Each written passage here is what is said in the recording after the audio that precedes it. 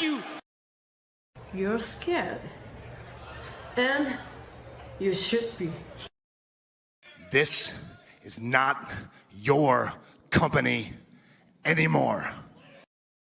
Leave the cheek of CM Punk.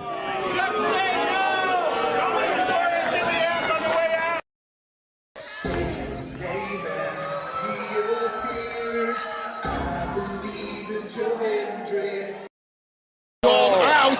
Combo move! This is what they've been doing! Hey, McAfee! Everyone shut the up and sit down! We got a mom in the front row who taught her daughter how to suck dick! I'm Mina Shirakawa. I used to be a model. I want to put on a big show. And that's the bottom line, because Stone Cold said so. What is going on, everybody? Welcome once again to the Saturday Shenanigans, hosted by yours truly, the Renegade JJ Williams. Hi guys. Hi guys. CM Punk drama bullshit to the side. I still consider Hangman the worst AEW champion they've had. First of all, we're going to bring in Walter Cruz. I said that as a joke when what's his name did his promo Monday. He said, "I'm from a prestige university." I said he majored in Steiner, man. We've got the Heb man, James Hebert, in the house. I do really cool in dumb teams. Mutants. Right. A lot of shit going on here. A lot of fucking crazy ass shit. Where is Noah JD? Well, say his name and he appears, because we believe in Noah Foster. Fuck is this intro? It is one of those things where as fans we do have these desires of what we want to see, but sometimes you can't always get what you want, and there are reasons you truly don't get what you want. I wouldn't even listen to this in Grand Theft Auto San Andreas. What the fuck is this shit? God, rap is whack. Like I said, never been a greater time to be a wrestling fan than with more companies in a more lucrative spot, in a more comfortable business spot, in a sense of mind, it seems, than ever. Again, WWE is not the only one. It is not the end-all, be-all. So let's go back to the Renegade Wrestling JJ Williams to get the official word. JJ, speak! Make sure you tune in every week, because you never know who's going to drop in to join the shenanigans. Catboy is in the house. Hello, my internet family. I say if you want to make them as evil as possible, make them really mad. We have Mansfield joining the party now. What is going on, Josh? Like I told no one when we were in Cleveland, him joining Chase U was just an unfortunate side effect of my shenanigans towards you, JJ. I know how it can get better, Noah. The panel chooses you. Shut the fuck up, Josh. He said that so like. They got some of the intro back. Yeah, I was gonna say. Just think how you and I had lunch together the other week. That was different. Ladies and gentlemen, the King is here. Say his name and he appears. We believe in King A-Train. There are so many believers in Joe Hendry. The only person on this panel that doesn't believe in Joe Hendry is King A-Train.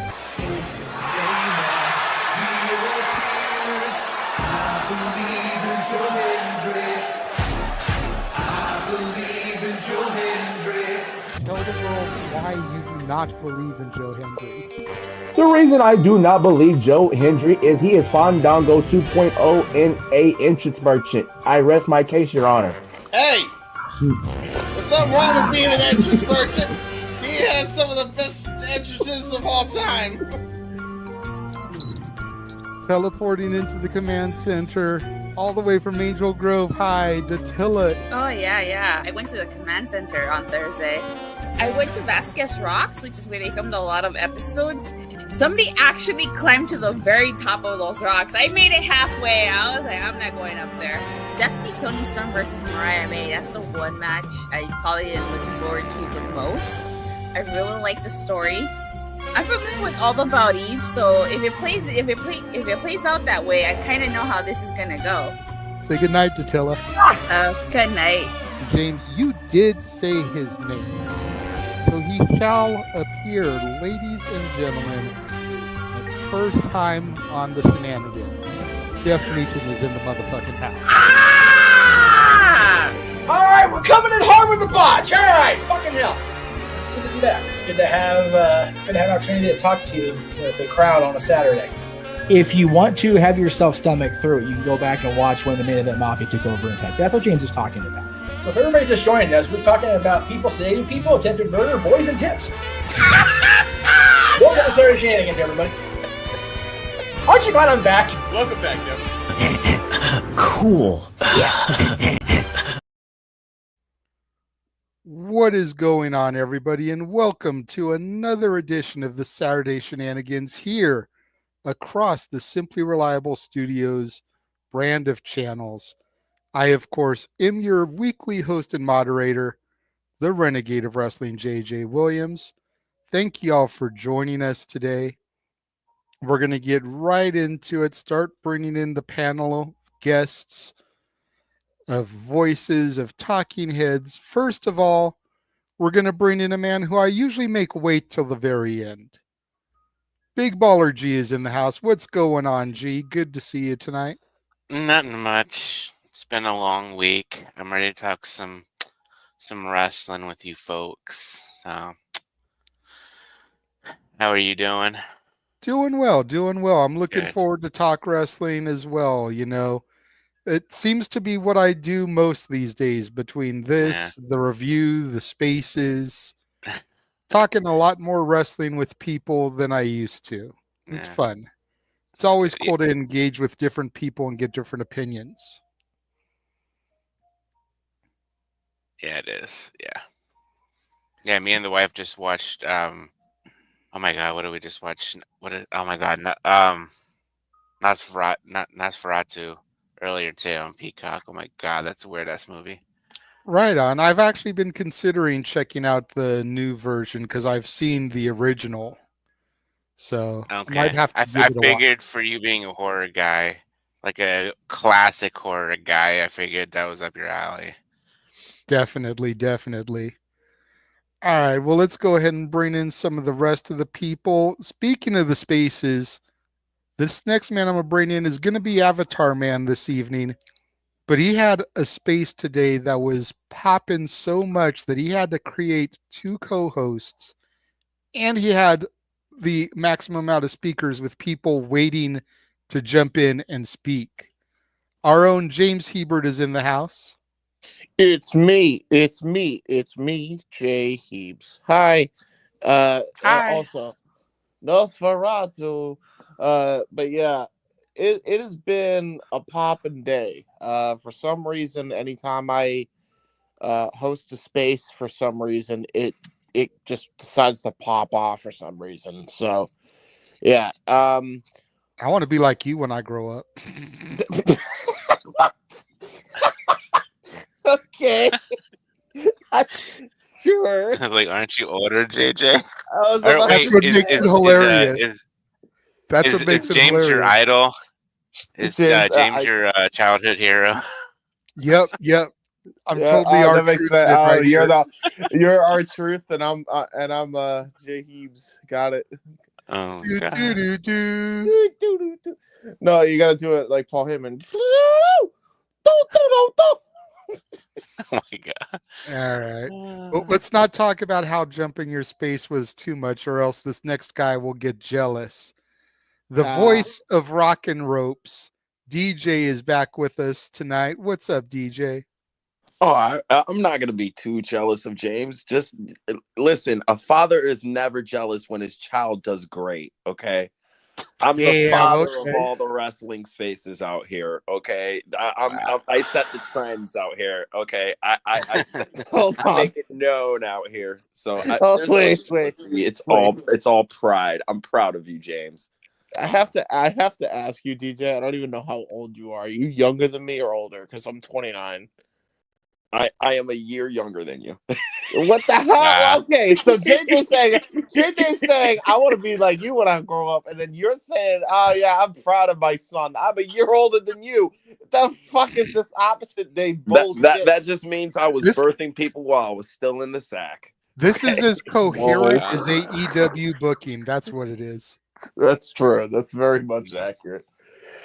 But I'm not gonna try to shit on AEW too much. We do that a lot. So did Ricky Saints. So we'll leave that to Ricky Saints from now on. So last person we'll bring in now, and I know we've still got a couple more people coming, so they may be popping in a little bit later, but waiting in the green room right now is, if we're being honest, he's probably the heart and the soul of the Simply Reliable Studios. He is the reliable one himself, Walter Cruz. What is up, Walter? Not much. What's going on? What the hell did I walk into with you guys with this backwards stuff? Yeah, I don't know. what I'm I asking walked the into. same. I'm asking the same question, Walter. I don't know why. I don't know why JJ wants to grow up to be me when he's older, and I don't know why I'm DJ someone he's younger than me. So yeah, I don't know. Listen, James, at least you're not Hannibal, okay? At least you're not being sexually harassed by me. That's true. Yeah, you very much are into his voice and Ropes' voice. That's fair. Listen, Walter voice gets me there too sometimes, okay? It depends on the wow. How do you feel about that, Walter? I'm glad I didn't drink this when he said that. Holy shit. I was trying to get you on a spit take, not gonna lie. That's fair. I mean, to be fair, I don't know about how his wife would feel about that. I mean, Lord knows he gets abused enough for loving Lola Vice like he does. So there is that. Right. Speaking of that, subscribe. 200 people. She's sending me to New Orleans to WrestleMania. Yeah, that's accurate. Let's go. She said that last night during the watch along for SmackDown. Walter passed the 100 mark yesterday. Oh, good. Yay! Awesome. So now if we get him another 100, his wife will buy him tickets to WrestleMania. And the best part is she didn't say a time limit. It just has to be done. So theoretically speaking, he could hit that 100 mark, that 200 mark come this time next year, and she'd have to pay even more because she'd have to pay like the inflated prices, the resellers to get him there, because she promised. We have it. We screenshotted it for proof so that she can't back out now. So oh no. Good That's to see wild. John Doe in the chat. Good to see Matt, Christopher, Daniel, Nathan, Pro Wrestling Fan. Thank you all for joining us tonight. Yee. All right, so I know we have someone else coming, just waking up from their nap and booting up their computer. But I also know we've only got DJ for about an hour or so because he's got work tomorrow. So going to go ahead and jump into it, and hopefully the other person will get here shortly. So if I have to cut someone out to bring them in, apologies in advance. Oh, I heard the beep. There he is, the simple man. Noah Foster is in the house. What is up, Noah? Hello. I'm tired, but I'm here. But it's good to see you all, I am as too. always. All right. Yeah. James, Big G, Walter, DJ, good to see y'all. JJ, everybody. DJ, your young boy's in the house. Hey, it's Cowboys, the young boy. He's staying up past his bedtime for us. Cowboy, subscribe to me. I told him. He messaged me on X and was like, what's your YouTube channel? And I told him, and I was like, and while you're at it, subscribe to, and I listed everybody's YouTube channel. I was like, bro, help it out, young boy. Oh boy. Well, he's been busy. Anyway, hope one's had a great Saturday. It's been peaceful. Celebrate my aunt's birthday, the craziest of the week, with the house is finally behind me and work settled. So it's been nice and relaxing. Just mostly watching the Elimination Chamber stream and resting. Got some new pillows. I did not feel like waking up, so I know how that feels, man. You get a new pillow, you get a new blanket, and all of a sudden you just like in a whole other world. Yeah. We gotta get pretty deadly to just instead of yes boy, they gotta go young boy just for him. Yeah. That would be awesome. I like that. Well, if you get to New Orleans next year and they haven't been released by then, maybe you can make it happen. Young boy. The only time we'll tell on that, since we now know it'll be in New Orleans next year, the Big Easy. But I'm sure tonight's just going to be as much fun of a party without the Mardi Gras and jambalaya. And shout out to my W fam, as John Doe talking about Kanji King. Me and King might go impromptu Wednesday night after Dynamite. We'll see. But you never know with that guy. I'm just glad he's also doing better as well, because he's also had a rough time lately with his mentality. Sometimes y'all just need a mental reprieve from everything in life. But, hey, get through to the other side. That's all that matters. So, JJ, what the hell are we talking about? Get this thing going. Well, I was just about to start the first topic because we've only got DJ for a little bit of time, and then you popped in. So first thing I wanted to talk about was honestly one of the bigger news things for this week, and that was that the leader of the system finally crossed the line and appeared on NXT television. Noah, Walter, you got to call that live. I had to go back and watch it later, because West Coast feed. I actually had it spoiled on the review by Aaron Rift. Damn it. Damn. But, I just want to get everybody's thoughts. When we think we're going to pull the trigger on Oba and Moose. Of course, we've got Moose going to be on NXT this week, defending his X Division title against Lexis Keen. We'll be doing a watch along for that. We'll also be doing a watch along for Thursday night Impact back at Full Sail as Oba Femi joins up with the Hardy Boys to take on the system, Moose, Brian Myers, and Eddie Edwards. Noah, I'm going to start with you first. As much as I know that this has been Walter and I's thing, and we've both been calling for this since Jordan Grace crossed the line in April of last year, do they make this thing happen at Sacrifice or Roadblock, considering those are going to be the same week? Or do you think they're actually going to slow build this to Stand and Deliver? And what were your thoughts when you saw Moose? I mean, I've been waiting for Moose and Obafemi to do the Spider-Man meme thing since you all brought it out there in the ether and Shawn Michaels furthered it on the X. So about damn time they pulled the fracking trigger. As far as when it will happen and whether or not it's for the X Division Championship or the X Division Championship or both, dare I say, Roadblock or Stand Deliver, in my opinion, are perfect stages for that. I think they would actually use Sacrifice to do, because Jeff Hardy's already got 2 pins on him. I figure they would do Sacrifice for Moose versus Jeff Hardy for that Division Championship, because, spoiler alert, I don't think Lexis King's winning Tuesday. So, that being said, I think they are going to push this out, if not Roadblock, to Stand Deliver, because I think both these men can Stand Deliver, and I would not mind seeing both these titles on the line, because it would be a very unique first to see a World Championship and the X Division Championship on the same person, let alone for 2 different companies.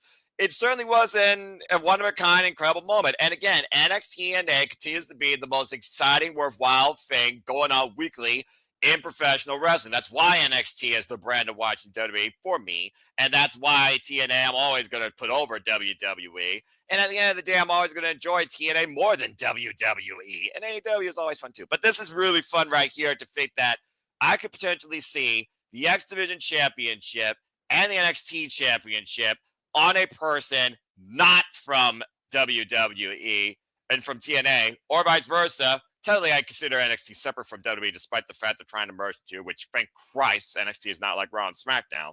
But, yeah, it's freaking cool. I love this. And the fact that we got Obafemi in action on TNA this coming week, I can understand why Walter wanted to do the watch-along. So, yeah, I'm all for doing another watch-along again. So, it doesn't surprise me because I always felt it needed to happen because the money's there. I mean, come on now. We're talking about the face of the franchise. It's the biggest crossover since Joe Hendry, all right? And I've been waiting for them to pull the trigger on this guy for a long time. So I'm all for it. But I am definitely going to say that right now, if it's not Roadblock, these 2 better Stand Deliver or it's missed opportunity for me. Yeah, I agree. Fair enough there. Fair enough. DJ, I'm going to go to you next, man, because I know this was one of the talking points yesterday on Rock and Ropes, because you and Ropes both, not to be perverse here, but y'all have had like a hard-on for this for a moment. So talk to me about your reaction, and you can even throw a little bit of Ropes' since he's not here to represent for himself, but what was y'all's thoughts when you saw this? So, just to get Rope's thought out the way, anything with Obafemi and him having a big match, he's with it because he believes Obafemi he thinks he's the Braun Breaker of now. Like the way we saw Braun Breaker when he first debuted in NXT, that's exactly how he views Oba. When I saw this initially, I kind of had mixed feelings at first because I was like, I thought they were pulling the trigger on this too early because this is the biggest match they can do with Oba. You know what I mean? There's not really anything bigger they can go from here. So at first I didn't like it, but then I started having the same mindset as Noah to where, okay, well, I've always been pushing for that Oba should be a double champ to really accentuate how big of a star he is and how important this title run should be. Just because he has the lack of challengers. So him beating Moose for the X Division title could be really a big deal for Oba. Or even better, Moose possibly, I know it's not going to happen, but let's just throw hypotheticals out there. Moose winning the NXT title out of nowhere, becoming the top guy in the NXT, and even giving the system a bigger name now. And just elevate some TNA guys as well. So just in general, the interest in this is huge. It's one of the more interesting things that's going on in wrestling right now. And I also hope it's at Stand and Deliver. It's the biggest match they could put on, so that it needs to be on the biggest stage they have. But I'm all for this match. I think they can do great. I honestly hope this turns into a series of matches instead of just a one-off. Yep. Yeah, do the first one, Stand and Deliver, and then do the next one at either Rebellion or, dare I say, if they could push it out as far as Shawn Michaels likes to cook stuff, Slammiversary. Yeah. I would say do the first one as Sacrifice. Yes. Then run it back at Stand and Deliver. And then you could run the third one at Rebellion if you wanted to. Yeah, there's that too. It depends on how far they push this out. And I do think teasing the fact that Obafemi and Moose are on opposite sides and 6-man tag literally this coming Thursday, while Sacrifice is about 3 weeks away. Yeah, I can see this pushed out to Sacrifice, but if I know the schedule correctly, Roadblock's the same week as well. So honestly, the first match could happen at either stage. That's true. I mean, I don't know if they would want to do the first match at a TV special, but definitely could happen. We know Shawn Michaels.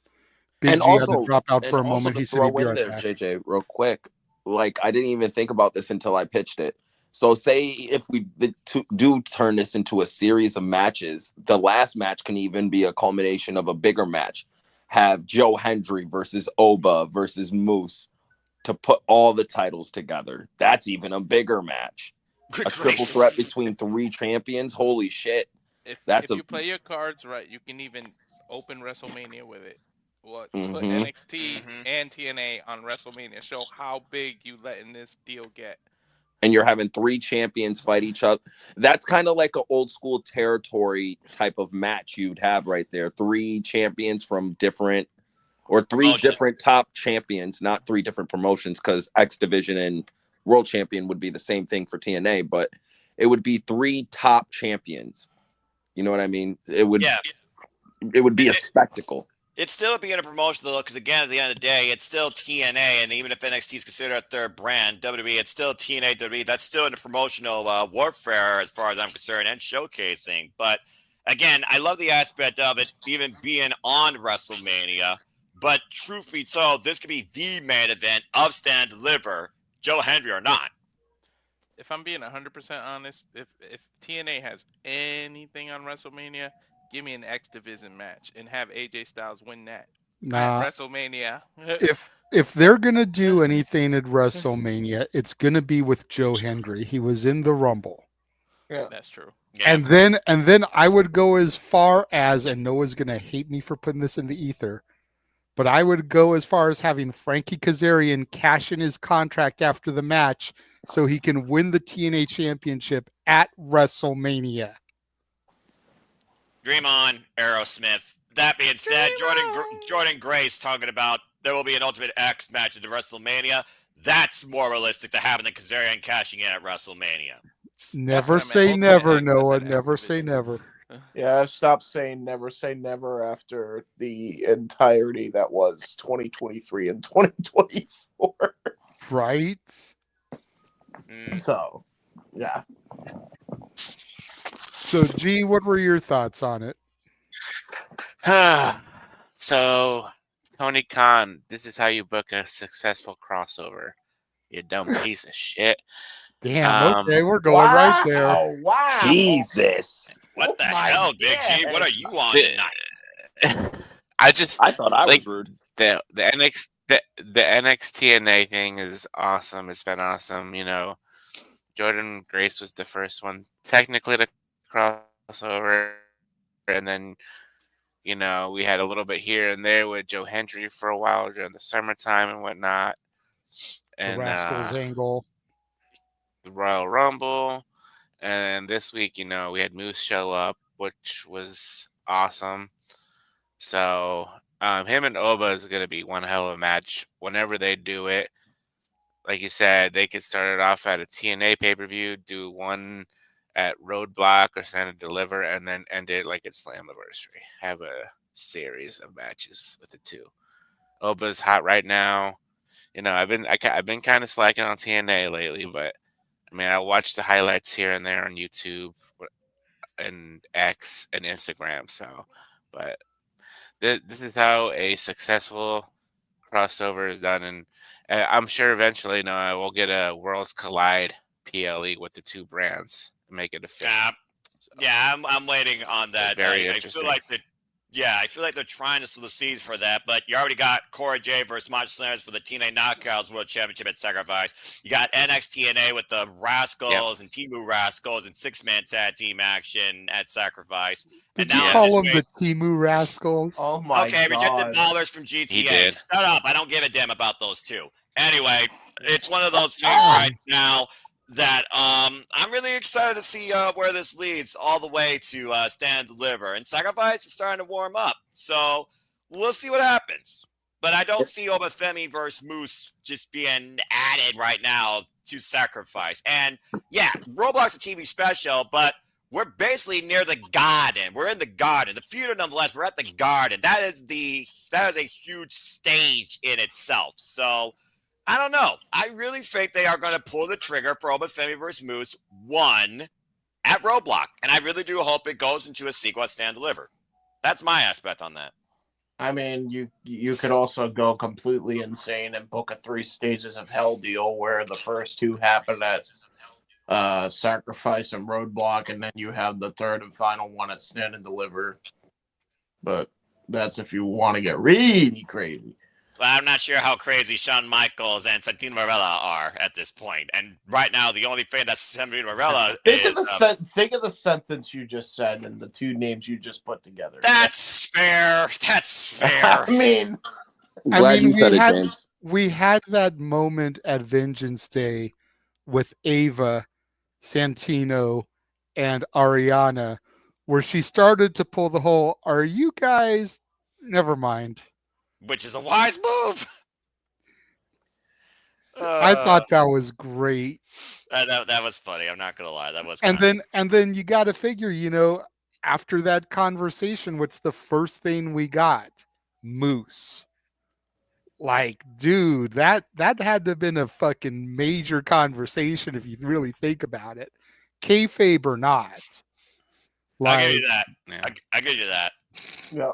It really makes you wonder who else is going to be coming in the coming weeks. Yeah, it also shows me that Shawn Michaels is finally acknowledging the fact that NXT has a male star problem. Yep. And he's doing everything in his power to address it. Again, he just debuted a new faction. We're going to see how Shield Tribution goes. He just brought Shield Moose over. Tribution? Shield. Damn it. Shield. He's not wrong. He's not freaking wrong. I saw the highlight. What the hell was That's that? what they look like. They're literally. big beefy guys, but they have the Retribution look. That's it. Yep, exactly. We're just waiting for the Def Rebel remix of the Retribution Shield Fiend merger. And well, they just instead of it being danner, they'll just Jimmy Hart it and be like da. God damn it, James. He's not wrong, actually. That actually was one of the smarter things he said. a long time ago, Jimmy Hart, you done it again, you fucking animal, you. But kind of to get back to my point, but think about it too. They're bringing in the Hardys now too to help elevate that tag division a bit. Like Shawn Michaels is backing out all the big guns because he knows the men aren't drawing as much as the women. The women are the draw for NXT right now. The women's division in NXT right now are the draw for everything right now. Like the eyes are on them. Yep. But I think with him addressing this male problem now, I think everything's going to be a lot interesting, especially with, we're going to talk about him later, but with Ricky coming into the picture, that mid-card picture is now going to probably be elevated as hell. If Rusev comes back, I think NXT is the perfect place for him to start off and rehab his image a bit until some room is made on the main roster. Him and Obafemi is definitely a match that nobody even knew they wanted, So like, I'm looking forward to seeing what all these new influx of male talent does for what they have there and what they do going on moving to the future. Yep. All right. Go ahead, James. You're up next. Yeah, I mean, really, I'm looking forward to what they do with this. Again, already with the way that Stand and Deliver is already looking like, I am already thinking this may be the first top to bottom NXT event I've watched since NXT TakeOver. I said it was NXT TakeOver New York, but that was one I actually went to live. But it's the one I'd watched since, I think it was NXT TakeOver 30, which is ironic because that's how this whole concept of open mic night Saturday Shenanigans became a thing. So since TakeOver 30, I think, is literally, or no, it might have been Super Tuesday or whatever the fuck. But no, because you and Noah did a New Year's Evil watch along before I became part of the commentary team. Right. Yeah. Burger shapes. So Oh there my was God. that you watched at the very least last, because yeah. after watching that and how god awful y'all said it was, you said you were never doing it again.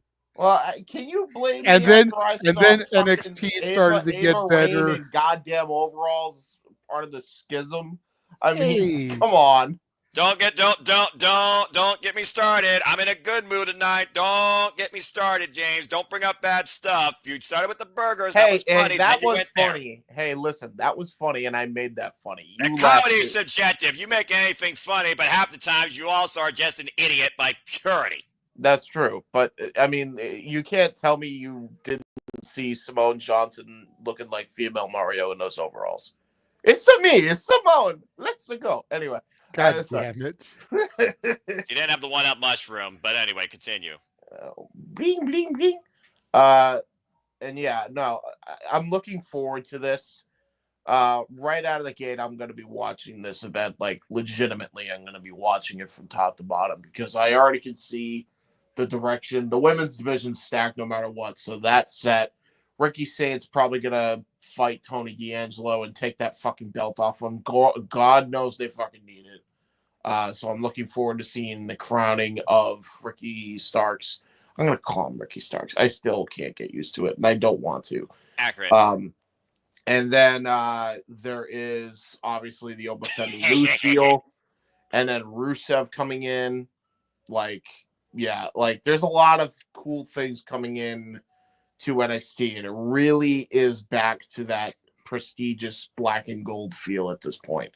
Again, It's not there yet, but just this card alone gives me black and gold vibes. Well, I think it's going to be Sean Spears versus Tony D, probably at Roadblock at this point, if he stays out as long as they're trying to push this out with Sean Spears' new group and the addition of Izzy Dame. The NXT Women's Championship and the NXT Women's North American Championship completely up in the air, but you're going to enjoy those matches no matter what with the caliber of talent there. And Roxanne Perez versus Bayley, I could literally see that being happening at Stand and Deliver, and that being Rox's swan song from NXT. Or, hey, they might make that a grudge match at WrestleMania. Why not? Both they deserve it. But as far as the NXT North American Champion and Ricky Saints, I mean, they're doing the tag match with Wesley and All Eagle this coming Tuesday as well. So it could lead to, honestly, Ethan Page versus Ricky Saints or Wesley versus Ricky Saints at Roadblock or Stand and Deliver. But I do understand what you're saying. That's a good match, too, actually. I didn't even think about that. But still, I hope to God that Ricky gets that belt from Tony D. That's my hope. Anyway, even with that, there's also the Heritage Cup thing going on with Lexis King and Charlie Deputy and everybody involved in that regard. So I'm looking forward to that as well. There's some good shit on NXT right now. Sounds like, James, you're almost looking forward to, dare I say, what we used to be as fans of this company, NXT more than actual WWE's WrestleMania. Yeah, it's pretty much at that point right now, at least. But again, I'm still waiting to see what the fuck they do with The Rock, which I'm sure we'll get to later. Yeah. Yeah, I was about to say 18 minutes for nothing when we could have done that in 10. Anyway, yeah, we'll get to that. We'll get to that. But yeah, looking forward to Stand and Deliver. Let's go. All right, Walter, go ahead, man. I made you wait for last because I know this is something, like I said, me and you have been putting into the ether since April of last year. Accurate. And stay tuned, folks. These two will be covering NXT this coming Tuesday. Here's some of our studios. Subscribe. Yeah. Do you even have to ask? Like, well, kind of. He has to set you up. Duh. Yeah, that's his job, Walter. I'm like I'm like an 8-year-old opening a Christmas present when they know what they got. It's Like, an avocado. They knew what they wanted, and they knew their parents got it, and I just opened my present.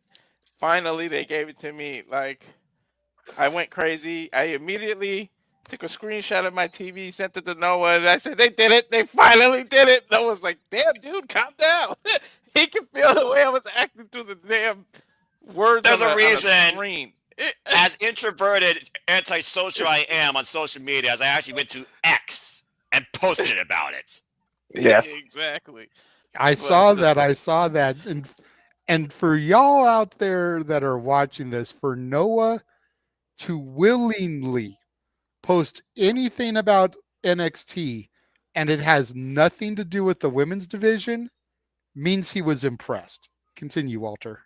Yeah, he was definitely impressed, but I like to call it stretching it out. I like, if they play their cards right, I wouldn't mind them getting this at WrestleMania, but to be honest, I think my brother's right. If anything in TNA would ever happen, it'll probably involve the Hardys in the tag team division because they're already a proven commodity, and they would trust them to do that before they trust anyone else.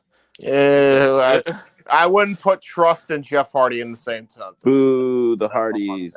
That's all I'm saying. Am I wrong? I get what you mean. But He's not wrong. Let's just say that Jeff's TNA run is better than his AEW run. Well, yeah, that's not saying much.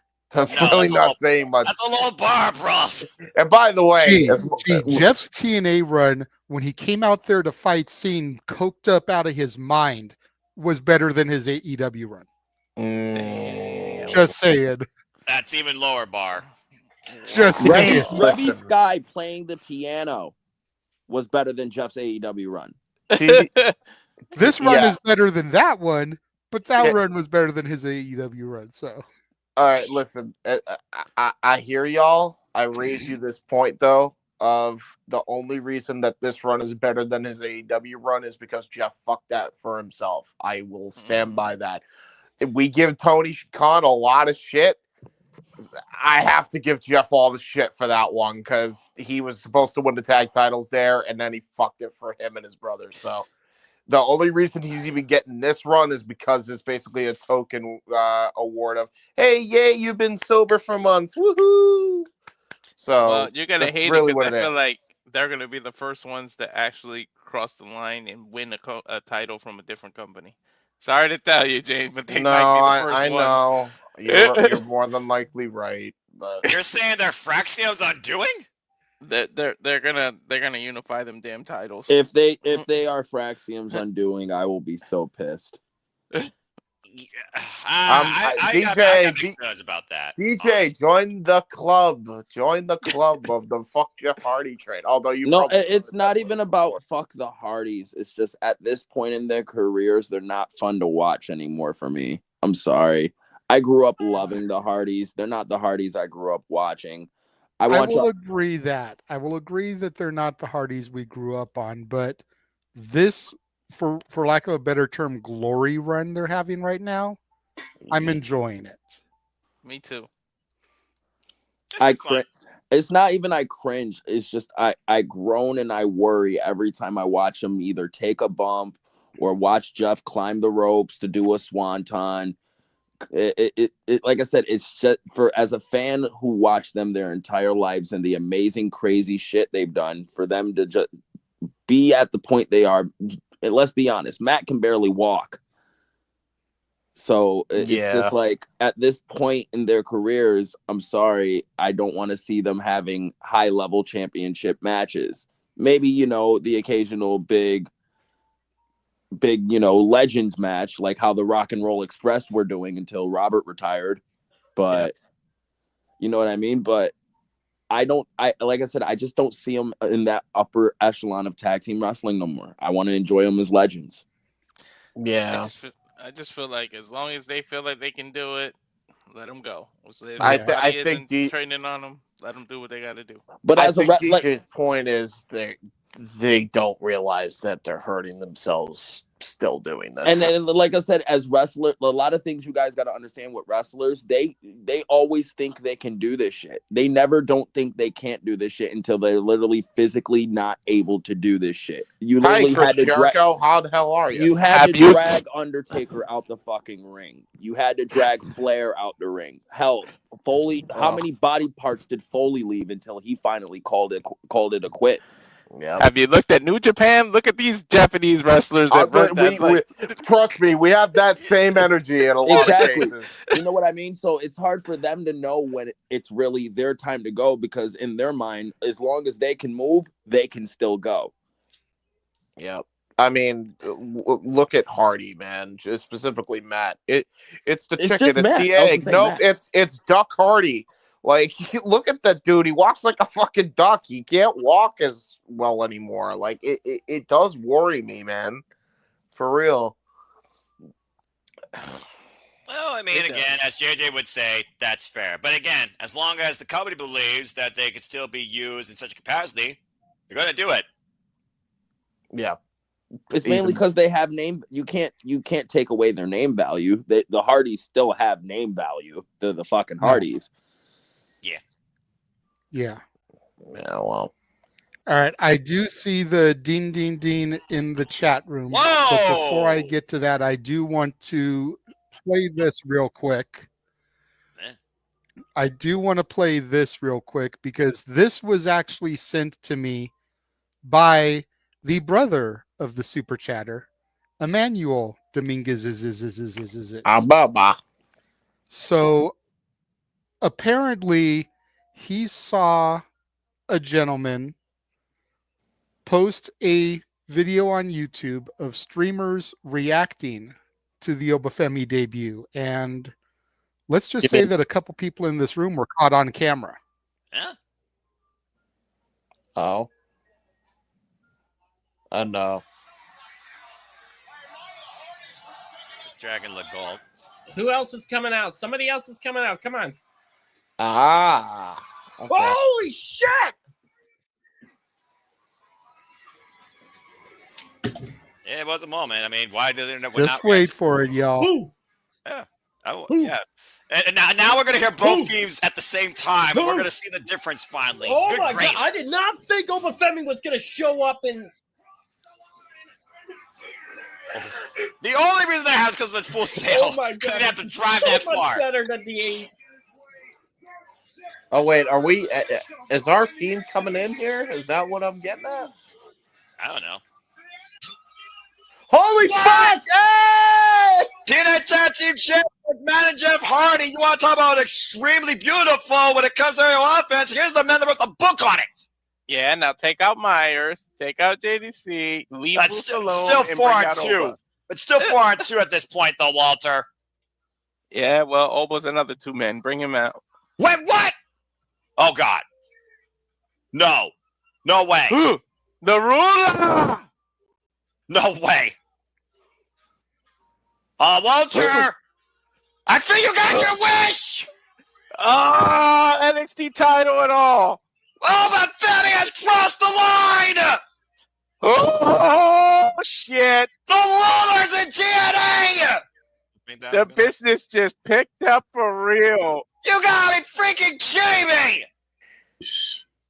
Dude, that's crazy. Okay, who's the YouTube channel that does all those compilations, JJ? Because that is from the Geek Box, and what is it? That is from the Geek Box. Yeah, Geek dude. Box. Dude, Noah, Walter, you And guys realize when I saw that, James, sorry, you're talking at the same time, bro. All right, go. So as soon as I saw that from Emmanuel, I commented on his video, and I was like, "Do I have permission to air this? Because I want my guys' reaction to the fact that they were caught on tape and made into this thing." So, Noah, you look a little embarrassed, bruv. What do you think about that, bro? That's 8.2 thousand views so far. Yeah, that's nuts. Okay. Happy and entertained. It was a moment. Thanks, Geekbox. Subscribe. What the hell? That's a first. Dude, I cannot fucking believe we got on Geekbox. What the fuck? Wow. Well then. Next, we're gonna be on like one of those WWE when they show the videos of people reacting. They're gonna pop us on that TV now. I don't need that exposure. All right, I don't need that type of exposure. I'm a little embarrassed myself. Damn. Noah gets that type of exposure, he might actually get a job at WWE. Right. Yeah, that was your audition, Noah. I got enough mentality challenges as it is. I don't need to be noticed by WWE. Wow. Yep. That's So pretty cool, though. That's interesting. That actually does legitimately happen. Yep. That's dope. That's dope wild. as fuck. Well, thank you, Geekbox, for tuning in. And to anybody that's a subscriber to Geekbox, please subscribe, just like I suggest subscribing to Rage of Wrestling. That's really cool, though. Thank you. Really, thank you. That is cool. Wow. It's a little embarrassing, but it's cool. Well, why are you guys embarrassed? Just be. I was it's about humbling. to say. It's one of those things that I think it goes to show when you express that type of passion, it does encourage, I think. And I think us just being in that clip encourage people to be like, hey, you're a fan of this. Don't be embarrassed about it. Act like you're extremely excited for something when you legitimately are. Because legitimately, me and Walter all were. Lucky I didn't get caught when CM Punk returned. I wasn't on camera. You guys got to see how, my wife was like, calm the hell down. So I'd rather that get caught. But now the 300 subscribers don't seem so far-fetched if we're getting exposure like that. Well, with everything coming up between WrestleMania week, WrestleMania itself stands limit who else is going to cross the line between NXT and TNA. The sky's the limit for how far your subscriptions could go up, Walter. So, again, to Geekbox, thank you so much. Yeah, man, that was nuts. All right. Well, in the meantime, we got JJ spin doctors, non-copyright. So as no. advice, Oh no. Technical difficulties. I would produce, but I am not producer man because I am Avatar man. Well, I don't Listen, know. if you're an Avatar man, keep your ponytail as far fuck away from me as possible, okay? You don't need to interlock those. Yeah, about to say. Good Again, reference. Good reference. good grief. It's always a crazy party here, sometimes with over talking, but that's what we do here at the Shenanigans. But that's all right. Well, while he waits to reboot, let's see if he gets back in here and what he sounds like now. Sound and video check. JJ? Test. Hi. I hear you. I hear you. Testies. No delay. That's good. Good. Now I can host again. Testy clays. Right. So thank you to Emmanuel for sending me that, because at first he sent it to me and I'm like, why is he sending me all these streamer clips? Like, and then I'm starting to think to myself as I'm watching, it's like, did somebody catch us? And then I saw you guys pop up and I was like, holy shit. And then, like I said, 8.2K views on that video right now. Yep. That have been exposed. Like, yeah, and that's gonna seriously. climb. Yeah, that's gonna climb. By the way, because I know a little bit more about the algorithm when it comes to those things too, and that's going to get bigger and bigger as time goes on. Trust me. Like that's gonna reach at least 15K by the end of the week. That's how crazy over those guys are with the IWC.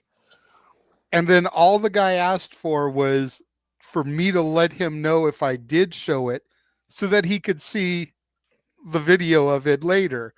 Like, thank you to Geekbox for allowing us to use the video without going to copyright peanuts. You know, because a lot of people will do that. Like, if you use somebody's video, they'll immediately go after you for it. So that's why I made sure I left a comment in the thing like, can I show my guys this? Because I think they'd get a kick out of it. And he was like, yeah, absolutely. So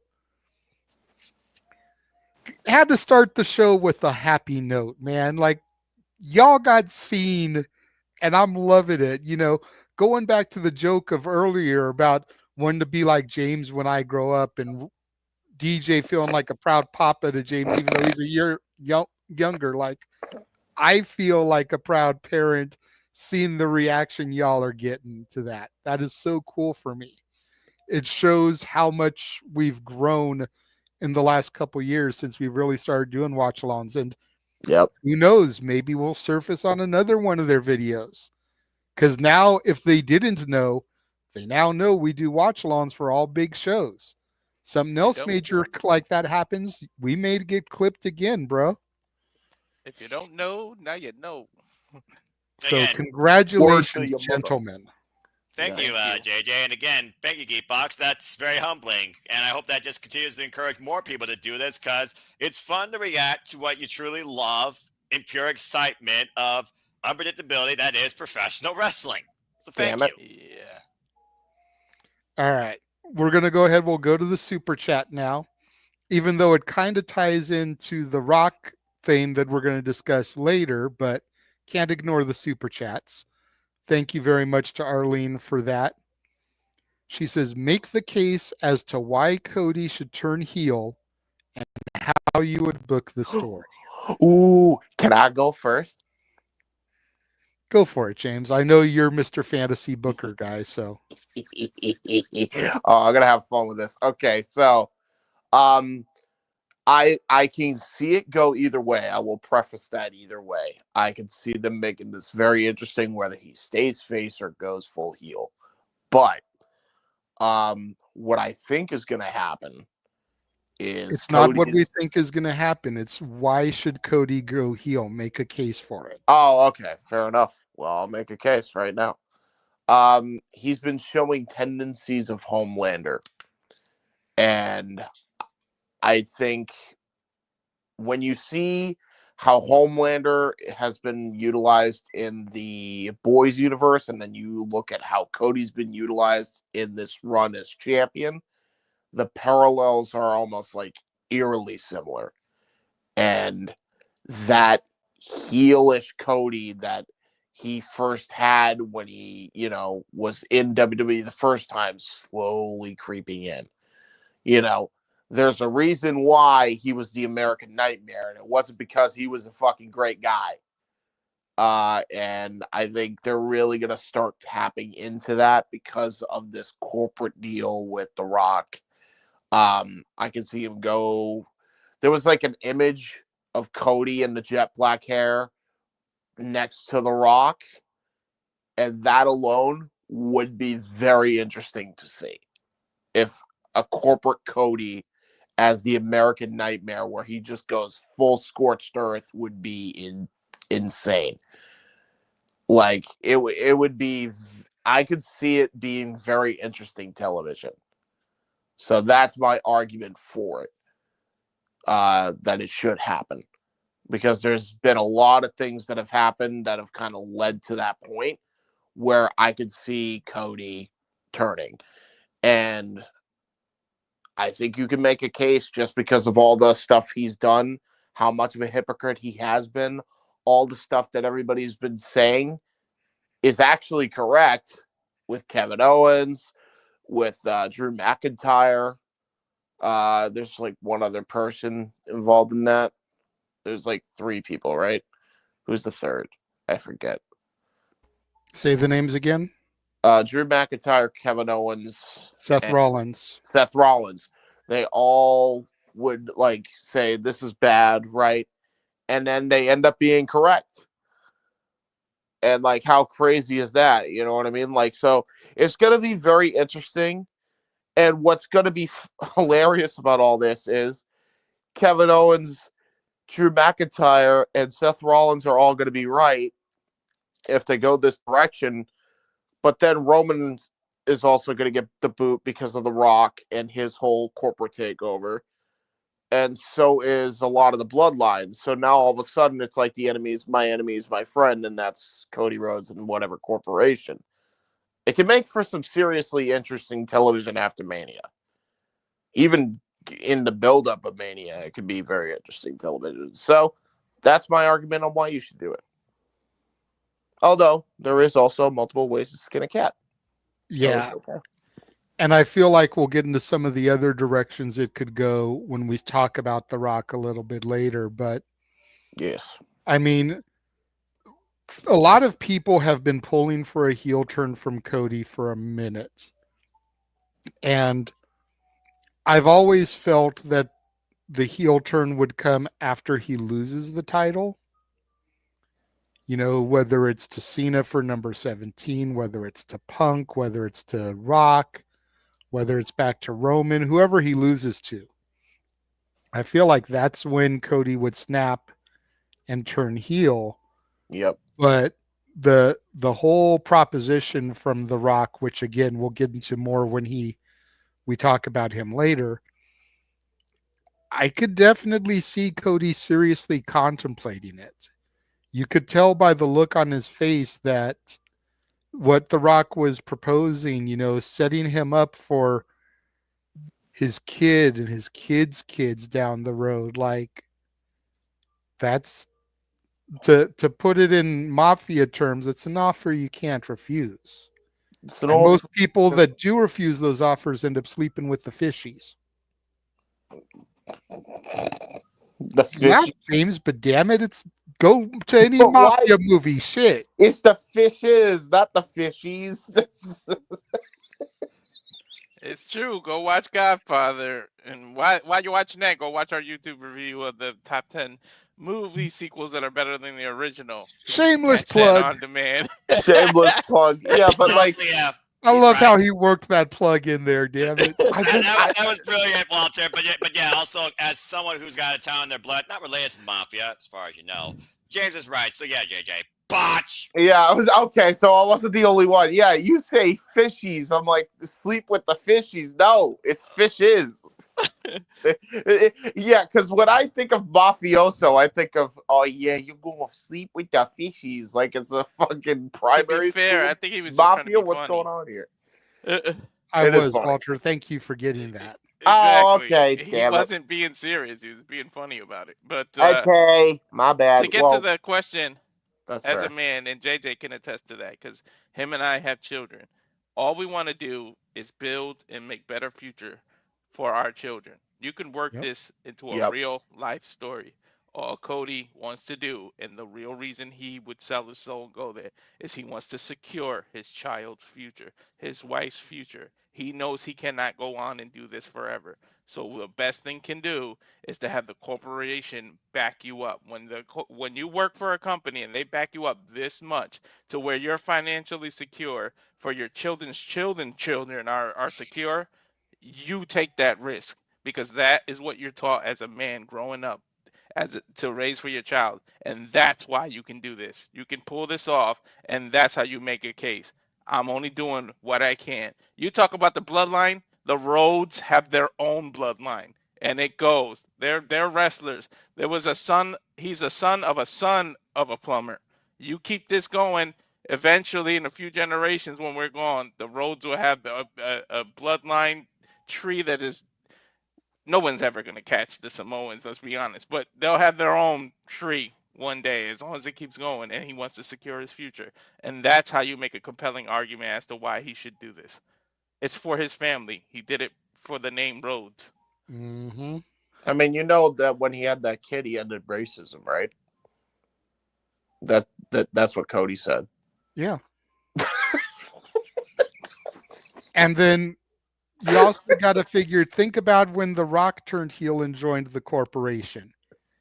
He was on a huge come up as a babyface, finally getting the fans back behind him after having been heel with the Nation for so long. And then he completely flipped on him again. Yep. To go heel and join the corporation to accomplish his dreams. Cody, in order to secure his legacy, in order to accomplish his dreams, in order to top Roman Reigns, he may have to do this. Could be. DJG, Noah, anything you'd like to add into this for Arlene's super chat? Well, if I was booking the Cody heel turn, first thing I'm doing is not doing what WWE's doing right now. I would have leaned towards the him and Randy thing as much, because if you want Cody's heel turn to mean anything, the first thing you have to do is have someone to turn him against. And at first I thought Randy Orton's babyface run was kind of, starting to tail out a bit towards the towards this Kevin Owens thing, and I thought they would like either reignite him in some type of way by either turning him heel, turning him back to the Viper, or something like that. But I think there's something in having the dynamic change between a heel Cody and a babyface Randy. Instead of Randy turning on Cody the same way he turns on everyone, have Cody turn on Randy and be like, I got you before you got me. I used everything you taught me that you seem to forgot in your old age, and I did it better. And I just got you first. I thought that would be a way better story to tell and would keep wrestling fans more interested than The Rock doing whatever the fuck he did last night. I mean, I'd argue you're probably right, and we'll get to that because, oh boy, do I have some shit to say about that. All right. Well, I hope that answers your question, Arlene. Thank you again so much for the super chat. Yes. Before we go to the next topic, we will take a second, show our current watch along trailer where Geekbox can find us viewing stuff to maybe snip some more clips of us. Yes. And we'll be right back. And now for a taste of things to come.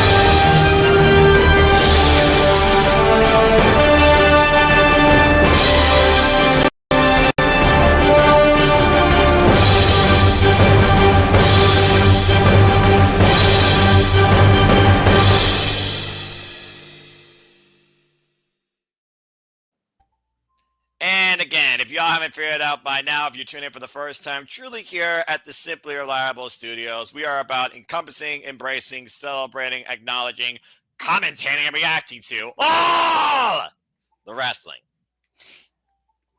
No, I still can't get over your reactions when you're looking at the slides as they gloss in front of you, the way that you cheer and you clap and everything. But I can't read what your expression is when the PWG ones pop up. What are your thoughts on those? PWG is truly a throwback that combines my love of professional wrestling, and I'm going to hold to a special point of interest because it truly is a genesis of so many incredibly great competitors that we've come to know today that wrestle in the biggest companies in the business. So that's going to be really special for me because I've never seen a PWG show in full, but I've seen PWG clips throughout YouTube for some of my greatest matches, of course, like Keith Lee versus Donovan Dijakovic, of course, just to name a couple. So I'm looking very forward to those, especially. Hello, Ash. Hi, Ash.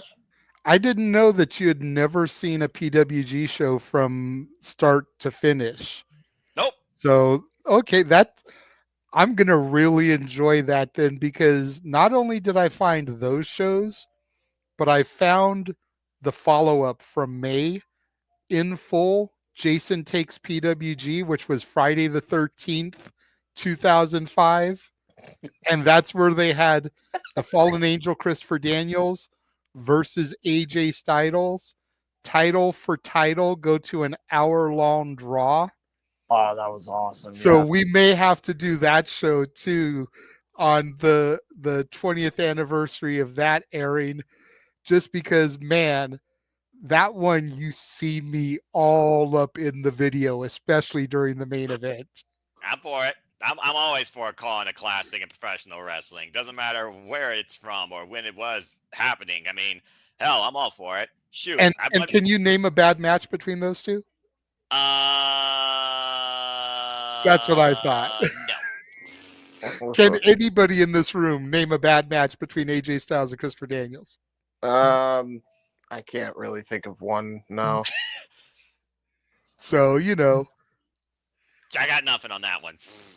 Maybe there was like a bad one because of the Hogan and Bischoff booking in like 2010. That might have been the only one, though. But even back then, they were turning chicken shit into chicken salad. So yeah, that's true. Just with their fallout, that's a whole feud and the Bad Influence tag team, of course, coming to play against AJ Styles. This is accurate as somebody who survived that. Yeah, you and me both. Actually, DJ probably did too. See, even Shadow Batash, trick question, you can't because a bad match doesn't exist between them. Although I can name 15 bad matches that involve the House of Torture. Fuck them. Damn. Look, I sent her the link. Don't have her come in here. I don't need a fucking no DQ debate of you two going back and forth. Well, actually, you know what?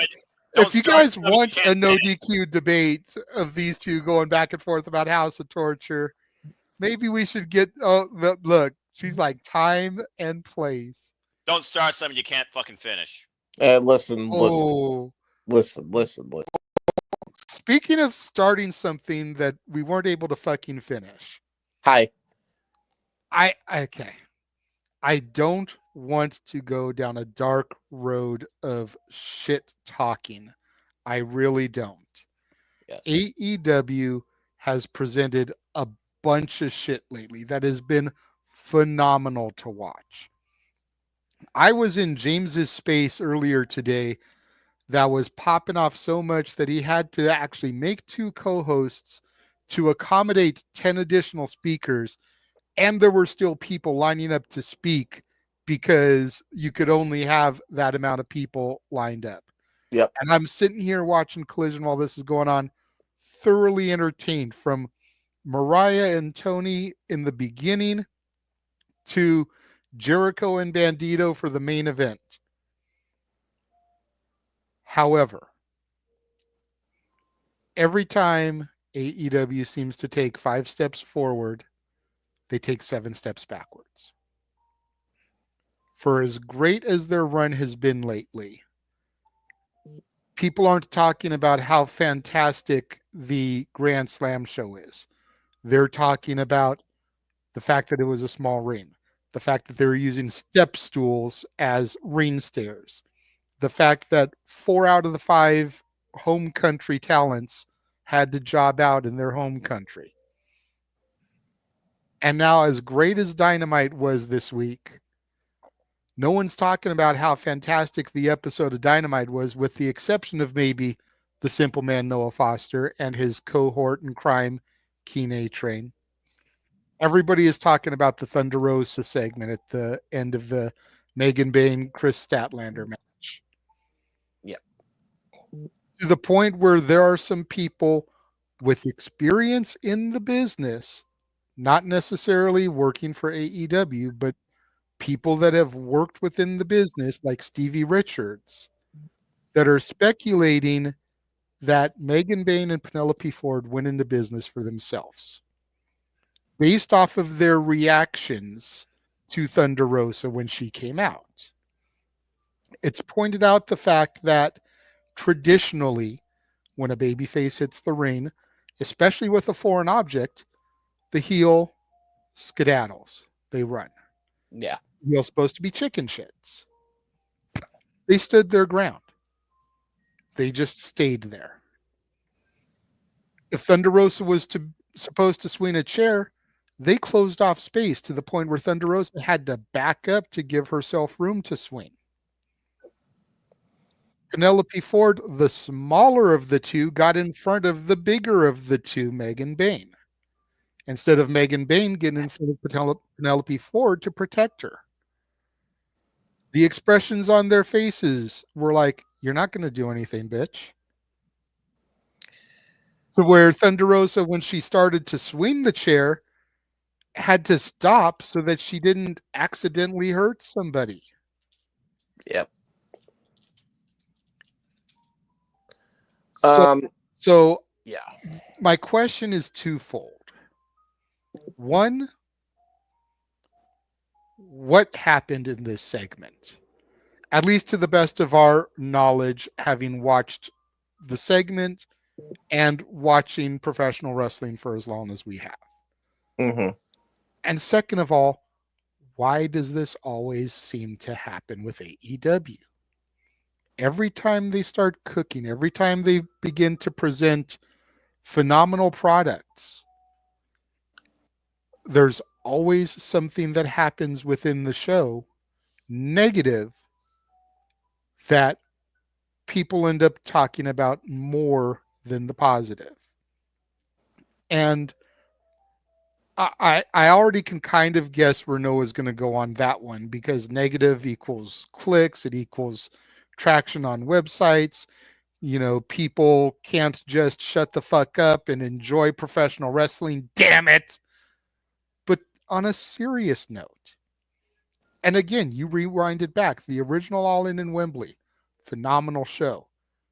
Everybody left out there talking about the Punk Jack Perry thing. Yep. Grand Slam Australia, phenomenal show. The matches were tremendous.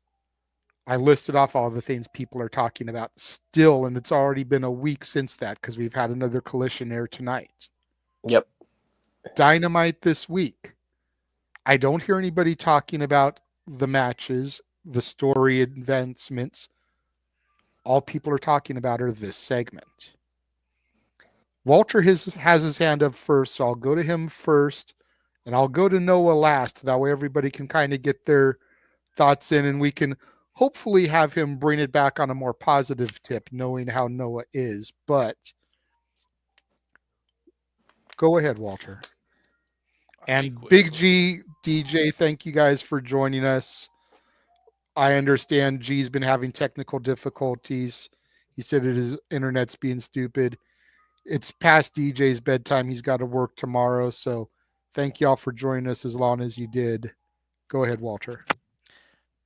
I honestly think it is that they went into business with themselves. That was the most awkward looking chair swing, the most awkward looking thing. But what it is 100% pure honesty. no one has any fear of discipline because Tony Khan has proven that he doesn't discipline people. Aside from Punk, that's pretty much the only one that you can say that he punished him, and he did it more because of the pressure of the internet. It wasn't really he would want to, and it's because he felt a threat to his own life. That's what he really did. Had he not been there, and Punk didn't come close or whatever the bullshit excuse he tried to use, he might not even have fired Punk. And EVPs have control while they're active. How many times have I said you shouldn't give that kind of power to somebody who's active in their own booking? The fact that people have no fear from him and he's running it more like a fan than a boss and employees, people don't have fear and they can go into business for themselves. Paige did it. We all know that. That's what started the whole crap before. I don't want to go too negative, but I just feel like that's what it is. It's because of there is no fear of discipline. So they can go into business for themselves and all they'll get is maybe a slap in the wrist or don't do that again. There's no real punishment. And until Tony Khan proves that he knows how to be a boss, it's going to keep happening, which is a shame. There's too many. He was cooking. He's cooking and he's doing something. And they were finally got some stuff going. And then here comes something that just puts him, like you said, 7 steps back. No! Sorry. No! I had to lighten up the negativity. James, forgive me. Go ahead. It was too easy when you get an alley. You gotta get it. Like exactly. Look at Noah. He's reveling in what he started. Fuck you. When you get when you get the ball passed to you and you're in the corner for an open 3, you gotta shoot it. There's no way you don't do it. Yeah. Continue with that's your all. Walker. But that's all it is. I really feel like it's because there's no fear of discipline action.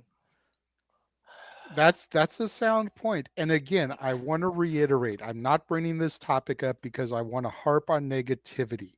It's a talking point. It's something a lot of people are talking about.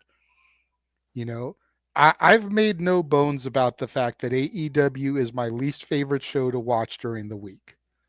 But I will sit here in front of everybody, the 15 people we have live and however many people tune in on demand, and say that for the past month, maybe even month and a half, every episode of Dynamite and Collision has been very, very solid and entertaining. Death Riders notwithstanding, because I still don't fully get behind that storyline, but everything else that has been presented to me has made me enjoy my 2 hours of viewing. To the point where I actually was praying and hoping that Daniel Garcia, Daddy Magic, and Cool Hand Ange were going to win the trios titles tonight. There was a small part of me in my soul that thought that maybe they were going to do it. Maybe it's just because I've enjoyed 2.0 ever since I started watching AEW. And it's not even Daddy Magic.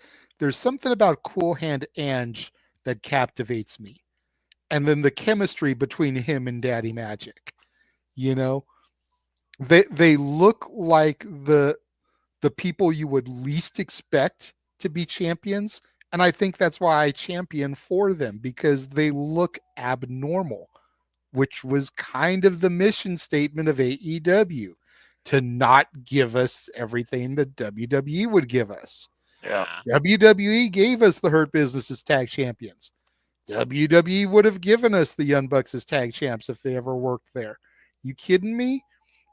WWE would give us, will probably give us the Lucha Brothers once Rey Fenix gets locked out of, Guantanamo Bay. Guantanamo Bay. Guantanamo Bay. These are teams that WWE will give the championships to, that AEW has given the championships to. 2.0 are not on that list, bro. They would completely not be something WWE would give championships to. So I was pulling for that big time tonight. I figured it would come at the cost of Adam Copeland or Jay White or somebody coming, causing the distraction so Wheeler Useless could eat the pinfall. But, something inside of me was praying for that. But the fact that I was so invested in that match, which features the worst story that I am the least interested in right now shows you how good AEW has been doing. Yep. To my point. Go ahead, James. Okay, so here's what I will say, because this might shock some people. Uh-oh. I'm going to outright say that it is not the problem of anybody going into business for themselves. And I say that because, spoiler in 3, 2, 1, if you did not tune into Collision, you will know that they have booked a tag match for this week's Dynamite where Thunder Rosa and Chris Statlander will take on Megan Bayne and Penelope Ford. Saw that coming. So, to me, it is not at all an issue where anybody was trying to go into business for themselves, because otherwise they wouldn't have booked the fucking match. I say that because there was an incident where Ivelisse actually went into business for herself against Thunder Rosa, and Ivelisse got blackballed from AEW and almost practically the industry as a result of that, by the way. So they did not have those two touch after the fact, by the way. And that was on an AEW Dark match, back when Dark was a thing on YouTube. I missed that product. Yeah, I do too. So yeah, it that's why I say this is way blown out of proportion. This is where, and I don't do it often, but when they slip up and they actually start criticizing AEW for their mismanagement, I take what the Observer says here fully accurate, as opposed to when they give fluff pieces for AEW, especially when it comes from Alvarez, because Alvarez doesn't usually take much shit. According to Brian Alvarez, he said a lot of the wrestlers' major issues with Tony Khan is, why the fuck don't we have production meetings? There's always some shit that happens every show. If we had a production meeting, none of this would be happening. But Tony refuses to have production meetings. That is a quote directly from a source that is very much in tune with that locker room and that space right now. And a person who has been combating his Uncle Dave, trying to give fluff pieces to AEW. So now he's saying a lot of the frustrations that other people that have since left the company have been saying. So I think it's that. I don't think it's anybody going into business for themselves. I think what Alvarez says is the most accurate take. Because again, I would never say that about the Observer, but in this particular case, considering that Ford and Bayne are going to be wrestling Statlander and Thunder Rosa next week, I think we're stretching here. That's me. I think it's seriously the fact that they just don't have fucking production meetings, and that's why it got all jumbled up and screwed up, which is more accurate. I've heard the thing about the production meetings as well, but I didn't want to state that as part of the opening statement because of the source, and we know that we can trust those as far as the authors. No, and trust me, I agree with you, but considering that let me counterpoint you here on something real quick before we throw to Noah. Yeah. Is it possible, ... question mark, that AEW has learned from the mistake they made with CM Punk and the Elite, and they, after that happened, are forcing these women to have a match to try to make money off of the fuck up? Well, then you would put it on AEW Revolution as opposed to... No, not necessarily, because if we're being honest, the only one of these four women that is worthy of a spot on pay-per-view at this point is Megan Bayne. They have devalued the other three so much, especially with Mercedes, Mariah, Tony, and all that stuff going on. They don't deserve a spot on the pay-per-view. I'd argue 0 hour buy-in, maybe. Yeah, I'm just talking about the equity and the way these women have been utilized. Yeah. I'd argue you could have it be a pay-per-view match with Thunder Rosa and Megan Bayne on pay-per-view, but even if it's a 0 hour match, I could see that as a one-on-one. So I'd argue, and that could I'd be argue that could be where they go from the tag match. Yeah. But do you think it's possible that they are making them work together and have learned from the Punk Elite drama? If this is going to happen, y'all bitches are going to go out there and make me some fucking money out of it. I mean, hopefully this means that Tony is going to stop listening to Uncle Dave and actually, as much as we give shit to the Observer, Alvarez the only one I've heard talk sense lately. And I think, well, yeah, it's more of a Meltzer thing than it is an Observer thing, if we're being fair. So yeah, like like even Alvarez is sick of Dave's shit. Yeah. And I think AEW, by the way, and let me just straight up say this, and I think even Noah can agree with me on this shit. I think even AEW fans are sick of Dave Meltzer's shit, if I'm being honest, because nobody that's a fan of AEW wants Dave to say anything good about AEW, because now we're afraid it's going to have a negative perception to the general public. It's just like, Dave, shut the fuck up. Just stop talking. Stop it. It's like an episode of Family Guy. Shut up, Meg. Shut up, Dave. Shut up, Dave.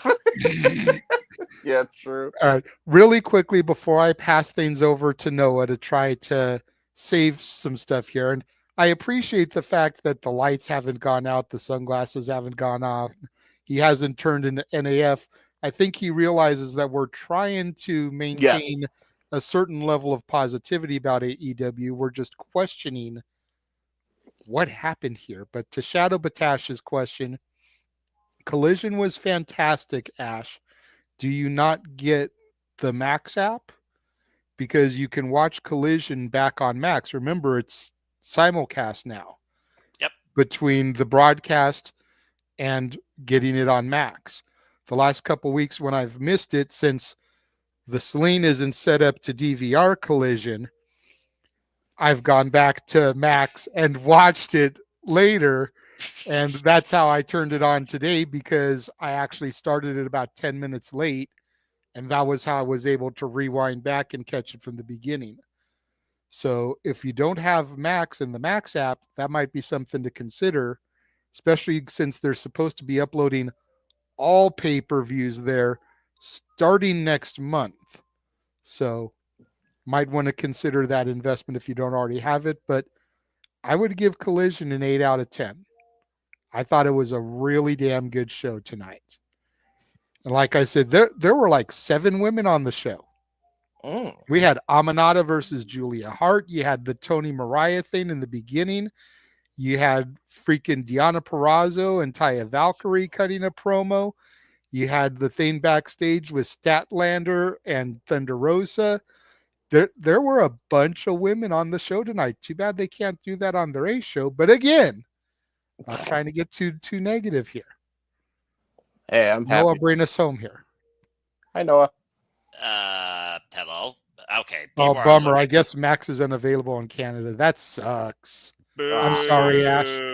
Get NordVPN. Change your location. I was about to say, Surfshark, $10 Canadian a month. It will get you there. Ash, trust me, as somebody that works in IT, virtual private networks are the way to go to get the content you want. How you think I watch British game shows like Beat the Chasers and The Chase, for example? Anyway, what we're talking about? Oh, right. People taking way too much into AEW considering the past versus the fact that so far they've been hitting all cylinders, arguably since the beginning of this year when it comes to Dynamite and Collision. So kudos to them. Again, I just love the fact that I got Megan Bayne and Chris Statlander one-on-one, and it was so damn good. It leaves potential for it to happen again with the whole Penelope Ford, Thunder Rosa, interference, inner collision to say, and I knew this was going to set into a tag match. If there's one thing AEW does really strong, it's women tag closers of extreme proportions. And I think they're going to do that here with these 4. And hey, it gives Penelope Ford something to do. She came back, and she's been in fine form as of late. So good for her, considering all the miscellaneous fall that happened with her during her time off. Jeez. Yeah. Well, yeah. But I mean, it's just one of those things. First off, let it be known, I don't watch movies. I sure as hell don't watch anything not professional wrestling. But I also am so antisocially introverted, I don't follow, read, or look at any newsletters or dirt sheets. So as far as these names, I go, "Brah," and again, absolutely like whatever. More whatever than Orange Cassidy. For me, this is just one of those things where I think about production, again, has always been one of the biggest stigmas to AEW, and they still haven't pulled that together. I think it was just one of those things they were just lost and fought, didn't know how to proceed, and they kind of like, try to figure out, okay, how can we make this work without looking awkward? Okay, we're going to make this look awkward. How do we recover? Okay, tag match next week. That's the way that we can do it. But at some point, though, the locker room needs to go against the man behind the pen and be like, get your shit together. Let's go ahead and have a meeting and organize this shit. Because I do think some of this stuff just feels so far out of left field, especially when it is noted, thanks by the way, King, who's probably the only source I actually do listen to, shout out to AW fam, because he's the one that's like, oh, this match was made earlier on social media. Stop doing that shit. If you want more people to recognize the value of your product and your talent, put your shows together ahead of time and let them know what they're going in for. It's okay to have one or two surprises that they don't know, okay? That's how you spice things up. But seriously, this should have been something known before the fact. I kind of hate sometimes when it comes to Dynamite and Collision that we don't necessarily know what's happening for the women particularly until the day of via social media posts or a friggin' match card graphic. It's underwhelming, that division. I think Ryan said it best when it comes to WWE and the fact that Raw and SmackDown are so meh.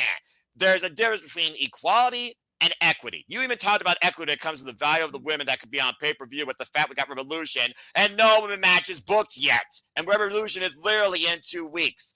I don't know what to say about the awkwardness we saw on Dynamite because I don't look that deep, into stuff. I just enjoy what I see. And all I see right now, you got 4 women that are going to have a hell of a banger in a tag team match players that could lead to the extreme. You figure about how many extreme tag finishes we've had for women's fallouts, whether it was Mercedes Martinez and Diamante versus Chris Statlander and Willow Nightingale, whether it was Ty J versus the Bunny and Penelope Ford, still one of my favorite street fights of all time, whether it was insert names here, all right, Sky Blue, get well soon, Julia Hart versus Chris Statlander and Willow Nightingale. Tag team women finales of extreme proportions are one of the greatest strengths to the AEW's women's division potential in the fact that they know how to fight and be damn right violent at their finest. So I think it could lead to that. And again, I think there's still more to come from Megan Bain, who has been quite predominantly showcased. I love that. And Chris Statlander. In my opinion, Chris Statlander right now is one of the most viable players not named Thomas Toy Storm and the Glamour Mariah May that AEW has because she does bring out the best in anybody that she faces. Now, I hope that she becomes a champion this year. So, again, I think people are feeding way too much into either getting acknowledged for their point, where they sound like a dumbass, a Twitter twat, or somebody with actual knowledgeable sense, or whether or not they're just trying to maybe put out a point out there that AEW, fiction production, and they're not being, cynical, they're being critical or constructive. So I think it's a little bit of this and that. Now, what side of the coin you on? If you're on the one side that matters to me, you're on my good side. If you're on the other side, fuck off. But anyway, I don't know what to necessarily say about the awkwardness besides the fact that they just gotta, get their shit together. And it takes more than the madmen behind the pen and a social media post to make the women's division matter, especially outside the typical 8 out of 10 spot on Dynamite that usually has a commercial break. Fuck television. So again, I hope that does, eventually lead to something different for this women's division, and hopefully it was just an awkward production thing that does not happen again. Because again, Dynamite Collision so far this year, they've been working on pretty strong cylinders, and I'm looking very forward to Revolution. But you gotta make this women's division matter a whole lot more because they sure as hell deserve it. Yeah, and to be fair, Noah, as well, I think that was like Alvarez's point. Nice. To be fair, Noah, I think to your point as well, I think that's what Alvarez was saying as well, because he's in the know with the nonsense going on. So what you're saying is probably where King actually got that info from, because it is very much a predominant problem in AEW. They want so fucking bad, like you would not even believe. So, and by the way, let me also clarify this, and I think Noah will agree. I think all of us will agree. We don't want AEW to be overly produced, like it's so polished that it's like fucking squeaky clean. We want a little bit of chaos. Let a little bit of chaos fly. I'm fine with that. But when there's like certain story beats you want to hit, especially when there's some after, they call it the afterbirth after a match, right? Depending on how you feel about it, you got to have a production meeting, at least with those players involved. Just do stuff like that, because it would really solve this issue. I think that's kind of where I'm in. Awkwardness is going to happen. Go ahead, Walter. Awkwardness is just going to happen. You just gotta just not let it happen too much, and by having production meetings, you would try to prevent it as much as you can. I mean, look at Nia Jax. Look at when she did her avalanche or whatever she calls her move. She The Annihilator. the Annihilator. She awkwardly landed on Trish's face, realized she did it, got up, and then said on her chest, like, she did it quick, like, but that was like an awkward landing too. So stuff happens, but it's just I feel like because it's AEW and it's like they do the whole, like JJ said, the 2 steps forward and 7 back. That's why it's just blown out of proportion, because it's like everybody wants them to catch up to WWE. I don't know why everybody criticizes us and thinks we're like AEW haters and want them to fail. No, we don't. We actually wanted it better so we can compete with WWE, because we love the world of professional wrestling, and we want everybody succeeding so that we have more content for us. I know it sounds greedy, but the better every company does, the more videos we can make. So you never want any company to fail. And the more AEW matches that'll end up in y'all's top 10 lists at the end of each month. I can't wait for next month with Revolution. Let's freaking go. Although I do have at least a couple of AEW matches on mine right now. And stay tuned for that, folks, this coming Saturday before we cover this chamber. But yeah, it's just one of those things right now that I also think people predominantly see more of that in AEW, or think it's easier to literally criticize that with AEW than it is the other companies when they do it so rare in a blue moon, why they think it's more, frequent AEW. But in fairness, let me just say this. What was the last awkward women's segment in AEW that you all can recall? Other than this one that we're speaking about? Yes. The only thing I could say awkward, and it would only be as a haha, is the fact that fucking Mercedes beat Harley Cameron in Australia. But that's just me being a Mercedes hater, so Oh, I thought you were just a fan of Mini Monet, but that's a whole different conversation. God damn it! I wanted Harley to use Mini Monet to pin real Monet, so Mini Monet would have actually had the title. Yes. And then you would have got the fucking toy TBS title around Mini Monet's waist. Dude. Yes. She should have tagged Mini Monet. I agree. First of all, she's not our truth. And second of all, you're talking about a guy who fucking loves the Muppets. Okay, I'm just saying. Heidi ho, Mercedes Monet here. James had his highlight of the year in commentary calling the puppet Mini Monet during that match. Wait, I'm sorry. Was your question awkwardness in the women's or in general AEW? In the women's, in a AEW women's match. I was about to say any Tony Khan promo ever is pretty awkward, but But to Noah's point, he's right. The women traditionally deliver in AEW, which is why this was so notable. For as horribly booked as the AEW women are, and we could go on for hours about that, the same time slot every week, one match per show, unless it's Collision, then they get more segments like tonight. The women are solid. Yep. But to the point Noah just made, I think it's because WWE doesn't make as many of these mistakes, which is why when AEW does it, it's so notable and noticeable. It's like the whole Murphy's Law thing. Yeah. Things are rolling so good for AEW right now. You just kind of sit there and they're like, all right, when are they going to fuck up?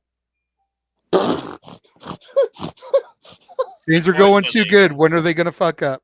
That is what some people literally look forward to, and I'm not talking about certain people that wear sunglasses. Besides me, that maybe. Well, too, and I know you're not talking about us, even though I'm the one speaking on it. But it's like it's the way it is because, like I mentioned at the outset of this topic, every major event that you can think of that has been a huge moment for AEW. There's been something negative that happened there as well that people leave talking about. Brawl out. Brawl in. Yep. Grand Slam Australia. Yep. Those are just the most World's notable End ones. Okay, Yep. There you go. World's End. Yep. Those are World's just End. the most notable ones that I can think of off the top of my head. But I'm sure that if I go to the day zeros, you guys could sit there and go back to major events. I'm sure there was probably something that happened at Double or Nothing, even if it was just like a minor flub, not anything to the scale of what we're talking about. But if you go back to like the original Double or Nothing, I'm sure there was probably something, whether you felt the wrong person was booked to win a match or, a fucking lighting cue, something happened. You want to know the truth, though? The only bad thing about that whole show, and Noah can agree, was their shoddy ass fucking tables they used. Okay, but again, they were an Bad. outside company, so they had to. Shit, when we wrestled, we fucking put plywood across 2 chairs for a table because we weren't going to go and fucking spend money on a fucking table. No, that I we were just understand. going to No. destroy. Listen, So I understand. But I I'm understand that. making the point, James, that like I get it. When you're an upstart company, you're not going to go fully invest into these things that you're just going to fucking destroy anyway.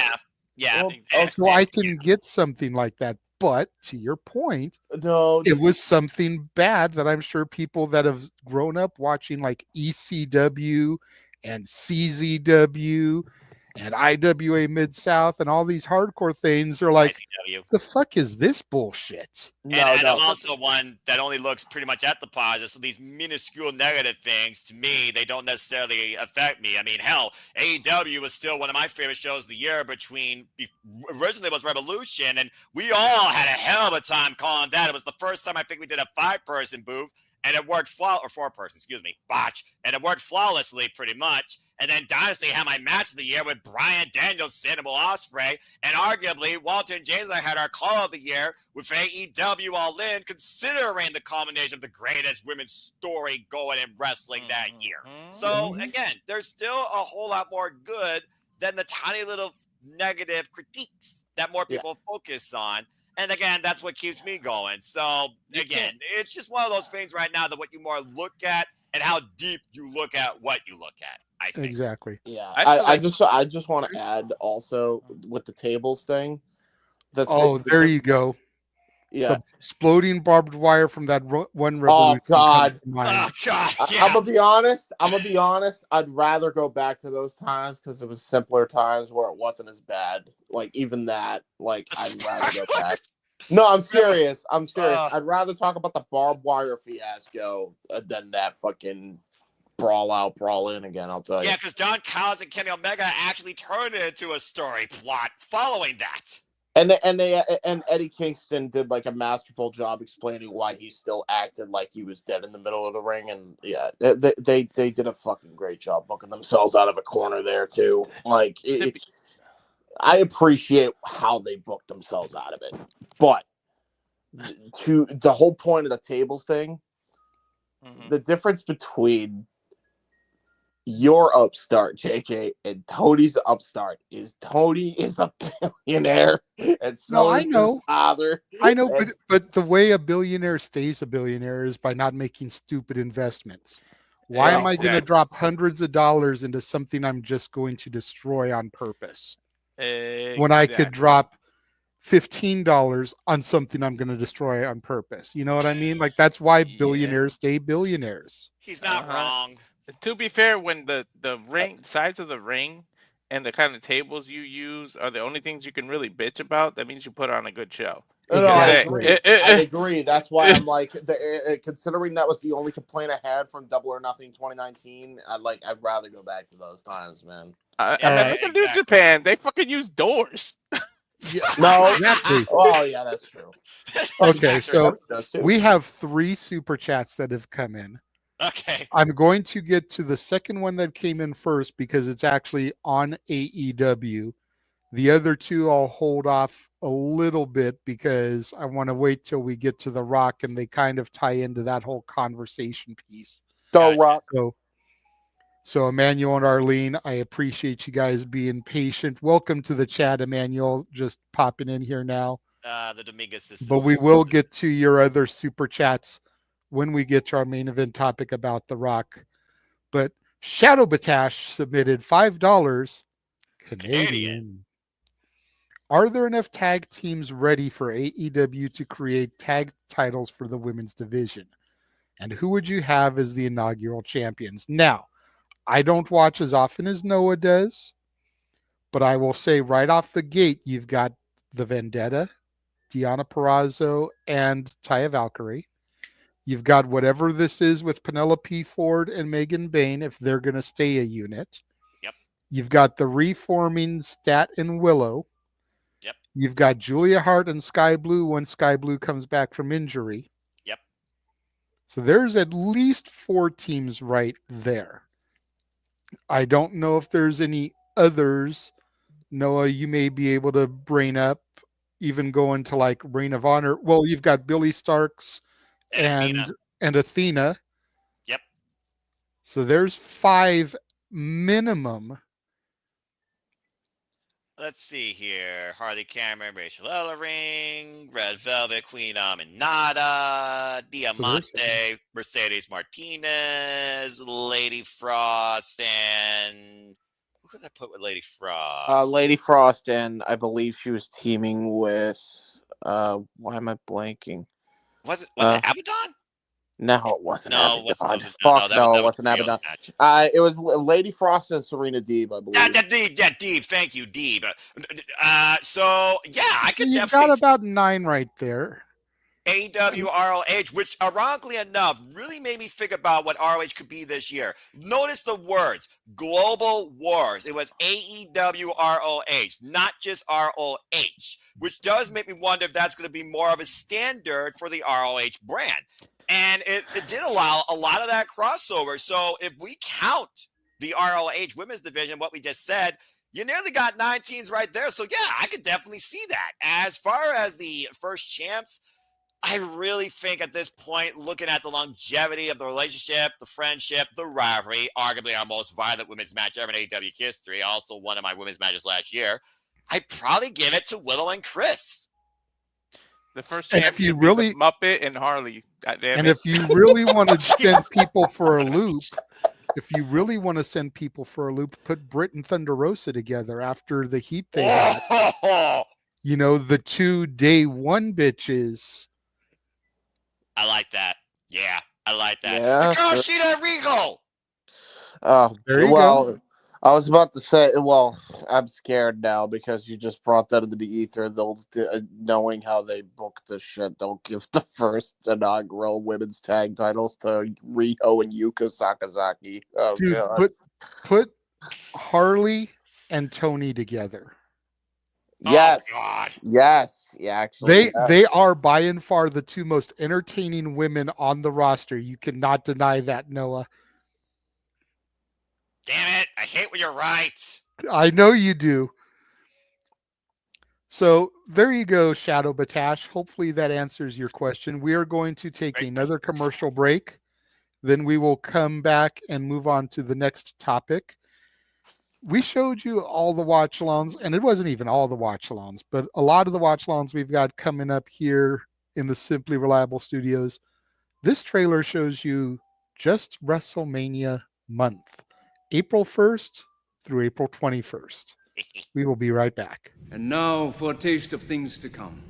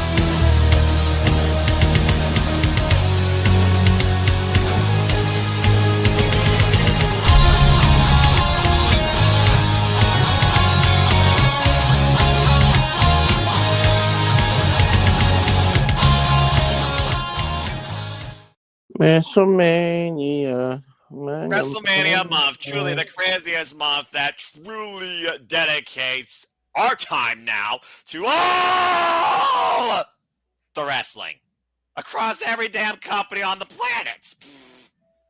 What the hell, Ash? I was gonna say, holy shit balls. Luckily, it looks more like a comment than a topic, but thank you very much, Shadow Batash, who has submitted $50 Canadian. Yes. Some AEW fans need to realize that when AEW gets criticism, it's coming from a well-meaning place. Not all criticism is done in bad faith. We want the company to succeed and grow, but how can they resolve any issues if they don't get addressed? Preach, Ash, preach. Yeah. There's a way to address it. Exactly. And there's a way to address it, and then there's a way that you show you're an asshole about it. Exactly. And that was the wrong song there, James. It doesn't go dun dun da da. It goes teleporting in via the Morphin Grid. It is our very own Pink Ranger, Datilla. Even though I'm wearing white. The Dark Ranger right now. Sheesh. Right. Okay. What's up? Not much. You know, the usual. It's the Shenanigans, the moderated weekly conversation of wrestling madness that JJ Williams endures. But yeah. So you guys aren't doing Unbreakable for your watch-alongs? Oh, we are, but that wasn't announced when I first made that trailer, and I didn't update it to Noah's point. Oh, okay. Plus, there's a lot of stuff coming down the 16th, 17th, and 18th. I don't even know how the fuck we're going to work Unbreakable in, but we will find a way. We'll figure it out. I heard. We will find a way. I heard that there's going to be like a regular weekly episode of TNA, and then immediately right after it's Unbreakable. So it's going to be like on for like 4 or 5 hours. God damn. Yeah, Noah and Walter mentioned that when they were doing the watch along, like they didn't get it, and I was like, "You've got this regular episode of Impact from this to this, and then this to this," because he was like, "Wait a minute, 7 o'clock, 10 o'clock, you know, that's late." It's like, but Noah, from 5 to 7, they're going to be doing a regular episode of Impact. So then from 7 to 10 will be the pay-per-view. Or whatever, the TV special. Yeah, I gotta remember Las Vegas. They're in a time zone that's 2 or 3. We may end up doing a freaking Impact watch along just so that we can go through the entire thing, because you know they're going to be hyping Unbreakable up through Impact. So. Well, unlike WWE, TNA actually knows how to do a go home. So yeah, absolutely. That's true. Damn. Accurate. Right. Stop me when I'm telling lies. No, you're right.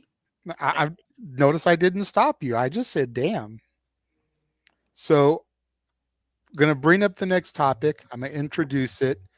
And then I am going to step away for a couple minutes because the dishwasher dinged. I got to cycle shit, you know, be responsible and shit. Ding, ding, ding. But I will be listening to what you guys say as you guys speak about it. Noah, I'm going to leave you in control to pass it around the horn to people. But absolute Ricky Saints. Ugh. What did we think of his debut? What did we think of the way they revealed his name? Because I thought that was fucking great the way they did that shit, personally. The fact that they didn't say his name last week, they didn't say his name this week. Ava didn't address him by his name during the signing. Ricky didn't address his own name when he cut the promo. They waited till he signed the contract, and they did a slow zoom back, revealing the name on the contract. I thought that was so original the way they did that. I agree. But are we happy with the name? Are we pissed about the name? You know, what are our thoughts, and where do we want to see Ricky begin? We already know he's going to be in this tag team match next week. You know, him and Javon Evans versus Wesley and Ethan Page. That's a great get your feet wet, first match in the Big Fed after being kept off of television for a year and a half type of thing. Ultimately, I think now that we know WrestleMania next year is going to be in New Orleans, I want to see him challenge for and win the Intercontinental Championship at WrestleMania 42. That's long-term goal. IC or US, depending on what brand he goes to. I think IC would be more prestigious personally, but that's just a personal feeling. Fair. What do we see for Ricky in the short term? Let's say between now and Mania in New Orleans next year. Noah, I'll lead it to you to start, and then, like I said, you can pass it around the horn. Okay. Well, I must say that was a very well presented contract signing because we didn't know who we were signing until the very last moment. So I thought that they definitely handled it quite well, and they already got him off the rails. We literally got our first match going in. We know his ambition. We know that he wants to bring. We know the character that he demonstrated that made Ava Raine even cracked character. We saw that smile. So he's definitely got the charisma. He's got the it factor. And I think that Shawn Michaels, Ava Raine, and the NXT universe know exactly what it can bring to NXT. And I think NXT will fit definitely his attitude more than anything else. So I like what they've done so far. And I do think right now the styles that will clash with him and Wesley and all Eagle Ethan Page and Javon being so young in his career, I think it's a great starting tangent because Javon can learn a thing or two from Ricky Saints. And I do think Ethan Page and Wesley offer that unique tag team dynamic. We got a little bit of a tag feud going on. See where all four of these men go from here, considering we were done with the Javon Evans and Ethan Page after he twisted his grin and rearranged his jawline once again. So I thought that this was really handled quite well. Plus, the table didn't get smashed into. Ain't that some crazy shit for WWE? But as far as the name goes, Ricky Saints, I mean, I'm always going to call him Lubricant Stocks, but it's WWE. In WWE, they own you. You become theirs. They make you into what they want you to be. So, again, they give him a list of names. They give him a choice. It's about as close you're going to get without calling it something superly stupid from Bad Creative. And plus, he's from New Orleans, the home of the Saints themselves. So it makes perfect sense. I could definitely understand the aspiration of Ricky Saints becoming the workhorse because Lord knows when we tried to be in AEW when he was talking about taking that pressure off MJF's shoulder when he challenged the AEW World Championship winner is coming. But that being said, the Intercontinental Championship, I mean, if he's going to get title first in NXT, yeah, I definitely could see him become an NXT North American champion, and it would probably take from Sean Spears, considering the experience level there. I think they are going to get it off Tony D and give it to Sean Spears personally. So I like the direction that they're going so far, and I could definitely see Ricky Starks even stand and deliver sooner rather than later. This year, WrestleMania weekend, it might be a little bit of a pitch point, but so far, I think they're treating it right, and I'm happy to see him in NXT, the professional wrestling brand of the WWE, not just the storytelling reality marquee brand. Just saying. That being said, Walter, let's go with you next in this. Then we'll go to Attila, then we'll go to James, because I'm sure he's trying to book Ricky Starks as we speak, even though he hates the name Ricky Saints. Walter, what do you think so far on how NXT is handling their newest signee in Absolute Ricky Saints and his kickoff, per se, in NXT? In tag team action alongside Javon Evans. All right, what? Fuck! We're landing on a star trap. Anyways. Playing Mario Party Jamboree. Stay tuned, folks. Gaming content gaming podcast. Maybe we'll record tomorrow and you'll see it premiere on demand later this week. Stay tuned. That being said, Walter, ready up. It's on you. What do you think about Ricky Saints, the name, how he's handled so far? Could you see him go as far as the NXT North American Championship before maybe going after the NXT Intercontinental Championship? And what do you expect to come from him in NXT? Well, first, kudos to JJ. I was talking to him privately about that. That was completely different and unique how they revealed his name and they focused on that contract and zoomed it out. I feel like that I've never really seen that done before. That was cool, and how they kept it the opposite. Joe Henry, everybody says his name and he appears. Ricky appeared without anyone saying his name for weeks, and and I loved how they did that. And again, if you listen to the Busted Open radio show, it sounds like Ricky picked this name for himself. I don't know if they gave him a list, they gave him the choices, but it sounds like it was his idea. And listen, he's from New Orleans. Saints go marching in. The New Orleans Saints, all that. It makes a hell of a lot of sense. Listen, my name is Walter. If I can fucking call somebody who has the same name as me, Gunther, I can get used to a goddamn Ricky Saints, all right? And if you don't like the Saints part, just call him Ricky. You don't have to keep saying the whole freaking name. It's not a Tribe Called Quest. It's not a pimp named Slickback. You don't have to say the whole thing all the goddamn time. But just say Ricky if you don't like it. But I'm pretty sure I'm going to say that only during commentary at times. But please continue.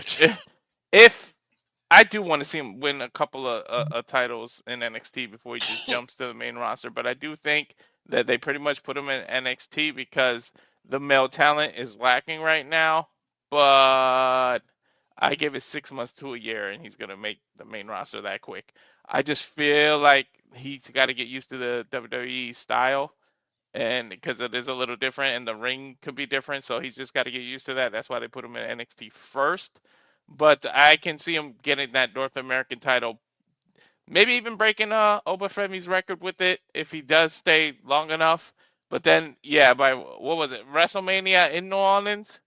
Would love to see him win some kind of title, or even if he becomes as popular as he can be, and he goes over that well, why not have him win Money in the Bank and cash that in New Orleans in his hometown? Do something unprecedented. That you talk about Kurt Angle's rookie year. Imagine Ricky Saints doing something like that.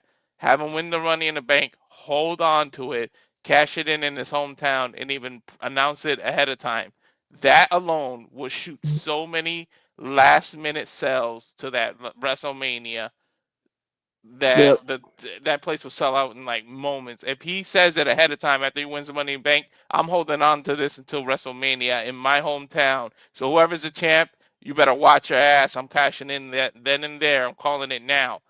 I mean, I get people will say, well, that invalidates the Royal Rumble, but no, whoever wins the Royal Rumble can go after the other title.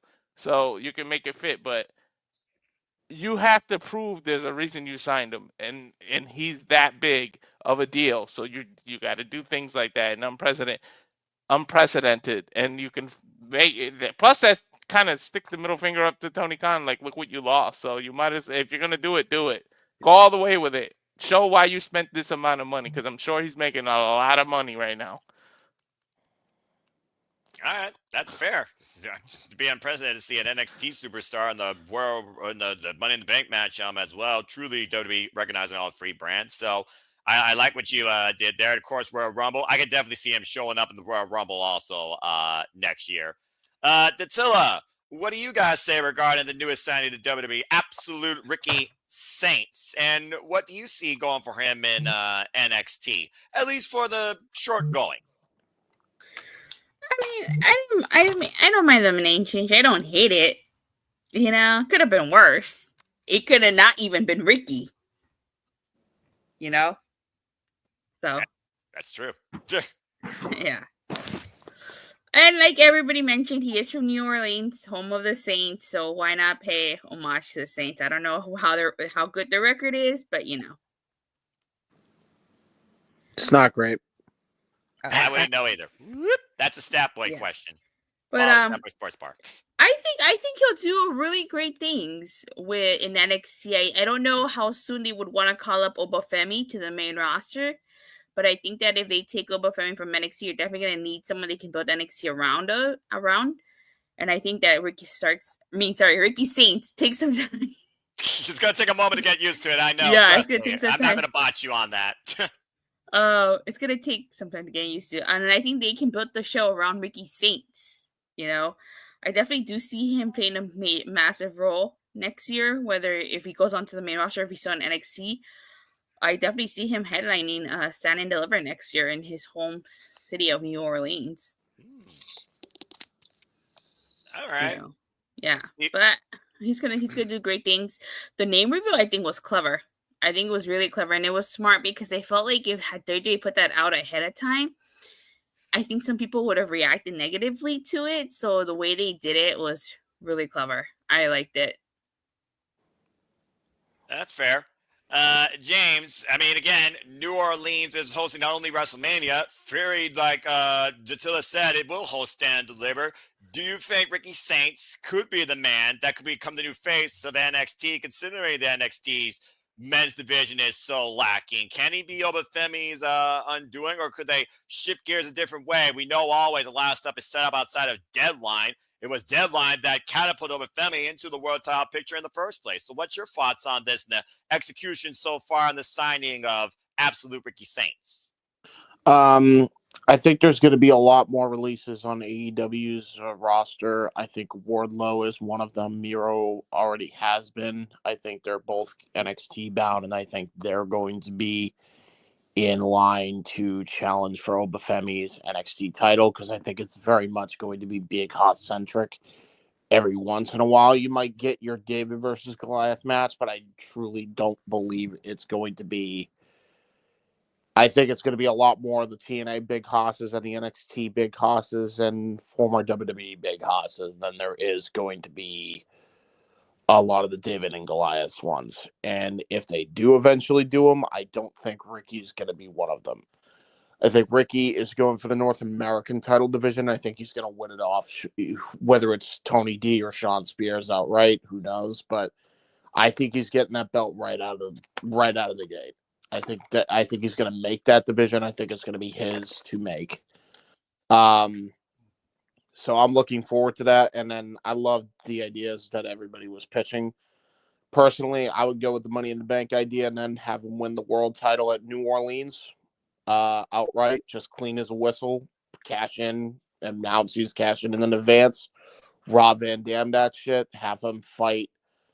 Honestly, that's the person he should that Gunther should lose to. I can't think of a bigger freaking name and the best setting possible than Ricky Starks.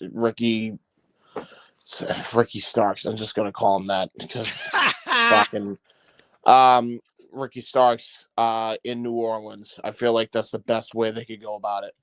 Now, that's my positive. My issue is the name, and my issue with the name is I'm never okay with WWE doing this name convention bullshit. I wasn't okay when WWE did it with Walter. Not you, Walter. The other Walter. The World Heavyweight Champion, Walter. Gunther Cruz, the Rage of Wrestling. There you go. It's better than Gunther Stark. Anyway, neither here nor there. And then, yeah, like I'm not a fan of people changing names, right? Like Andrade, at least Andrade was Andrade El Idolo. With Penta, at least he was Penta El Zero or Pentagon Jr. straight up, right? Like, okay, that's fine. Like, shortening of names, got it. This shit, I can't fucking stand. Like, and only... And I know what a lot of people are going to say. Well, Ricky said he wanted to change his name because of a fresh start. It's not because of a fresh start. He is now towing the company line because that's what he has to do. You can tell it's bullshit. The WWE saw weakness. They saw that he was so desperate to just fucking wrestle because he's been held in Guantanamo Bay for God knows how long. So they decided, okay, we're going to make you change your fucking name. Here's the name choices. Go for it. But we own you now. And this is the only way you're going to wrestle right out of the gate. So he took it, and he took more money, I'm sure, as a result of that. But my issue is always going to be they own the IP when they have you change their name to their likeness. I never liked it because at the end of the day, these men and women bust their ass for our entertainment. And, you know, I'm of the belief of fuck management in any company. I'm for the worker. I'm for the wrestler because the wrestler is the reason why I pay my fucking ticket to sit my ass down in the seat and watch the show. And that's why I'm never, ever going to be okay with this. Great that they did a clever way to do it. Now, if Ricky Saints is able to keep his name after his WWE run. If he even leaves WWE, he might not. But if he leaves WWE and he's allowed to keep his name, great. If he's not, always going to have a problem with that. I had a problem when fucking Cope couldn't be Edge in AEW. I had a problem when Christian, had to add a last name, although, to be fair, Christian Cage sounds cooler than just Christian, so maybe that was a blessing in disguise, at least for him.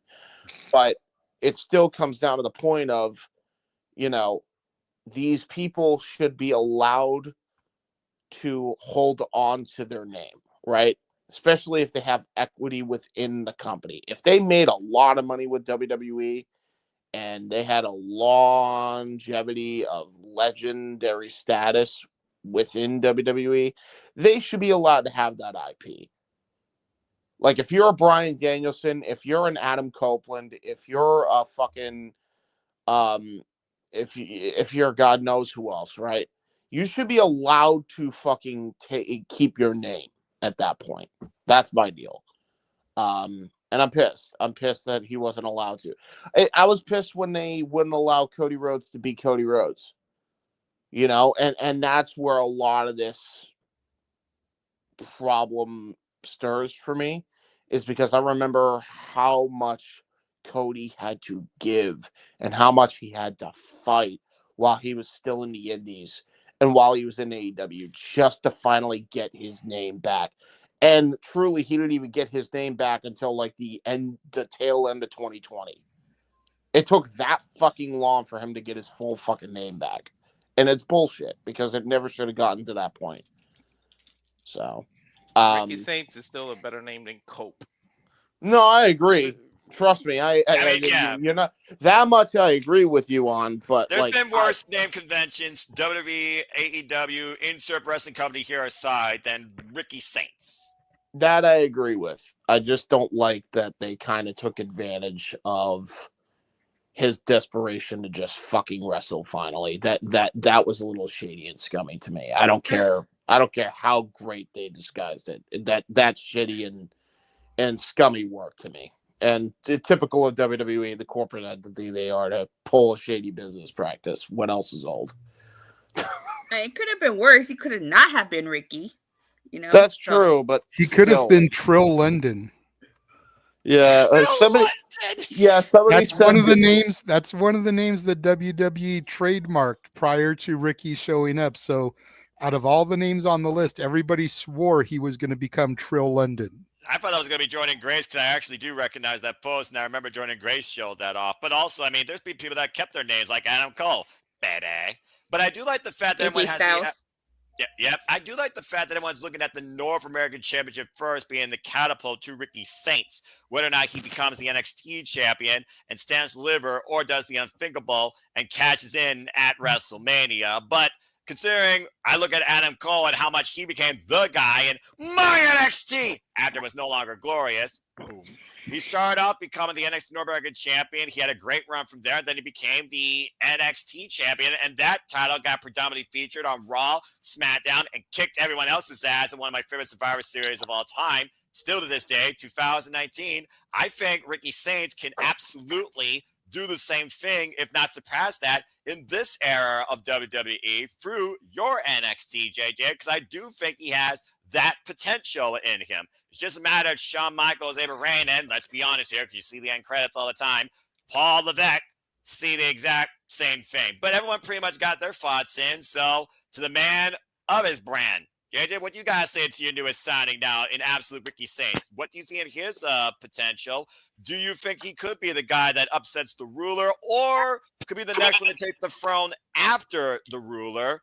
And could you see him stand and deliver next year, or could you see him on WrestleMania next year? And what do you think about the execution of his name reveal? Well, okay, I'll do the easy one first. The name reveal was fucking cinema. I loved that shit. I mentioned that when we first started the topic. I just thought it was great the way they did that shit. Right. I think he's going to stand and deliver this year. I think next year we may see him in Mania. I really do.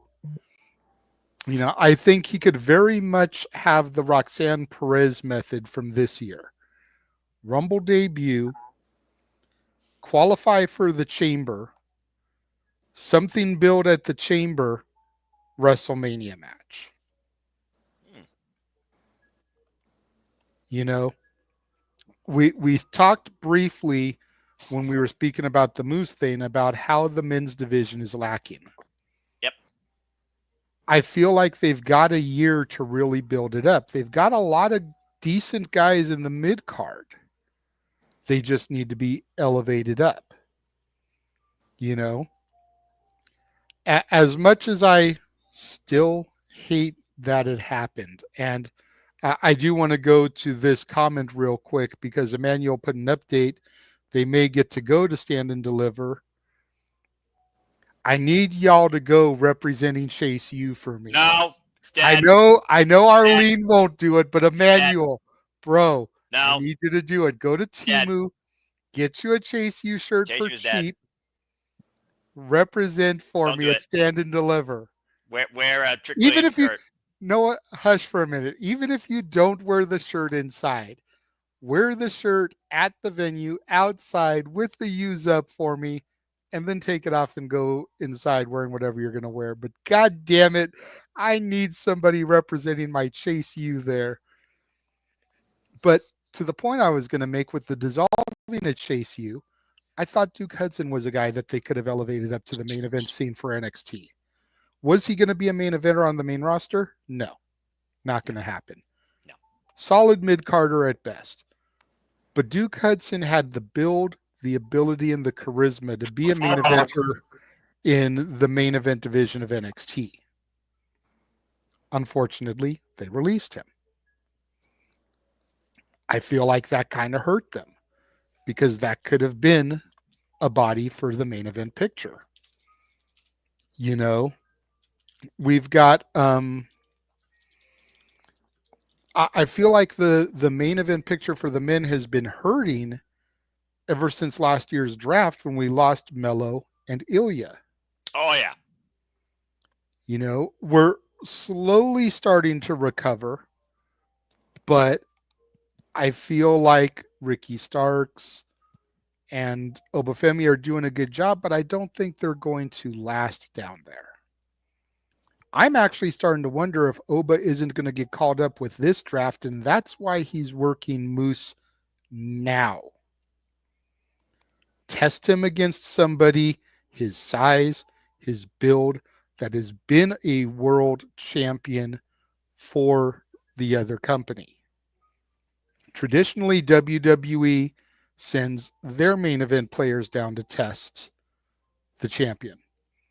And while not main eventers, and Noah, don't get me started, I don't want to hear it from you, they just sent down A-Town Down Under to get beaten by Oba. They may not be main eventers, but they're solid main roster talents. Good hands as they were. No, not Jason Hutchins, John Schuyler. But good hands nonetheless. They're the great hands now. Yeah, they're part of Mustafa Ali's cabinet. Hey, one of them beat John Cena, okay? There you go. At WrestleMania. That match was such a flop. Granted, it's the same guy that failed to cash in the Money in the Bank briefcase to win the United States title, but that's a whole other story.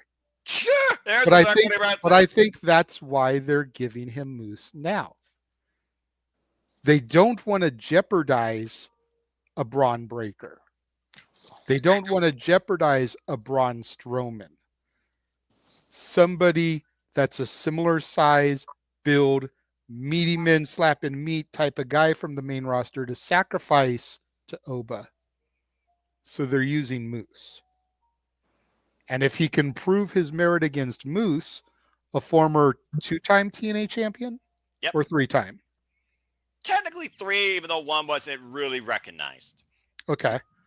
So a 2.5-time TNA champion. we'll give a half of the unrecognized reign. How dare you? You did not give him a half. He was a TNA world champion the first time. God damn it. Kenny Omega held the same belt that Moose brought back Therefore, he was a TNA World Champion in my book. Okay.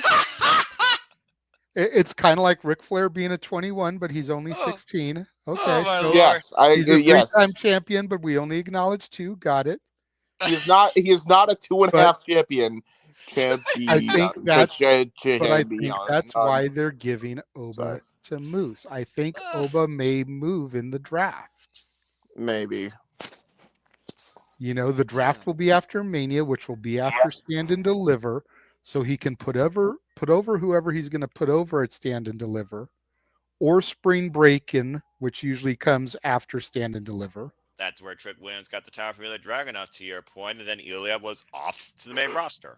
Yeah, and Braun got his second title win on Raw from Dolph Ziggler, not at Stand and Deliver. So there's always the possibility they could put Oba on the Raw after Mania to drop it to somebody as well. You know? So happy. So I think Ricky Starks is going to be part of an anchor to this, but I also think that with guys like Sean Spears, guys like Ethan Page, guys like Tony D'Angelo, guys like Josh Briggs, who may be kind of getting groomed to move up the ranks, I think we might start to see the main event picture fill in come deadline 2025. Yes. That's fair. I mean, yeah. And before we move on from this topic, we do have somebody else joining me. And Noah, don't start battling them. But Shadow Batash is here. Hello, Ash. Hi, guys. No House of Torture hatred. We're not getting into that now. We will do that on a separate show if y'all are going to debate. Fine. Behave. Fine. Mutual shut up. Mutual decorum with Ash. Ash, good to see you. Hello. Hi, Sorry Ashley. for joining late. I wasn't sure if I was allowed to join in or not. And yeah, absolutely. Okay, and so for clarification, when I messaged you saying how I'll be here for Saturday Shenanigans, I meant that I'd be around watching in the chat. I wasn't asking to be on the show because I was still at work at the time. Traditionally, when I get people saying I'll be there, it means that they're wanting to be on the show. So Okay, sorry for the miscommunication. It's okay. Misunderstanding. my bad. I misunderstood what you meant. Yeah.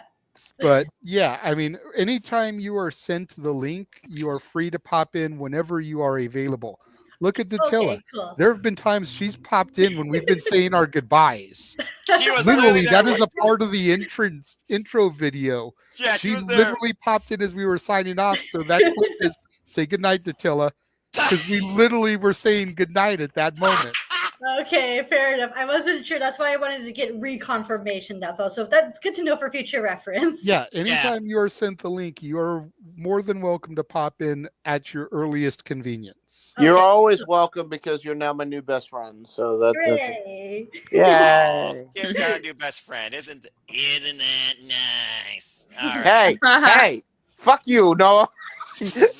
Let me have a new best friend. It's okay. God damn it. It's okay. I'm everyone's Canadian friend.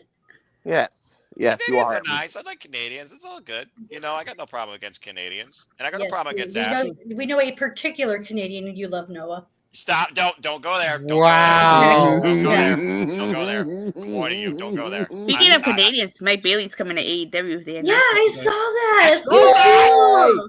Yeah. Let's freaking go! Give me a Verso Kata!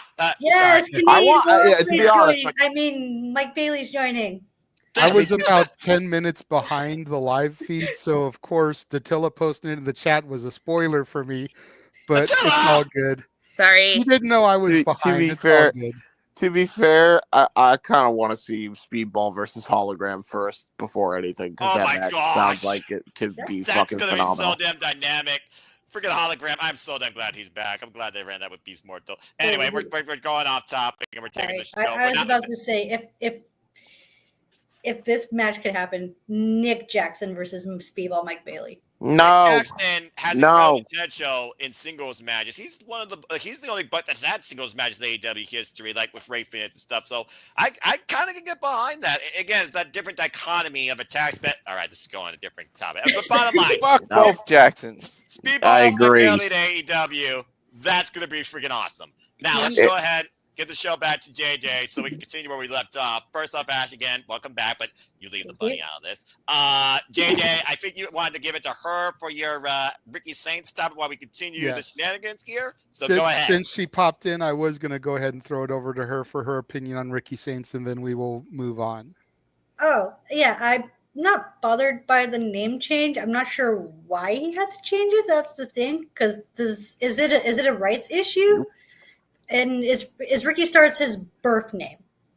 Ricky Starks, I believe, is not his birth name. No. Okay. If what I have Yeah, it read is. It's is Richard true. Starks. I read it's Richard Starks. Is it really? Yeah. Okay, well. Okay, then it is his birth name. In any event, if what I read is true, then he owns the trademark to Ricky Starks. So Okay. if he had wanted to, he could have used the name. Which is what makes me think that it was his choice not to, whereas a lot of people are trying to say WWE forced him to. Okay. JJ can confirm birth name, born in 1990, Richard Starks. Okay, So that means that he basically has the same name as Ringo from the Beatles because he's Richard Starkey. Yep. Did not know You about would that. find a way to put it with the Beatles. The drum at the band. Just saying, it's. I mean, yeah. I'm sure if she could find a way, Dattila would tie it into Power Rangers somehow, but Right. Right. If Back I in could, I could episode find a way to tie it to 14 of Pokemon, so it's all 1995. Pokemon. But So anyways. irrelevant. I like Pokemon. Yeah. I like Yu-Gi-Oh. So since it is Yu-Gi-Oh's his better. birth name and he owns the right, he could have used it if he wanted to. I guess so. No. Yeah, I just wanted the AEW stank off of him. Yeah, I think that's a big part of it. He was off TV for so long. He just wanted to start fresh. That's Isn't fair. Isn't he the Defy champ? By the way, isn't he the Defy champion right now? He is. I believe he is. Yes, I think he beat Kenta for that. Yeah, he won it like the week before he debuted. Sorry, what title? Defy. Defy. It's the Oh, wrestling Defy, promotion. yeah. Yeah, the Yeah, wrestling okay. I'm familiar with that because the Motor City Machine Guns were Defy Tag Champs at one point, yes? Yep, Yes. that's correct. Well done, my friend. Yep, he is still a Defy champions of World every Champion, company. 16 days as of right now. As I said on my debut episode here, I fucks with the Motor City Machine Guns. And I remember believe you said Defy is running a show in Vegas WrestleMania week, so it should be that'd be interesting fun. to watch for that. See if he gets booked for that show, if nothing else, just to drop the title. And then goes to Stand and Deliver that weekend for whatever he's going to do there. Ooh, that could be interesting, yeah. Defy Living Proof, Las Vegas, Nevada. Card unknown, available on Triller TV. April 17th. See? We get Triller in Canada. I can watch it. There you go. Yay! All hope is not She lost. can't watch Collision, but she can watch that. I know, right? I can watch a bunch of indie shit, but I can't watch certain The AEW VPN stuff. or Internet Yeah, Archive. yeah, Trust me. yeah. Just get like a $10 VP. Hey, she put in the chat, Daily Motion is her friend. Fair enough. Mine too. That's how I found the whole Raw is Owen that we did a watch along for last year. The problem with Daily Motion is the damn advertisements every 5 fracking minutes. That's how I That's used why to watch you YouTube before I download it. got my subscription. That's why you download it, put it all together in a program, and save it as one file. I know how to trick the internet. You know who you're talking to. I thought you worked in IT. That's why. Yeah, That's right. what I did. That's how I got the Sunday Night Heat and the Raw is Owen that we watched along to last year. Dude, I use MP3 Joiner all the damn time. Oh my Anyways. god, oh my god, I feel old, Noah. Why did you make me feel so old? Stop. You're like the youngest one here. Your I young was ass gonna out. say, stop talking about the old shit. I I'ma turned be 49 this 30. year, young buck. I'm gonna be 30. I ain't no young buck. I ain't no goddamn Jackson. Don't you dare. James Jackson over here. Just went Oh, robotic on us. Tag team partner with I Jet ain't Jackson. I ain't no Jackson. You're the I youngest ain't no one here. goddamn Jackson. Off the rails. There you go. Otherwise, he Jackson would and book Jet himself Jackson. to host this show every week. Yeah, I'm looking Wait. forward to what Ricky Starks does in NXT, even though I don't watch NXT. Well, Boo, you need to watch NXT. At least you get it in Canada. and Ash, if nothing else, just do what I do because, again, fuck television. I just watch the NXT highlight video on YouTube. That's about all you need, pretty much, to keep up with NXT each week. I'm just hoping Ricky Starks, or Ricky Saints as he's now called, is booked very well. That's all I ask for, is that they have something planned for him and he's booked very well, regardless if he wins the title or not. Because there have been some NXT call-ups who never won the NXT title, but they fared well on the main roster, and maybe that could be the case for Ricky. True. Walter. Oh. Why is this a thing? Why is this a thing? We're not even covering television. Making a thing. But you said it twice. What was the count last night? Like 13, 14? Dude, Noah. I had to do 13 damn commercial breaks across a 3-hour block, but they gave us less than 90 minutes of fracking wrestling with one match being thrown out for no... Yep, not going on. Noah, you would have absolutely hated covering the Daytona 500 because it was non-stop picture. Like non-stop picture. Plus the rain And wasn't delay? there rain delay too? So Dude. how many commercials during the rain delay? Rain delay? Dude, we because of the fucking rain delay, we were on the air for 8 fucking hours because of the goddamn rain delaying the race. I wanted to die. That Dude, is ridiculous. Dude, And I know a bunch of the NXT talent was there. I saw Thea Hale posting. Gigi Dolan was there. yeah, and they were all probably fucking rained out too, just like everybody else was. Dude, it is legitimately like NASCAR is the masters of timing, and I say that sarcastically, by the way, because they are goddamn awful with timing. Like every time when it's like, oh well, there's rain, maybe we could beat the fucking rain, and then they somehow schedule the race to happen right as the storm comes in, like. Only Was NASCAR Samoa Joe folks. out there ringside with a poncho. Dude, it's fucking ridiculous. Like at this point, everybody was the fucking poncho man. I remember that shit. That had me dying. Fucking Samoa Joe out there looking like a sad panda. Yeah. Samoa Joe's back on AEW television. I miss seeing that, man. Their monitor was a TV on the damn floor during Bobby Lashley and Drew McIntyre's match that was the opener where WrestleMania actually started. Yep. Yeah, exactly. No, fucking, it was bad. Like, and listen, we now know going forward that if we have another rain delay, we are just going to do 2 different streams in case something like that happens on race day when we cover another race. Which we need to detox after the fucking Daytona fiasco. Well, I mean, hey, look at it this way. They made sure you didn't miss a fucking thing because they gave you nothing but picture-in-picture and nothing happened. So, I mean, hey, you almost had a fun 8 hours. Hey, They wasn't gonna miss anything anyway. listen. It's freaking left turns. How dare you? It's an You easy did sport not to follow see- while you're hammered. You did not see what happened during the Daytona. You have no reason to say about that. Dude, I saw a motherfucker do a wheelie. God damn it. I didn't see what happened, but I can tell you what I'm guessing. Somebody did 500 laps. That's about it. 200. No, why does everybody think 500 laps? Because it's called the 500, and you're still watching 200 laps of 50-plus cars, not more or less than that jack shit. I don't give a fuck how many it is. Going around in a damn oval again and again and again and again and again. You can put Daft Punk around the world on 2.5 speed, and it still would be less fucking interesting to me. Was there at least an accident? Hey, I like that. Yes. I like around the world. Yeah, I like Yes, I do. By the way, That's there was 90s 7 song. No, accidents. might have to sing that for 90s karaoke, which will be coming up on March 15th.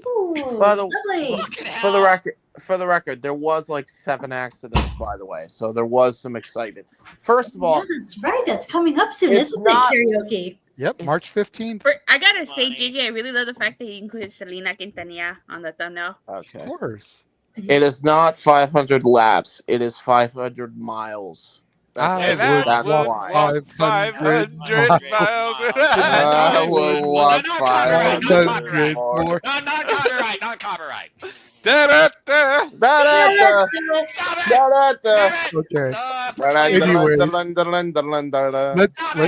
Let's spare Noah his own personal hell. Again, that'll be March 15th. Yes. Damn it. Yes. I'm gonna make sure I don't show up that night. I'll be in a different state. No, you won't. No, you won't. You will knows be that. here, damn So it. does that mean we're doing like this her Spanish songs too? Because like most of her songs are like Spanish. Oh, the only Spanish song I know is Feliz Navidad. Maybe They have you and I up here. They I was gonna say, yeah. Spanish. I was about to say. Amor sonido, bidi bidi bam bam, como la flor. We're gonna have Spanish karaoke with Attila and Walter. Dude, I'd be down for that.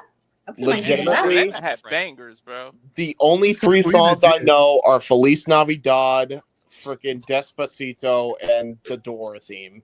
Dora. That's it. That's all I got. You made Ash almost do a spit take, you fucking idiot. Sorry. It's literally all I got. Like, Hey, I'm not gonna lie. I learned a lot of the Spanish I know from fucking Dora the Explorer. No, it doesn't count as Spanish. That's a joke. But to be fair, Okay, never mind. no, that was a joke because you see, Ash, I'm white trash. You see, I'm a trash panda. But It's okay. So do I, apparently. Yes. But to Datilla's point, I had to put Selena on there. She was a huge representation in the 90s. Yeah. I didn't want to leave her out. So Ash can do Nickelback. Got it. no, Nickelback was the 2000s. Yeah. You can do Shania if you want. Oh, Shania, yeah. Yeah, Shania too. Yeah. All right. Let's Look at go this ahead, go to graph. commercial, and we'll come back with the main event as we talk about the most electrifying man in all of entertainment, The Rock. Control yourself. I'm trying. Look We at will this be right back. And now for a taste of things to come.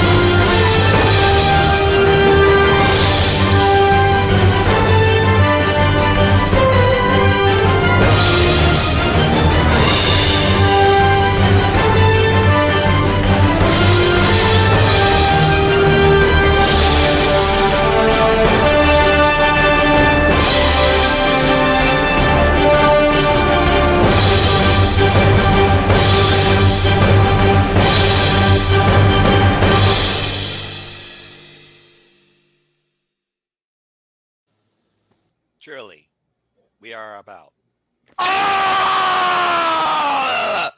the wrestling. And MMA and other sports and combat sports and boxing and shit. That's your stuff. I'm all about the wrestling. Got us a tar. Ash was kind of on the Noah Foster kick. I saw her throwing up little hearts in the green room for some of the stuff that was popping up. I love me some AEW and WWE and PWG as well. Hey, look, Ash, there's always those things between friends that we can agree upon and disagree upon, but at least she likes AEW and WWE, so she is in my good graces. Ash is a very great person. What And about James, me? You're a fucking idiot. Hey! But you're Oh my God! Yes, but you're our idiot, James, and we love you for it. I was about to say, the way he said that was fucking cruel, though. God damn, I felt that right in my heart, like a bullet. God He damn. said it like an older brother who's sick and tired of the dumbass shit that his little brother is always dragging him into. And look, there's a unique connection with me and James that goes all the way back to the beginning of our commentary coverage here before this became Super Lava Studios. He knows what's up. I just learned now I can finally roast him beyond saying something once a year. So there you go.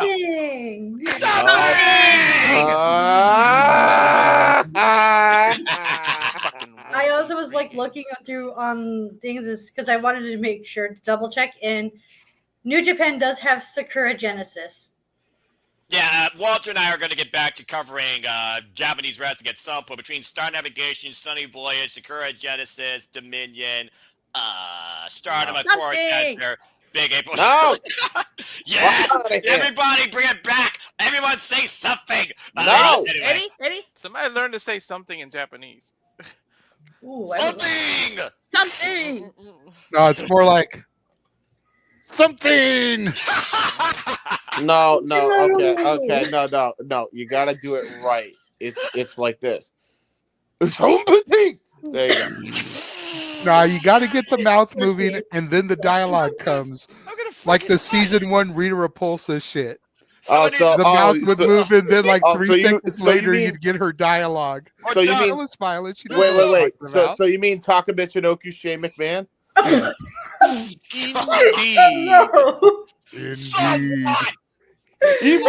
Indeed. Oh my god. Okay, we need to get the dub version of the English to Japanese or Japanese to English for something when someone says it Japanese and then something goes across the banner. You know what? I'm sure if I looked up some of the old like martial arts movies from Japan, like I could find something.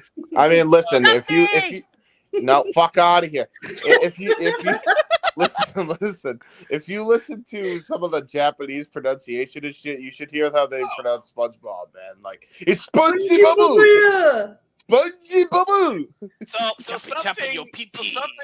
something in Japanese is Nanika. There you go. Yeah. Noah probably did Google Translate. I did exactly that. Because he got that way too quick for it to have been any other way. Couldn't be Rosetta Stone. It had to be Google Translate. I might be learning how to do Japanese because my dream is to one day call a match literally completely in Japanese. But I had to look that up. Thank you, by the way, Duolingo. One of my favorite things about Stardom is the fact that I can literally try and interpret the match myself because they don't always have commentary, as Walter learned when we watched Aya Sakura in that against the newest member of God's Eye in that UWF match. But I also love the Japanese commentary because sometimes they're so outlandishly loud and awesome. Thank you, Safet. All right, got those. I think that's something written in Japanese. Motherfucking Nothing! Oh, Noah! Yes, it's back! I love it! But really, I was watching. Poor James. I'm about to go and be nothing in a minute if you don't change the fucking subject. I know some colors in Japanese, Noah. I know some colors. Yeah, because of Super Sentai, the first one, Go Anjur, they had the colors. So Aka is red, Awu is blue, Gi is yellow, Momo is pink, Japanese, Nito is out green, in Shido is white. Yeah. Oh, very impressive, Dattila. You impress me, young lady. But it's also about fans I've watched Stardom. I hear the commentary, and he's like, Star Crusher! Oh yeah, no, that my favorite commentary from any Japanese will be very, very, very breaky, bishy. All right. Well, while Dattila's level of Japanese has impressed Noah, let's talk about something that I know at least James found unimpressive, and that was the return of the final boss last night. May I speak on this first? Let me set up the topic, James. I know. I just requested. So last night, patience. So last night we had The Rock return to SmackDown, which, by the way, means that he's been on more WWE programming this year than John Cena, who wants to steal the spotlight at WrestleMania and win number 17. But that's a whole other story right there. And all of Rock's appearances have been on TV, not PLEs. So, yes. Wow, the roles have turned. Holy shit. Yeah, right? He was on Raw on Netflix, NXT the next night, and then SmackDown last night. Cena was on Raw, Netflix, and the Rumble. Uh-oh. That's it. Rock has already more appearances than Cena. Uh-oh. But Ew. The Rock Yeah, came something out, happening. did what pretty much everybody assumed he would. He announced WrestleMania 42 for next year in New Orleans, since they were in New Orleans. Fair. Edited his Nola. music so that he came out to a little snippet of Lil Wayne, "The Block is Hot," which I thought was a nice touch. Because that's one of the few Lil Wayne songs that I actually really like. No, but Back we when won't. Wayne was first like cutting his teeth and making moves with Never Cash limit Money. me. I know it is, Noah. And then he proceeded to have an 18-minute segment 18 minutes, Jesus. that, for all intents and purposes, I was entertained by. I believe Walter was entertained by. I believe Noah was entertained by. At least they seemed to be, because we were all on the call doing things, reacting in real time. But I do agree to a certain sense that at least the WrestleMania portion of what he did could have been in the post-show press conference. Yep. The rest of what he did had to be in the ring. He needed Cody face-to-face to make his quote-unquote indecent proposal about wanting Cody's soul, which the gift that Big G shared in the private chat was dead on, because as soon as Rocky started talking about that stuff, I flashed to Mortal Kombat Shang Tsung, your soul is mine. Nice. But what do we think about The Rock's appearance? And yes, I will let you go first, James. Okay. And then where do we think this is all going to go as far as the soul thing? And I do have 2 super chats that tie into this topic. So let me throw those out there as part of all this. Arlene wants to know, what do we think Roman Reigns' thoughts are as far as The Rock and Cody? And trying to get Cody to be his champion, considering the fact that Roman is his cousin. Mm. And Emmanuel says, will Cena sell his soul to The Rock in order to get number 17? Ooh, desperate times call for desperate measures. Also, brought sorry to interrupt, but could you guys fill me in on what the promo was about? Because I missed a promo because I had to work an 8-hour shift today, starting at 2 p.m. Central Time, and I had to work late last night, so I completely missed it. So I wasn't. No worries. So basically, the long and the short of it is, and I'm going to try to give you the Cliff Notes version. Rocky talked up Cody, what a phenomenal champion he's been, how him and Cody have become buddies, how Mama Rock and Mama Rhodes have become buddies, and put a picture of them hanging out last year at WrestleMania on the Titantron. He's been a great champion, but he wants to take Cody from here to here. He wants Cody to be his champion. Oh. He said that I want your soul. Ooh, we might get a Rock Austin situation. Austin McMahon situation. I Yeah, brought that so- up literally so during the watch-along. Walter was trying to get corporate Cody trending immediately. But the more I personally think about it, I think the more we as a collective have thought about it, and I haven't spoken to everybody here, it seems to make more sense for it to be Cena. I brought it up first. You did, Noah. I give you your credit. But like I said, the more I thought about it, the more I tend to think Noah's right. You think about Cena at the Rumble press conference. You think about how he came there. I'm not answering any questions. I'm here to make a statement. I'm putting myself in the chamber. I'm going to the main event of WrestleMania because it's what's best for business. That's corporate jargon right there. Bing, bing. Cena is so desperate to get number 17, as Emmanuel pointed out. I could see him selling his soul to The Rock to get it. And then we get corporate heel Cena. In a suit.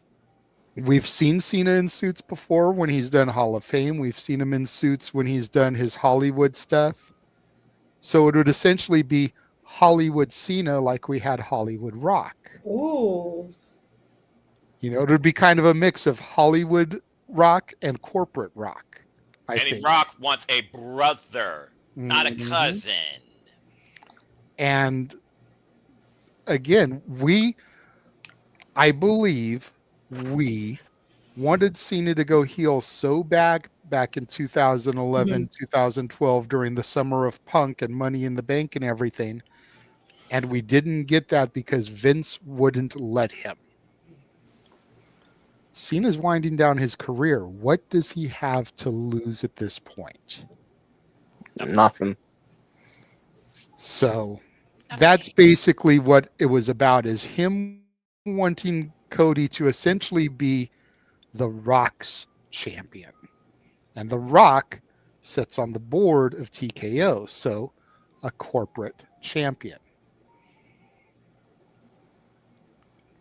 That's essentially what it was about. If I missed anything, I'm sure James or Noah or somebody else will fill in some gaps there. But Cliff Notes, that's essentially what it was. You pretty much covered it. Outside that, it was more about, for his sons and daughters, them both being, girl father, bringing the family ploy into play, etc. Outside that, you pretty much covered everything else verbatim. So, and to Charles's point, he's saying new theme and everything. And if you watched Cena's interview with Chris Van Vliet, he said that he had recorded a heel theme back in that time, 2011, but they didn't let him pull the trigger on the heel. So that could be the song that he uses for it. Yep, that's why I brought it up. CVV.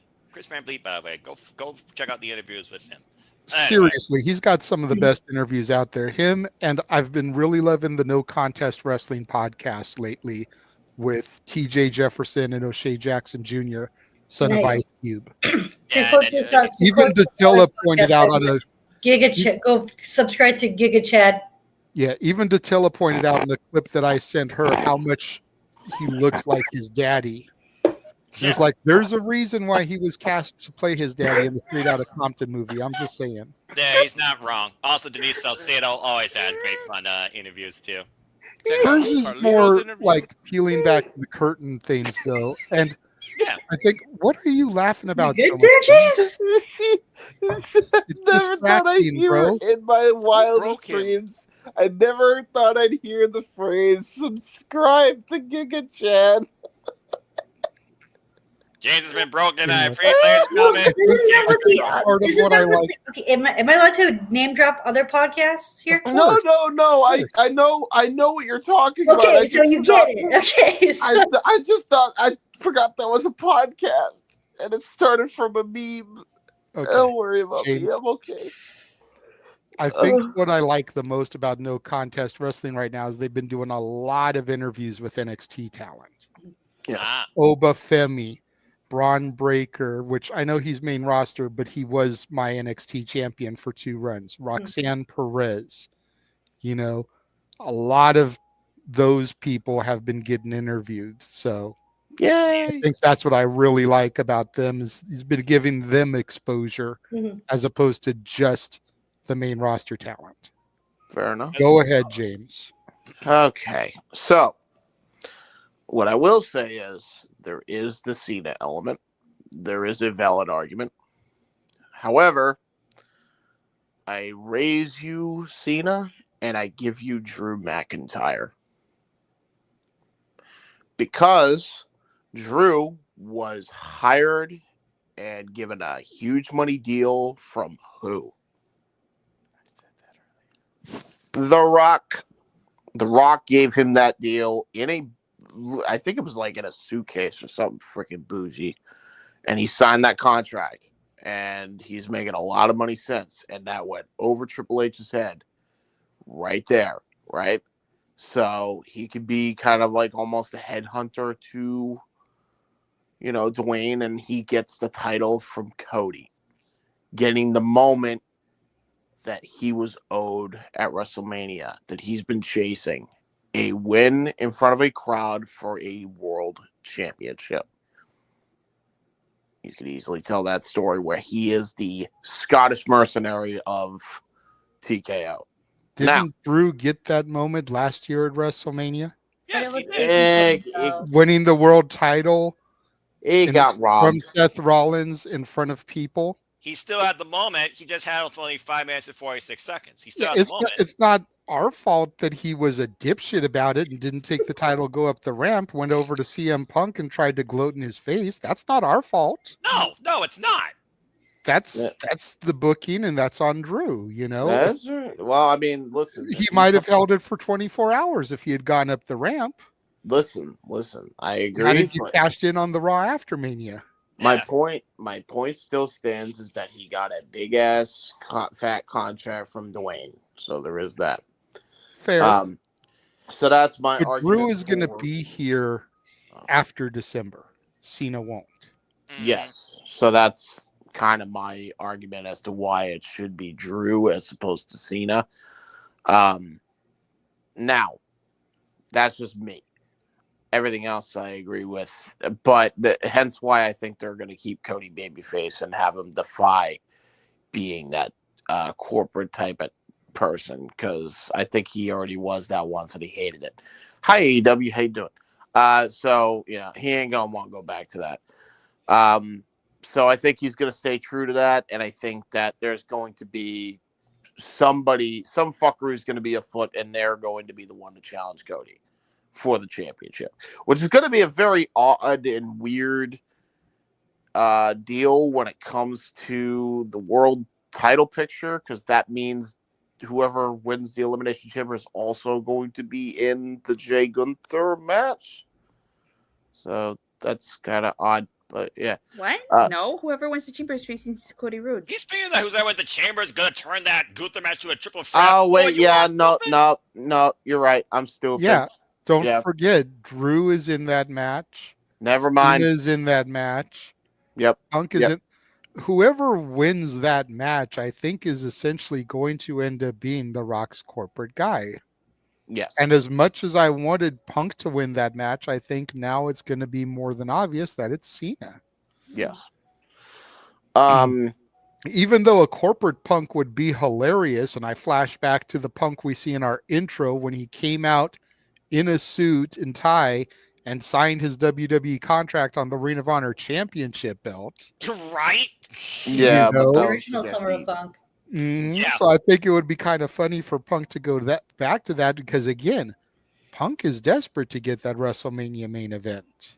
He is. That's the one thing that's eluded him his whole career, and why he had sour grapes over WWE for many, many years. Well, and sour grapes towards Dwayne for coming in, stealing the title and the main event. So he had, listen, as a Punk fanatic, he had more than just sour grapes. I don't believe me. As a Punk fan myself, I am well aware. I'm just speaking in the confines of him. Oh, yeah, in kayfabe, sure. Yeah, in kayfabe, sure.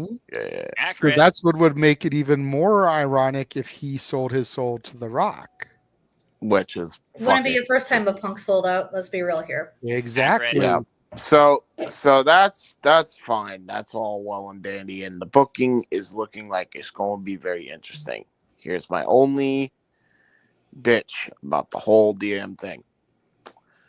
I think JJ said it earlier. We could have cut a lot of that fluff and drop it down from 18 minutes to 10 minutes for the opening segment. Why did we need to give The Rock fucking 18 goddamn minutes on the show? Because his entrance was like 10 minutes you alone. Don't tell a member of the board what to do. They tell you what to do. Especially when his name is The Rock. Disagree. I think and to the point that was just made, it's because it's The Rock. Look, I love women's wrestling and the women just as much as the rest of the people here on this panel. What's a bigger ratings draw? Naomi versus Liv Morgan or The Rock? The Rock. The Rock, but you could I'm just saying, I know you can still fit both, but you've got to think about the way the SmackDown ratings have been. You know, ever since it moved to USA from Fox, they've been struggling, especially with that 3 hours. That's why Rock came out at the start of the third hour. Yeah, Chelsea Green would have brought more than Naomi and Liv Morgan would have. SmackDown just needs to go back but to it 2 still hours. wouldn't have brought as much as The Rock did. The I'm not going to deny that. It's almost like that SmackDown should not be doing everything for money because they're getting it anyway, hand over fucking fist. Anyway, fuck 3 hour SmackDowns. Dude, I saw a meme. I don't know if anybody knows the meme I'm talking about, but it's literally like the 3-headed fucking dragon meme where Oh, it's yes. like, where it's the fucking dragon for Raw. He looks cool, and then you got the people's eyebrow dragon that's NXT looking at SmackDown that's doing a derp fucking face. Isn't And that it's dragon like, from Yu-Gi-Oh? yeah, it was the 3-headed dragon from Yu-Gi-Oh. Yeah. Oh, And the it's blue like- eyes white dragon. No, it's Yeah. It's not the blue eyes. It's not the blue eyes. It's a 3-headed dragon. I forgot what it was called, but it's not the blue eyes white dragon. That would be the blue eyes ultimate dragon. Yeah. Okay. Yes. 3-headed So yeah, dragon. dude, that fucking SmackDown is like herpaderp fucking booking. It's bad. It is, bro. Like Hashtag herpaderp trending worldwide. Herpaderp. What the hell? This is words that we can't write. I'm so glad that Ash knows what I'm talking about. That's why people can't write. Our education system is so flawed. You're making words like herpaderp. brother. I'm from set 8. Welcome. Like I was in the sped classes, buddy. Like I don't know what to tell you. That explains why education system is failing.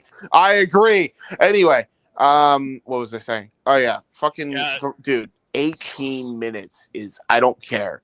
You could have done it in 10. You really could have, because I've seen The Rock be able to do those type of segments in fucking 10. Okay, dude, The Rock's entrance is longer than The Undertaker's. I'm not No, kidding. it's not. No, it's not. Yes, it feels like it. The stopwatch nerds needs to stopwatch not. for the That's just your competitive short difference between the attention span. There's Undertakers no and way. the Rocks. JJ, here's what you need to do. We need Because we made that comment last night on the commentary that it still wasn't as long as the Undertaker's We entrance. need to do side by side Undertaker, Roman Reigns, Rock Final Boss, and see who finishes first. Okay. Oh, and Randy Orton. Sorry. And Randy Orton, too. Second longest. It's still too goddamn long to be behind the fucking Undertaker by like 2 minutes, okay? You forget So- Taker made his entrance longer on purpose depending on who he's facing. If he faced somebody he knew he was going to have a bad match with, he purposely took longer. Brother.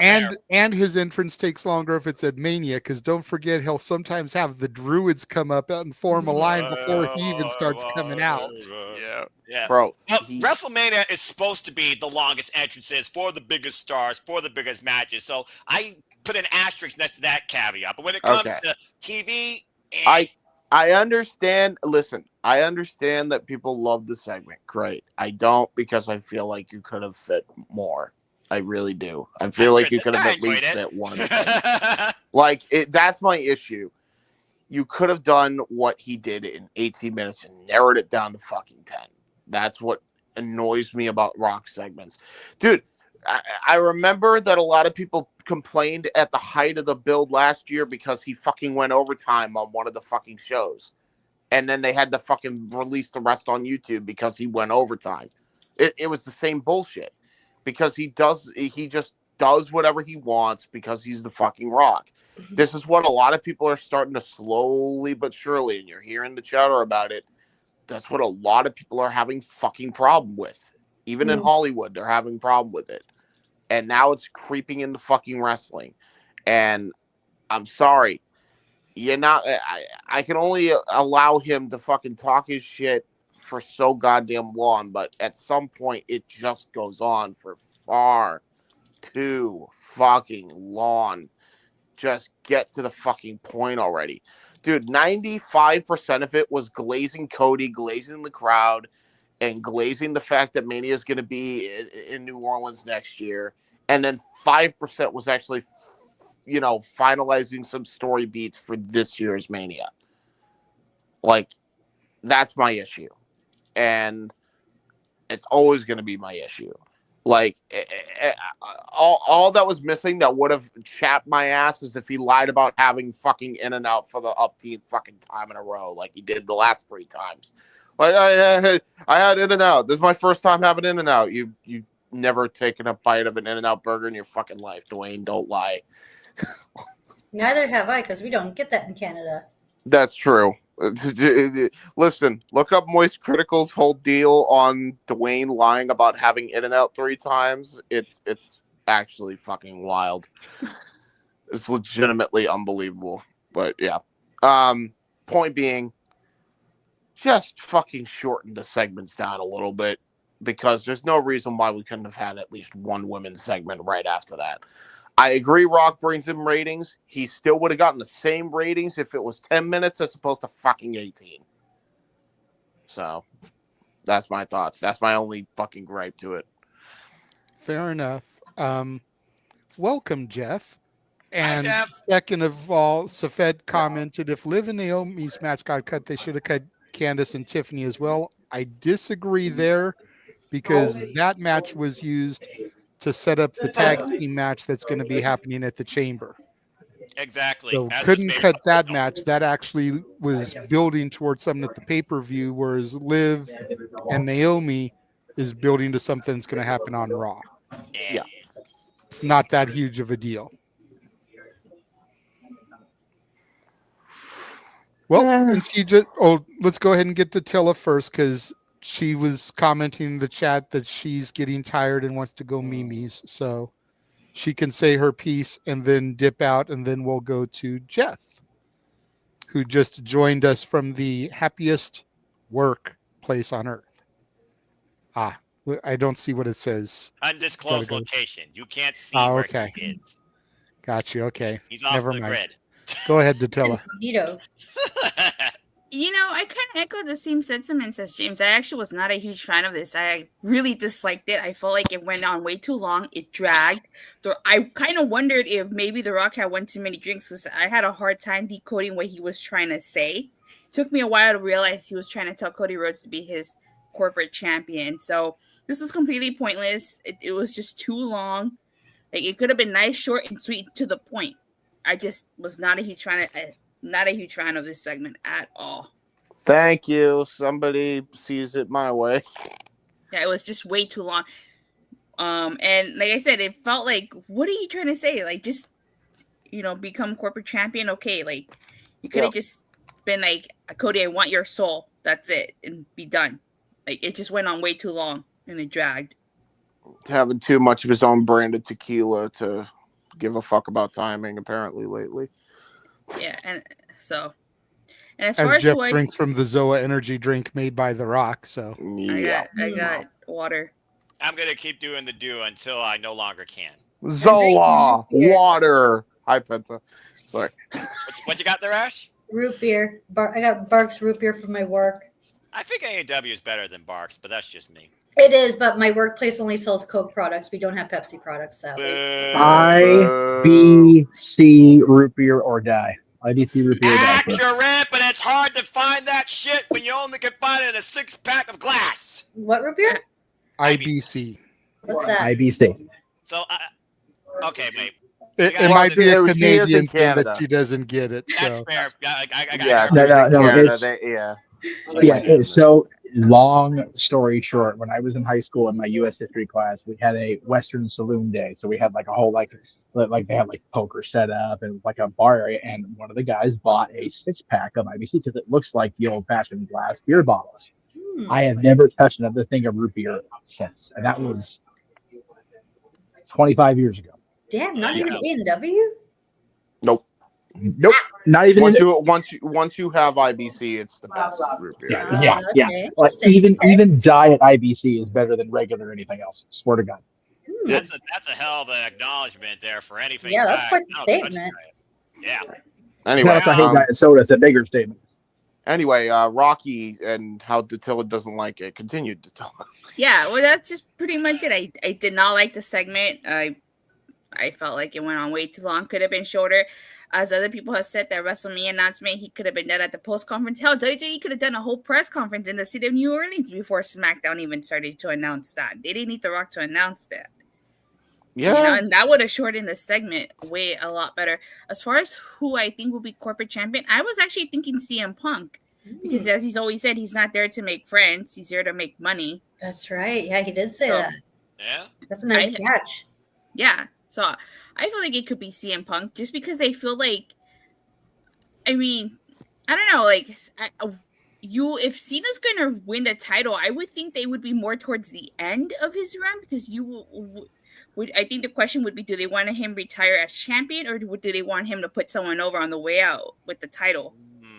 You know, I think that's kind of what DJ is thinking. I mean, hey, I wouldn't mind a heel Cena, but I think a corporate CM Punk would make much more sense, at least to me. Not to mention that we still don't know what the favorite Punk asked of Heyman. Maybe that was the favorite. Yeah, it's still looming in the air. Yeah, I still think that's Roman based because when it comes to the main event, there's no bigger name for that than Roman Reigns. But... I don't know, Noah. Think about it.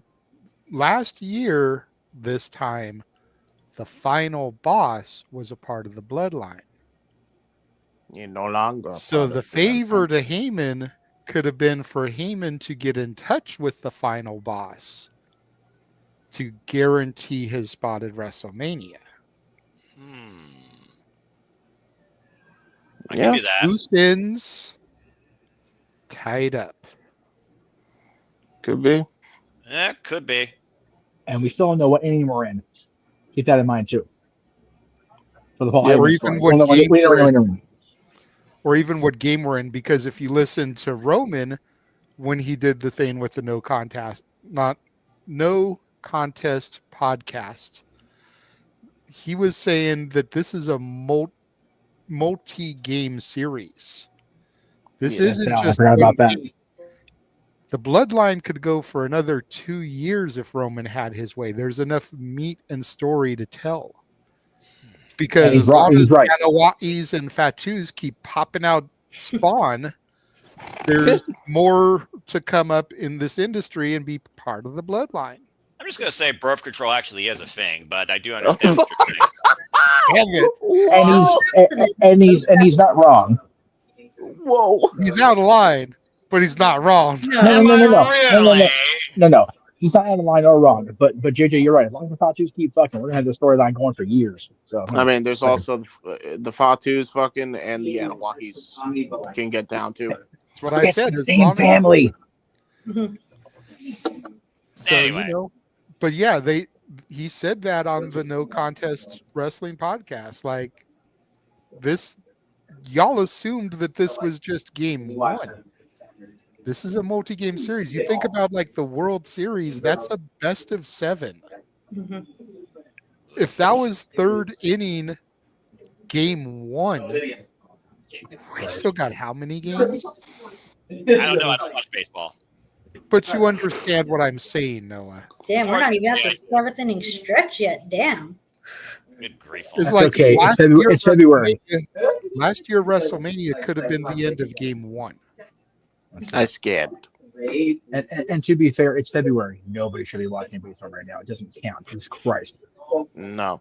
I wouldn't know. I don't watch sports. I just know I had to cover the Super Bowl, and it was adequate. It was a train wreck. That's what it was. Let on.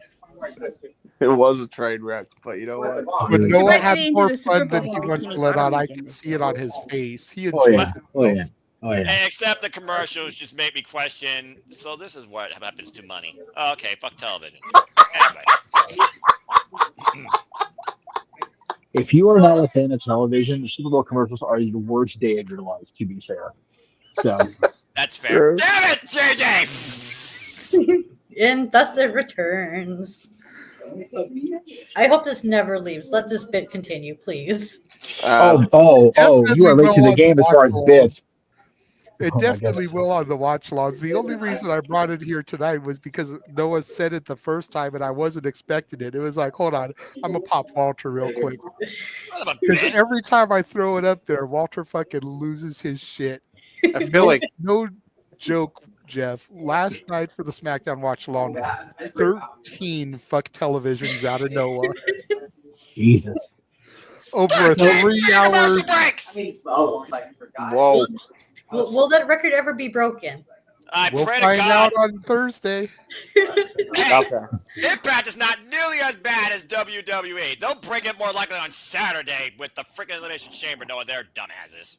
Right now, that doesn't count. It's a PLE. Speaking of bits, by the way, I think Dattila wants to get some itsy bitsy sleepies right now. That's what I think she wants. Even Charles Schultz in the Peanuts game can't believe 13. WWE is over freaking. No, that's enough of that. Attila, again, please go ahead and plug your stuff before you power down. Yes. Okay, you can catch me on Twitter at @_. Talk Raw, SmackDown, either Dynamite, TNA Impact. Go live every Monday, Wednesday, Friday, occasional Saturdays and Sundays, and of course, for all things TNA, you catch me every Thursday on Body Slam. And you actually go to her channel. We had a broadcast from her this past Tuesday as well. I was going to say. Who knows if we'll get another one this coming Tuesday as Moose and the Hardy Boys cross the line. Well, just throwing out there, when NXT is so good that Datilla actually watches the full episode and reviews it, you know NXT is a good product. I'm just saying. I will say, I really did enjoy the women's matches, but I didn't really care for most of the stuff that I didn't care for Sean Spears versus Stax. Didn't care for that. Yeah, that was kind of rough. Andre Chase versus Eddie Thorpe. Didn't care. Yeah, the women honestly were like the best part of NXT. They You have to care about Andre Chase and Chase U to care about that match because there's layers to it. Yes. So ogre. That's why when he started to go for the Garvin Stomp and Do I he need to know? stopped, that there was story there. Yes. Yeah. So there is Chase U lore. Yes. Yes. Yes. Okay. Datilla has agreed to do the NXT post show as long as she has a certain ginger-haired helper this coming Tuesday. So I will be there to help her. Oh. Yay! So 2 weeks in a row, Datilla is going to be doing NXT. Don't get too excited, okay? Can we get a little 3-game streak going on here? No, No, because Uncle Jeff works next Tuesday. So, but even if Jeff wasn't working next the Tuesday after that, it's not a guarantee. Yeah, but you've also got to figure, she does the TV specials. Roadblock is coming up in 3 weeks, so she may as well do the one in between, the one you're going to assist her on, and the one right before Roadblock, because it's all the story leading up. It's a trap. I'd rather Go for just it. do Roadblock. It's a trap. Don't fall for it. I've got her covering it. Don't push it. Don't poke the bear. Okay. It's a trap. Don't Honestly, fall I for feel it. like just from watching NXT, I feel like a lot of times it's kind of a hit or miss. It's either really good or it's somewhere in the middle.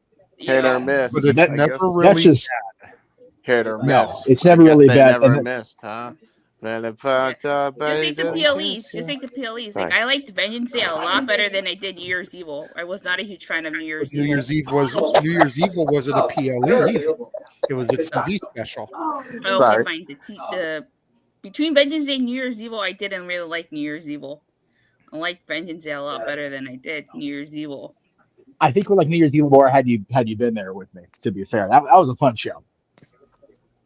So. Didn't come across that way on TV. No, that's fair. Yeah. Oh God! Well, and to be fair, I also had a certain producer have me right behind the stage cam, so I had a little bit of a biased view. Hey, and who main evented that show? Oh yeah, that's right. The Rock rambling again for like 8 minutes. Honestly, I too long. feel like that ruined New Year's Evil. Bringing it back to the topic at hand. Good segue. All right, I'm gonna power down now. All right. Good night. Bye, you guys. Bye, Attila. And then there were 5. Okay. All right. Well, now that we've ragged on The Rock, I've been sipping his drink the whole time. So shout out to Dwayne for making that little bit of money on the Zoa drinks because clearly he needs the money. Yep. Anyways, Lord. Keeping Jeff awake so he could be here. Well, no. So this is the night I'm gonna be here all night. So I have 2 more of those. Okay. Plus my breakfast. Yeah. Okay. Yeah. Last night's segment was rough. There's no way around that. Even my dad, who is a casual fan but adores The Rock, is like, what the fuck? I'm like, I don't know. Like, I knew what was coming going in because we watched SmackDown on West Coast time, so I saw the clip but didn't see all of it. When he did the whole soul bit, I'm like, okay, I get your dad's soul man, but what are we doing? It's I will say this, and I said this to JJ during y'all spaces this afternoon when I was on my way down here. We just have to be patient. The chamber is 1 week from tonight. By the time we take the air next Saturday, I will be, if we go live right at 8 o'clock, I will be 11 minutes away from turning 42. I have learned patience in my 42 years, especially when it comes to professional wrestling. Damn it. So, yeah, we just need to, like, everything starts picking back to the chamber. Look at what happened last year. No, I know. I agree with you. I just do we need it to be 18 fucking minutes? That's my only thing. That's my issue. No, but and again, I'm gonna reference. I don't know if I said this live on the air last week. I meant to. I don't remember. Oh, you know, I was on a great show last week. Was I even on the air last week? I forgot I did a great show. I'm so tired. I heard the best podcast centric quote in the history of my fandom. And yes, I'm gonna kiss Conrad Thompson's ass. Don't hate me.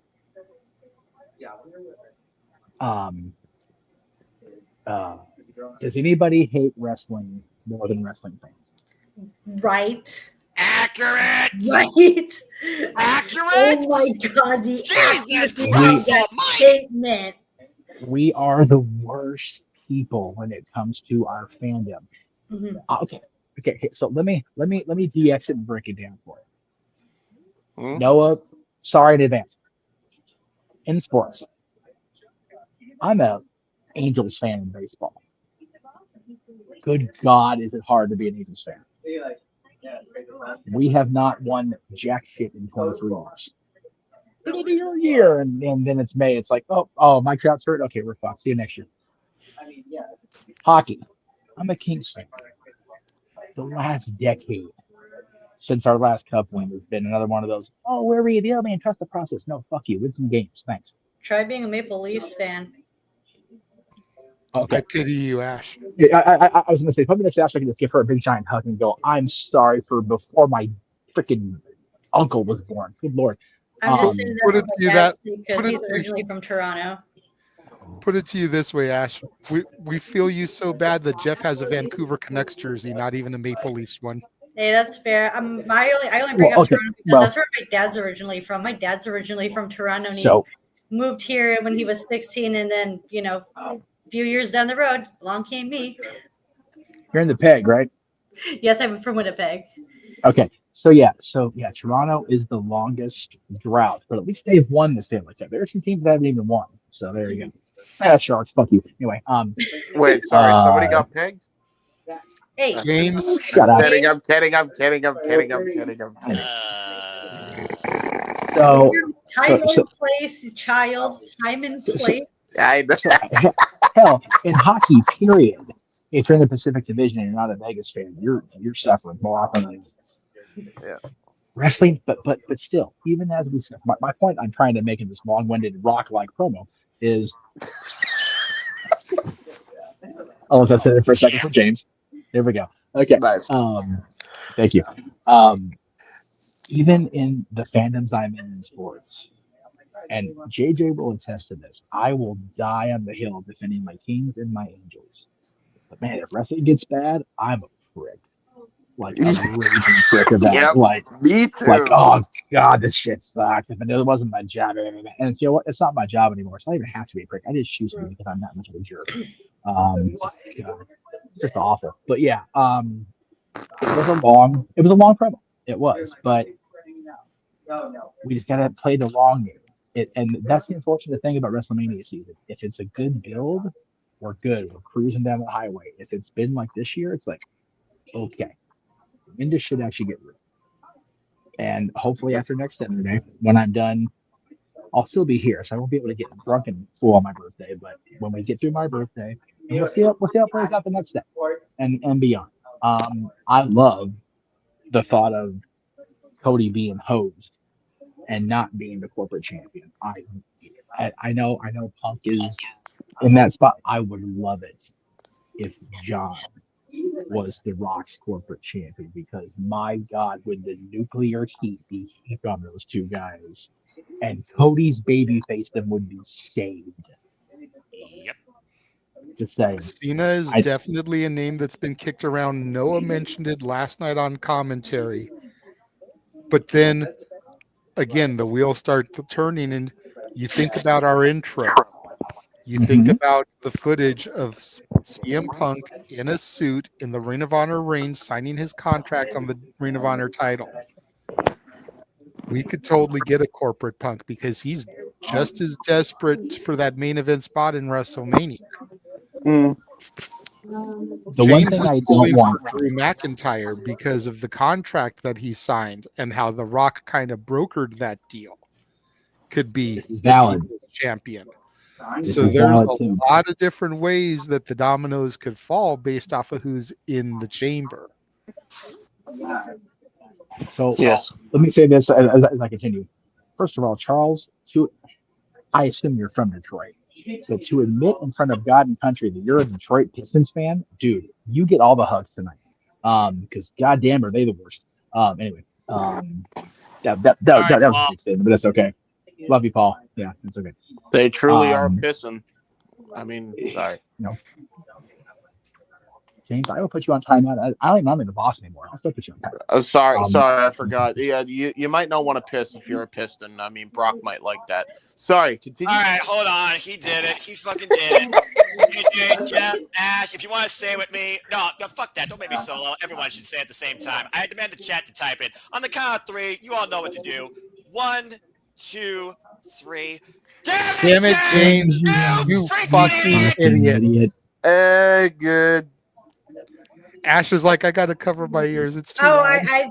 I just was like, I don't know him well enough to call him an idiot. It's already bad enough I called him a child. I can't believe you don't I mean, no, Ash, you can call me an idiot. They are in fact correct. Okay. He likes it. Hey, Mikey. He embraces his idiotism. You mean I literally say I'm the autistic one of the group. Like I live the gimmick, very much a part of the gimmick. We know, James. We know. And I'm the most stable, sane person on this panel, so I'm pissed off. I'll put it to you this way, Ash. James lives the gimmick so much he's given us permission to call him a retard from time to time. Okay, fair enough, I suppose. I also give them the R word to say it to other people as well from time to time. And also, but we don't abuse it. As Animal James always says, I do really cool and dumb things on the internet for a reason. And now back to Jeff. Sanity. Back to Jeff. I was going to Back say to Sanity, Sanity and Jeff. Those don't go together, Noah. I was about to say. He's still more sane than James. That's not saying That's fair. that is a very low bar. That is very much a low bar. Low bar. Okay, low bar. How low can you go? Limbo. Yeah, kind of like how we were. It's as low of a bar as we were saying earlier that Jeff Hardy's TNA run when he was coked out of his mind with that match with Steen was better than his AEW run. Yep. Oh, Jesus. Yeah. Jeff and Ash, you missed that. I guess that's But fair. stop me when I'm telling lies. You're not wrong. Because at least that run, as coked out as he was a multi-time champion. Yep. I may not have been here, but I certainly didn't miss it. Anyway, Right? Anyway, continue, Jeff. Yeah, it's the point I was trying to make is yes, it was a long, unnecessarily long-winded promo, absolutely. But I think it's one of those. He probably had a lot of Terramana behind the curtain, probably had a lot more after the press conference, and he's Dwayne Johnson. He gets a pass from me personally, and JJ will know better than anybody. Pre-2011, that's a big step for me to take. So, sure. But I'm going to give it one more. Raw March 3rd and forward. I'll start. Jeff is a dick about it if it doesn't start building better. Agreed. I agree. Because there's going to be. Honestly, not even coming out of the chamber, but starting Monday, I feel like there's going to be so many balls rolling towards Mania build that it's not even going to be funny. It's going to be so hard to keep track of because you got to figure we've got that women's tag title match on Monday.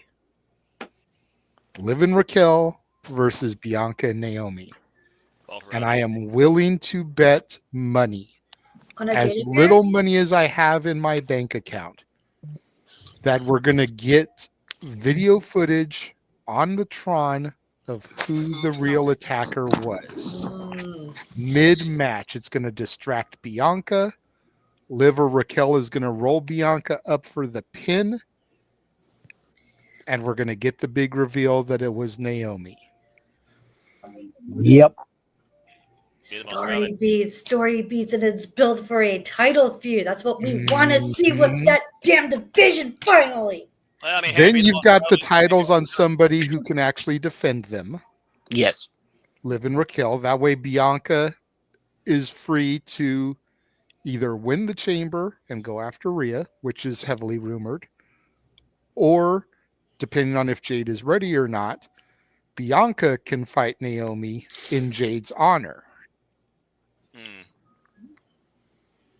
Maybe Naomi will actually get a friggin' win. So Yay. There's a lot of things that can come out of just that one match on Monday. And then we go into the chamber. We find out who Rhea's opponent will be, Cody's opponent will be. I'm almost willing to bet money Randy Orton is going to come in and help Sammy beat KO so that we can set up Orton versus KO at Mania. And we'll find out Cody's answer to the Rock's Indecent proposal. Plus, we've got the women's tag match there with Trish and Tiffy versus Nia and some dumbass bitch that has purple hair. Oh, you got LeRae and her versus. Oh, that chick, yeah. Trish and Tiffany to build Tiffany and Charlotte. What Trish in Toronto, but yay, Trish, Tiffany, other two. Yes, Jeff. I have been a fan of Travis Faction for 25 years, but Trishy Time is one of the most cringe phrases I've ever heard in my goddamn life. Just want to throw that. That's accurate. I like it. Yeah, I very much. Maybe it's just because I love Tiff so much, but Trishy Time, I kind of popped for that the first time. It was cute, and it was even cute when she unboxed the top card at the event today. Yeah, like, I saw that. Okay, it's like okay. Let's not make that a regular thing while they're partying. Let's just let that shit die a quick death now. One more week, one more week, and then it finally goes away. Do you think it lasts longer or shorter than Y2 AJ? We're all about that. Hey, you know what's I think funny? AJ Styles' contract is rumored to be up, so he might take Jericho's contract that he's got in AEW. Well, at least we don't got to worry about someone throwing someone in a trash can. Or if he's contracted, he can just really walk off the street and go, "Hi, TNA, I'm back." Yeah, that's right. Go back to the house he actually built. Can I just say that you mentioned Jeff Hardy earlier. Jeff Hardy's return to WWE TV as the TNA champion. I'm just throwing that shit out there. And we'll be doing a watch along of it this Tuesday. Are you? Well, then I get to be the post show for you guys. I'm here for it. And I look forward to covering TNA once again. So let's freaking go. Oh yeah, that may be a 3-man booth, Noah, because I'm off that day. I welcome it. As long as Jeff Hardy has a designated driver, it's okay, I guess. Damn. Am I Down the wrong? line, but he's right. So yeah, Jeffrey, James, your thoughts on The Rock, so we can move on. James, let me ask you, how much Ramada did you have before we started tonight? Jesus Christ, dude, you were on. I don't know. I'm just tired. James is on a high right now. No, not the Matt Riddle RVD type of high. Yeah, that because prior to this, we did a space, and James's space was so popping that he had to have 2 co-hosts to accommodate 10 speakers, and there were people still requesting to speak, but he was already at the limit. Bro, I don't even know how this happens. Was popping. Bro, So I don't know how he's this on. happens. He's on a high right now. I don't know which how may be it why happens. he's a little bit stupider than normal. Yeah. That a little bit and stupider. Okay. That and I've been running around all day on top. You know, of that, kind of like a between punch that. drunk thing. Yeah. No, so that's the thing. Yeah, like that and the fact that I've been busy all day in between that. For some reason, when I do these spaces, like it pops off, and I don't know why. I'm not even verified on X, but It's for some because reason, of people who just we are walk connected over to. to it. Yeah, that's fair. I don't know. All I know is Jeff as far was as in there busy. for a cup of coffee listening. He just said that he was Yeah, on but the bus and it was couldn't popping tune even in. before Jeff got there. I know. Yeah. No. I wanted to pop in and actually verbalize, but I was like this on a bus from LA to Anaheim. It was a bitch. And I will say, you guys were all busy today doing your thing. I got word as I got back here after I bumped out. This was our busiest day at Disneyland Resort since pre-COVID. That's insanity. We had the most people we've had in here in 5 years. It was batshit out there. Like I got off the bus and walked in and went, oh, thank God I'm only 4 hours today. Holy crap. A lot of people. Okay then. For your reference, JJ, since you'll know, the load at downtown Disney, we had all 3 zones, including the drop-off zone on the left. All 3 were open and packed, elbow to asshole. It was bonkers from like 8 p.m. on, and they canceled fireworks. So it was crazy. So yeah, I'm a little bit pooped, to say the very least. Got you. I feel that. Are you done with your thoughts on The Rock for now? Yes. Okay. Ash, it's on you, girl. Oh. I didn't watch the promo. But having heard what we talked about, we gave you the cliff notes, Ash. Sorry, I was just like listening to everyone's thoughts We on it. gave you and the just, cliff like, notes, and you've heard some people's thoughts on it. Yeah. You should have heard enough that you can expound at least a little bit on your thoughts. That was a great reply of all time. I just want to say that like I am loving everyone's ideas, and I'm just along for the ride. I cannot wait to see how this all plays out at Elimination Chamber. Thank you. That's my thing at the end of the day is just strap in for the ride. Like The Rock said at New Year's Evil. Okay, He's hang gonna on. take us I'm on a sorry, trip. I don't have much of an opinion on Hold that. on. I'm sorry. Hold Even with on, the James. result. I am talking now. Okay.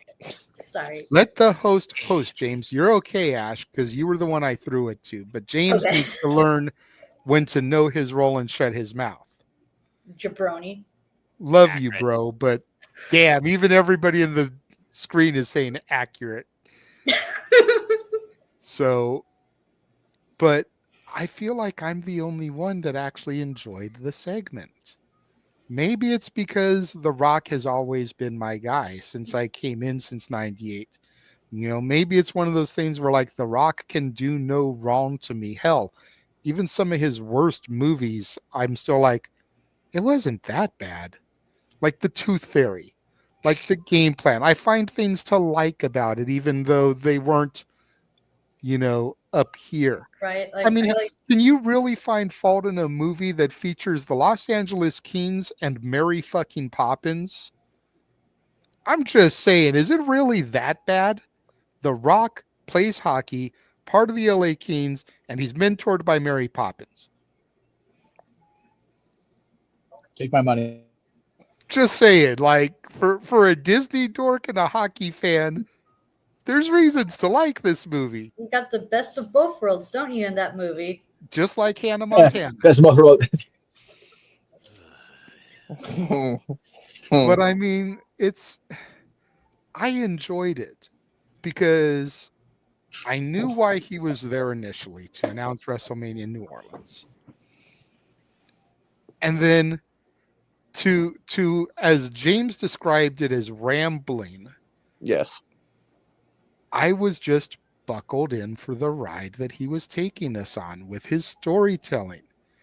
It may have taken him a little bit to get to the point, and I don't doubt that he didn't have a couple of Terramanas backstage before he came out. Mm-hmm. But I want your soul.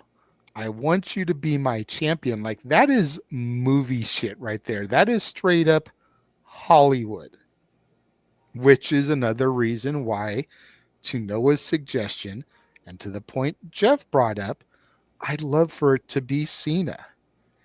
And it can be kind of a blend of Hollywood rock for Cena and corporate rock for Cena. You know, and he can just kind of walk that fine line as the heel we wanted 14 years ago. I'm fine with it too. I'm interested because of that line. My argument is, and Ryan said this ages ago, it's hard to enjoy the ride when the ride is barely fucking moving. That's my only But argument. that was what Friday was about. It was about the ride on Friday was that steep incline on a roller coaster right before the drop. Mhm. That's what SmackDown was. It was that incline. We're going up, up, up, up, up. And then once we get to Raw, assuming we get the reveal like we're supposed to, yes, we're on the ride to WrestleMania. Yeah, I know that feeling too because I was at this thing with my workmates a couple months ago, and so there was like this. We were like this little ride, and there's like it got up, up, up, and as we got up, I was buckled in. I felt like I was going to have a heart attack because I am severely acrophobic. But when we got down, it just like I started relaxing. I'm like, okay, we're good. Whew. Yeah.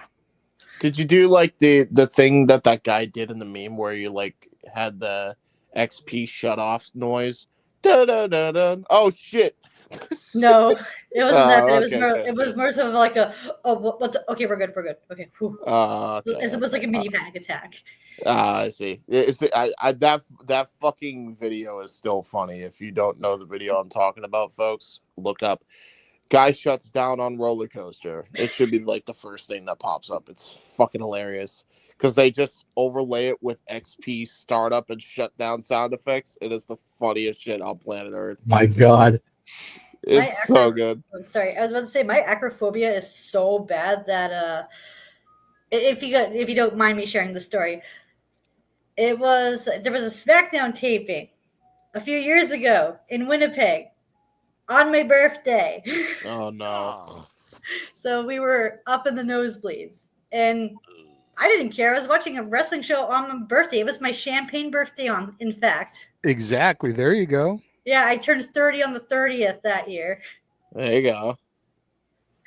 And so we were like it was like we weren't too high up. It was like we had a nice view of like we were able to see the ring, the entrance ramp, and the Titantron. And I'm moving down, and I looked down, and I had like a mini panic attack. And I was like, what? Huh? I had my two friends like, you okay, Ash? I was like, yeah, I'm fine. I'm good. I know where my surroundings are. I'm good. That's how bad my acrophobia gets. Oh, that's stinky. That's crazy. That's stinky. It Question. was a good night though. Like the crowd went bananas for Johnny Gargano of all people. I mean, well, yeah, but it's Johnny Gargano.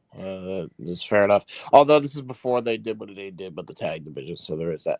Question for you. Rebel Heart in the arena and Rebel Heart. The proper Rebel Heart, the proper run from old NXT Black and Gold. Yes, exactly. Then, My NXT. Yeah, Mind you. CFO money. Good shit. What's your question, James? My question to you, Ash, is what month is your birthday? September. Yay! It's mine too. I'm the 29th. And she's the 30th. Yeah, I turned 29 on the 29th. Can I tell you another story about my birthday? Yes. Okay, so you thought that was good. I think that was... So yeah, I turned 30th on the 30th in the year... This was... What years was that? Okay, I can't remember anyway, but anyway. If you don't mind me sharing the story, okay? If it's okay with you guys. Go Okay. for it. Okay. This was last year. I think it was last year. No, it was. I forgot what year this was. Okay, but my memory's a little bad. So I'm at work. It's super crazy hectic, right? Yeah. And then I finally got to calm down. This was when Wrestle Dream was first announced. Oh yeah, okay, the first one. The first one. I got tagged by my friend. He's like, "Hey Ash, you gonna be watching this match?" And I'm like looking, it's like, "Oh, you're fucking with me. There's no way this is fucking real." Zack Sabre Jr. and Daniels. Damn right it fucking was. And it was on the day after my birthday, and I was like the best motherfucking present ever. I approve. We're great wrestling. Hey, even PG. So, is Ash just me, in every fucking way. The way Seems like it. No, I haven't called her a freaking idiot. I don't think she's that stupid. Sorry, what did Yeah. I miss here? Yeah, I mean, yeah. The difference is you're like the smarter version compared to me. That's about the only difference. Jesus. Yeah. Sorry, what did I all miss out? I don't think it's the only difference. We're saying Ash, you're a better person than Besides the obvious physical attributes there, Jeff, I'm not talking about that. Alrighty then. Noah, you want to bring us home as damn. far as The Rock goes? Well, the way I see it, because it was 18 minutes, you all could go order Nice. from your local DoorDash your favorite dinner, or play a game of Uno probably with your family and finish a hand. So I mean, there's that. But yeah, that promo was a little bit too long. But what are you gonna do? It's WWE. If you're not gonna have a long promo, you're gonna have multiple commercial breaks. Fuck television. That being said, it was definitely that final line though that definitely brought the interest forward. And I am curious to see now what happens at Elimination Chamber. You guys already know I don't react to the negative in wrestling. Why wrestling fans are the worst thing about wrestling. I'm probably the caveat, the antidote to that, because I'm not on social media or look at the worst things in wrestling, nor call wrestling the worst when it may be at its worst, or look at the only worst thing out of wrestling when I'm only looking at the good things in wrestling. Plus, I also look at all things wrestling, shout out to W fam, because I look far more than just the WWE thing, Christ almighty. Which probably is how I have more sanity than most people on this internet wrestling community. That being said, yeah, it was long. What are you going to do? WWE, they always underwhelm professional wrestling. Hell, Michael Cole calls them now storytelling, not even wrestling anymore. What does that tell you? Why do you think I care about NXT? Take Michael Cole's word for it. If you never did in the first place, why start now? Yeah, right, exactly. About to say, how many people still take Michael Cole just as serious now as he was then? Although now Michael Cole has a personality because he's actually able to show it. Anyway. Told the company line. Yeah, well, I mean, hey, he once held the coal mine up, so there you go. That being said, it's one of those And things, Michael though, Cole is undefeated at WrestleMania. Even The Undertaker can't say that. that still hurts me to this day, and I'm about to go on a rant. If you don't, be careful. I want to die. Jeff's giving me the death glare now. Yes, you should, Dad! Anyway. Tell me when I'm telling lies, though. Some history is better off not ever happening, and that WrestleMania. Because you can say something doesn't mean you should say it. Accurate, Ash. Accurate. Jeff got in on it now. Did you catch that? Yes! Yes! Make Jeff's life a living hell! Yeah! No! Yeah! One of them. Oh my gosh almighty. What was I saying? Oh yeah, I was saying something. I got no fucking idea. Yeah. The freaking promo. Nanika! The freaking promo. It's one of those things though where I'm used to WWE going long on promos anymore. That I'm like, meh. They're always gonna underwhelm anything when it comes to a professional wrestling match versus a promo segment, especially when it comes to The Rock now, who owns more WWE than Triple H. So we'll see what happens with this. Like I said, they have my interest now through the Elimination Chamber. What happens at the Chamber? We'll see what happens beyond that as far as my actual investment in WWE Weekly Television versus WrestleMania. Because I do care a little bit about WrestleMania. It's WrestleMania for Pete's sake. Even if you are the minimalistic of a professional wrestling fan, you should care about the name WrestleMania if wrestling means anything to you in any context. So I'm curious to see what happens in the Elimination Chamber, but I right now think that John Cena makes the most sense unless Cody Rhodes dyes his hair black and officially goes corporate. Otherwise, I don't see Cody Rhodes saying yes. I see Cody Rhodes saying no. And besides John Cena, CM Punk, I think CM Punk and Seth Rollins are going to screw each other. I think Logan Paul is going to face LA Knight at WrestleMania. I think Damian Priest, he's there. I think Drew McIntyre might be involved in something. I have no idea what at this point. So that's my take on the men's chamber. But yeah, we'll see what happens. There's only one problem with what you said, Noah, and then I'll go to Jeff, who's got his hand up. What? And I know what you're going to say, brand split, LOL, but Logan Paul is now a Raw superstar, LA Knight is SmackDown. That's right. But again, you already said the line, brand split, LOL. Why is Raw and SmackDown both 3 hours and you got the freaking transfer portal that's still in play? Raw is 2.5 hours. Thank you very much. Oh, wow. They cut off half an hour for more advertisements. Fuck Netflix. So, yay. But it's better paced. I'll take your word That's for it. that's actually fair, though. No, what JJ's saying is actually accurate. Yeah, Ross It is fair. actually breezed to sit through now, and I can't really say the same for SmackDown because I haven't watched SmackDown since who knows when. I'm pretty sure if it wasn't for The Rock on the show, I would not have called SmackDown last night. That's Dude, probably fair. Probably again- fair. Go ahead, Jeff. You had your hand up. SmackDown. I was going to say, Noah's talking about Rollins and Punk Switch here. That's not even PG. I mean, I don't even know that's PG. they're not even supposed to be PG anymore, so the jury's out. Well, if we got Punk and Rollins for each other at the pay-per-view, that's definitely not going to be a PG show. Anyway, Yeah, that's fair. I mean, they are in Toronto, so, you know, it's Canada. It's a freaking bizarre world up there, so who knows? Listen, when they got Listen. the cake, Listen. in NXT, when they have the cake of Stephanie Valkyrie and Lola Vice, there is no PG anymore. Okay. That's the only cake down there? Oh, for love of Okay, not Pete, the you only, pathetic, weak-minded simpletons. And this There is why is- it's still undermining WWE. Hey, you know what? Hey, They're not hey, wrong. Jugger- Exactly, Hey, Ash. Thank you. we got some solid juggernaut cake going on down there, too, though. I'm throwing it out there. So. About Miss Miss Parker. Stephanie Becker, like, holy shit, is she ever hot as hell? Goddamn. Eh-heh. Miss Parker. Eh-heh. Marketing appeal. Look, Shawn Michaels has a type, and we all know what that type is. I also have that type. Nitro girl. Oh, wait, no, sorry. Go ahead. Saying the original Whisper in the Wind. Oh, shit. Good night, everybody. And this is, once again, why I'm always surrounded by idiots. Like a candle in the wind. If you love us, Noah, we are your idiots. Unfortunately, yes, you are. You're manageable, though. I'll give you that. At least we're manageable idiots. We're useful idiots like Meltzer. Noah is Mr. Krabs, and we all work at the Krusty Krab. Noah is the Krusty Krab more often than not because of us idiots. What are you talking about? What were you saying, Ash? I said everyone's an idiot except for me. I was trying to do a Squidward impression, but it went. Hold on.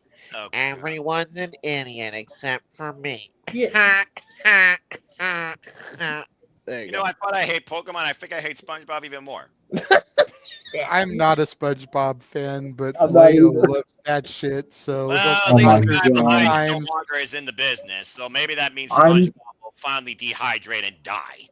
I'm not a fan of SpongeBob, but Dylan, when was that? So I took him in 2018 Universal. He did the SpongeBob laugh. Even SpongeBob marked out for it. I'm like, okay, that works. SpongeBob's marking out for your shit. You're doing that right. There you go. Soon enough, SpongeBob's theme will be who lives in a coffin under the ground. To be fair, Jesus. to be fair, the sponge is already dried up. Let's be real here. Yeah, they're really. Right up after. That's what he said. Who knows when? I mean, hey, listen. This shit Little ain't is the only Jeff, thing. 'cause she Listen. did say it. She did. You're right. Shit ain't the only thing dried up. That's all I'm saying. Nickelodeon. All right. Anyways, moving right along. Digga-dun, digga-dun. So yeah, It's time for a promo, Jay. What the fuck? There's the clip. Rap promo, way too long, but hey, you could write an essay on what you could do in 18 minutes versus watching that promo waiting for one line. I want your soul.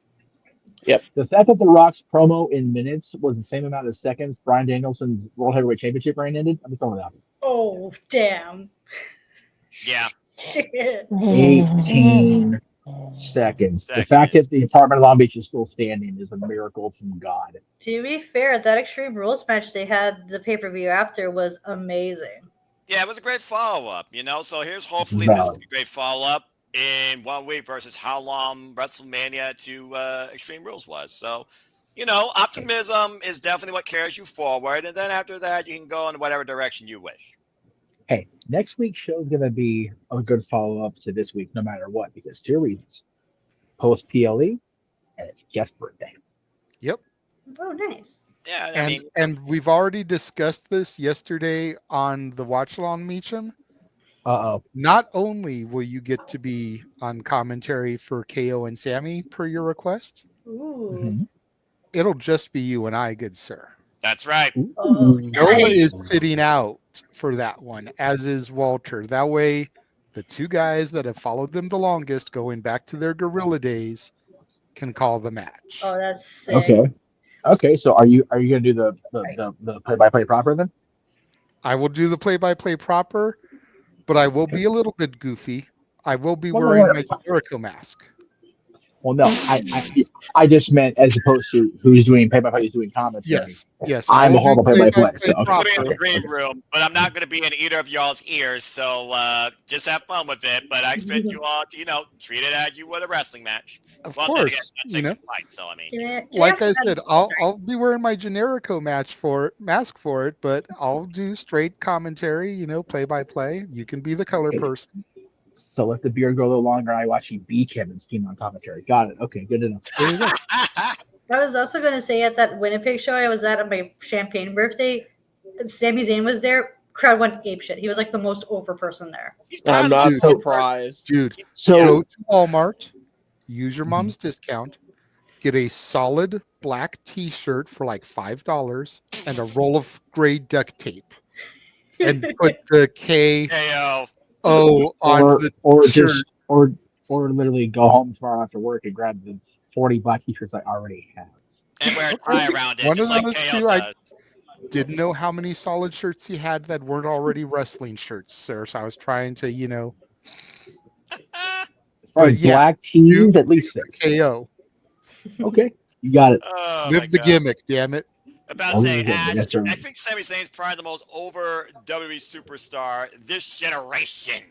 Anytime he's in Canada. You can make that argument, yes. So he's the Champagne birthday? I'm sorry, go ahead, Jim. Yeah, I was going to say, I'm glad you added the anytime they're in Canada because you want to talk the most over superstar. Just saying. Of this generation, yeah. Hey, So- to be fair, the first ever KO shirt was not even KO. It was Fight. He just painted Fight on a black T-shirt, so he'd just be taken after Kevin Owens anyway.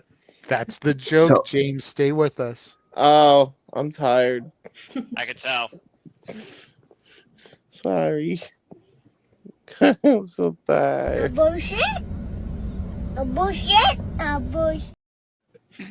I am, but it's not bullshit. It's not bullshit.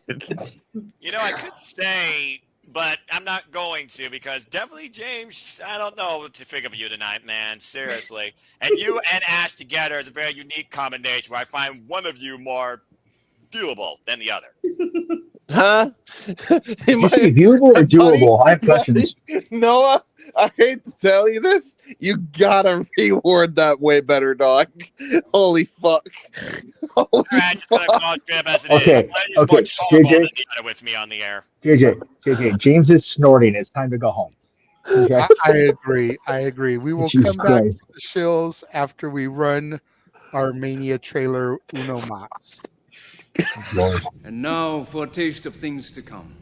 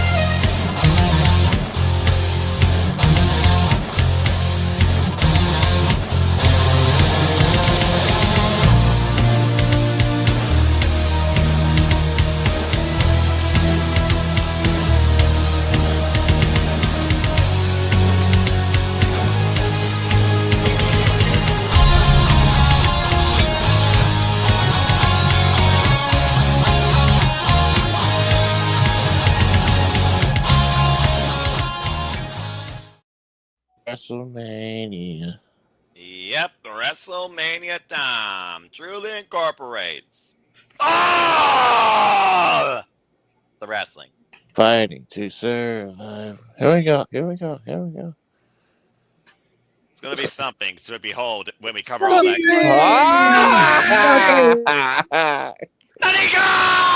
There is no escaping it. You must embrace it. No, I will never embrace that will. stupid ass gimmick. Never. Yes, you will. No. You endure the suffering forever. No. Sounding like someone from House of Torture there, aren't you? Not necessarily, when you consider Jake Something's far more talented than anybody in House of Torture. But again, we're not trying to debate that right now, Ash. Again, you've been on my good side tonight. I find you more tolerable than the other person. But There's that's the a word. small bar to set. But still, not regardless, you have not pissed me off to a degree yet. The House of Torture really triggers him, Ash. I kind of had a feeling. I just love Bullet Club in general. I just like to have both House of Torture and War Dogs each have their own unique identity. It's a Bullet Club Civil War where only one team is tolerable, to say the least, when you put them next to Larry's New Japan Pro Wrestling, and eventually we're going to see that war end. I like Bullet Club Gold. Is it Hey, really JJ. Bullet Club Gold anymore? It's just Jay White. The guns aren't even with him. Juice Roberts ain't with him.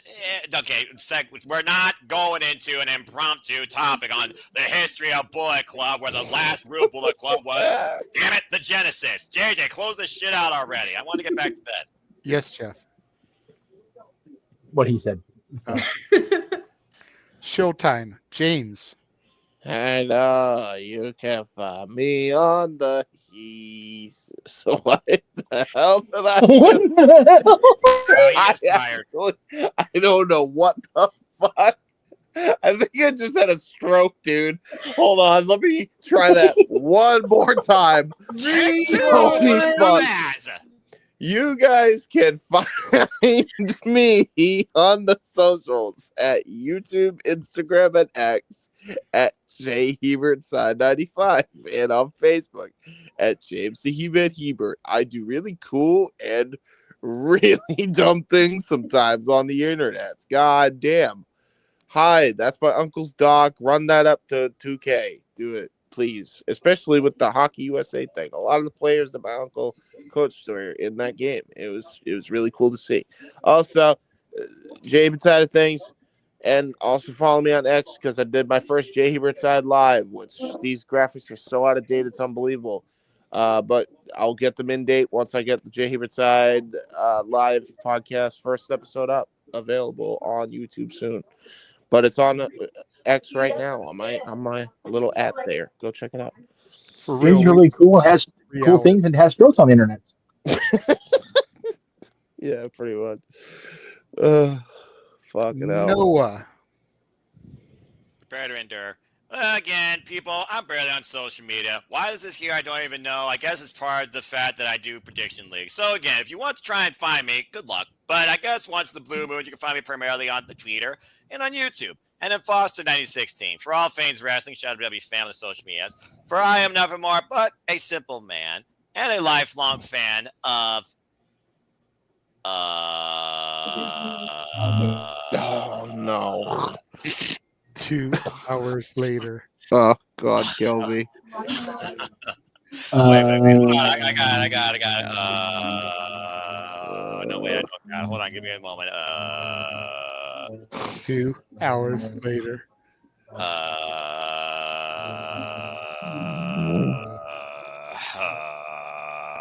Something. I'm gonna kill you. I'm going to murder everybody in this goddamn call. So long that the old narrator got tired of waiting that they had to hire a new one. Wait. Oh yeah, that's right. There was something else. Hold on. Let me get back to being involved here. I'm not doing it again, no. All right. I guess it's fair enough. Charles already said, so does Safet. But yeah, you guys should know by now what the 2 words are, and they are truly something because, simply put, I am a fan of professional wrestling. Damn it! And again, we're gonna have a lot of fun this week because I got Sleepy Day thing, 10:30 p.m. Eastern Standard Time, Thursday Night Elimination Chamber. I'm sure someone's going to talk about it being great. Someone's going to cook up something. Ash, you're welcome to join the fun if you want. DJ, Jeff, everybody's always welcome to join the fun that's simply predicting anything but. Ooh, when is simply predicting? Yeah, Sleepy Day thing, 10:30 p.m. Eastern Standard Time, Elimination Chamber. So, again, that's the W League. Thursday, immediately following Impact, about 10:30 Eastern.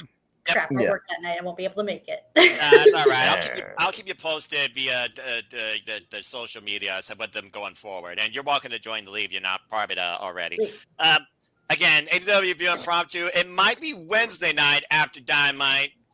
Don't know yet. They're always out of nowhere. And then, of course, we cover TNA Impact Pride, soon to be predicting. And then Saturday, we're covering the Elimination Chamber, where we'll find out what the hell this means. Maybe we'll finally get past the freaking, what you call that, toll booth at the freaking borderline. Some nonsense like that. I feel like we're still stuck in traffic. So, again, stay tuned. We'll see what happens soon enough across the Simple Arbor Studios and my Simple brand. But I only wish to continue to encourage Just to Live Enjoy Wrestling too. It's as simple as that. And don't forget, next Saturday, you guys will also have your next top 10 matches list for the month of February. Ooh, that's going to be a fun list to watch.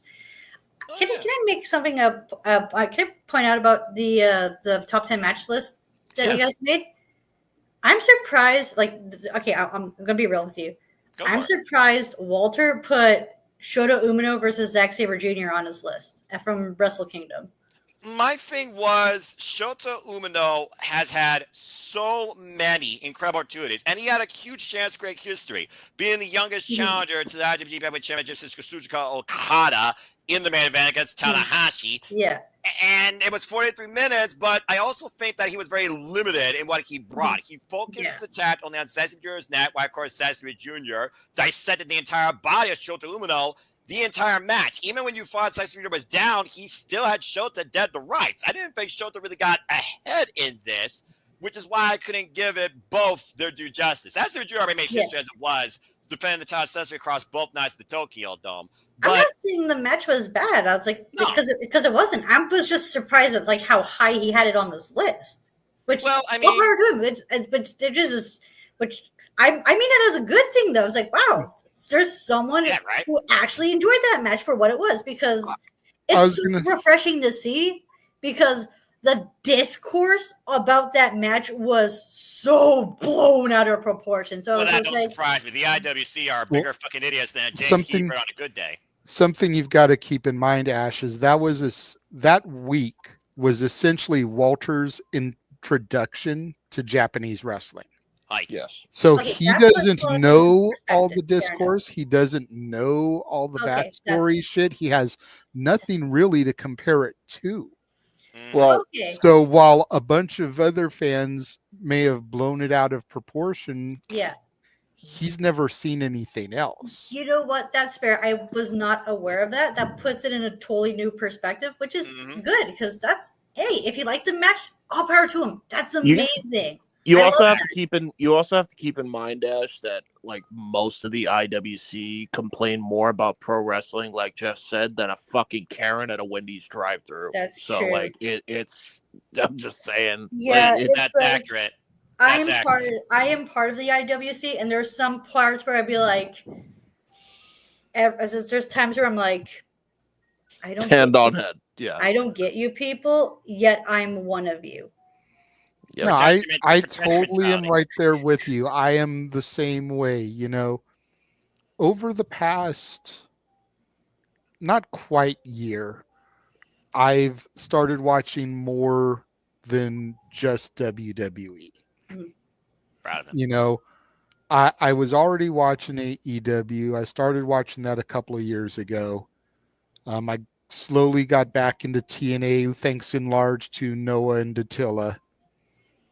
And then starting to branch out, and when it's available for the West Coast and not at some ungodly Japanese hour, watching and doing the New Japan shows, like when we do Resurgence, which tends to come out here to California.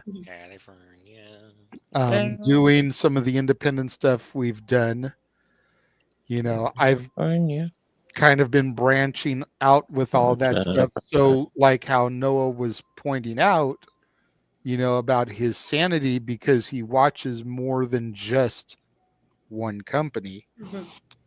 I've been slowly starting to do the same with a bunch of different companies, and I kind of can get where he comes from a lot of the time. It's like, Just shut the fuck up and enjoy it. Right? It's not that serious, guys. It's Like, I only nitpick certain things because it is literally my job hosting this to do so.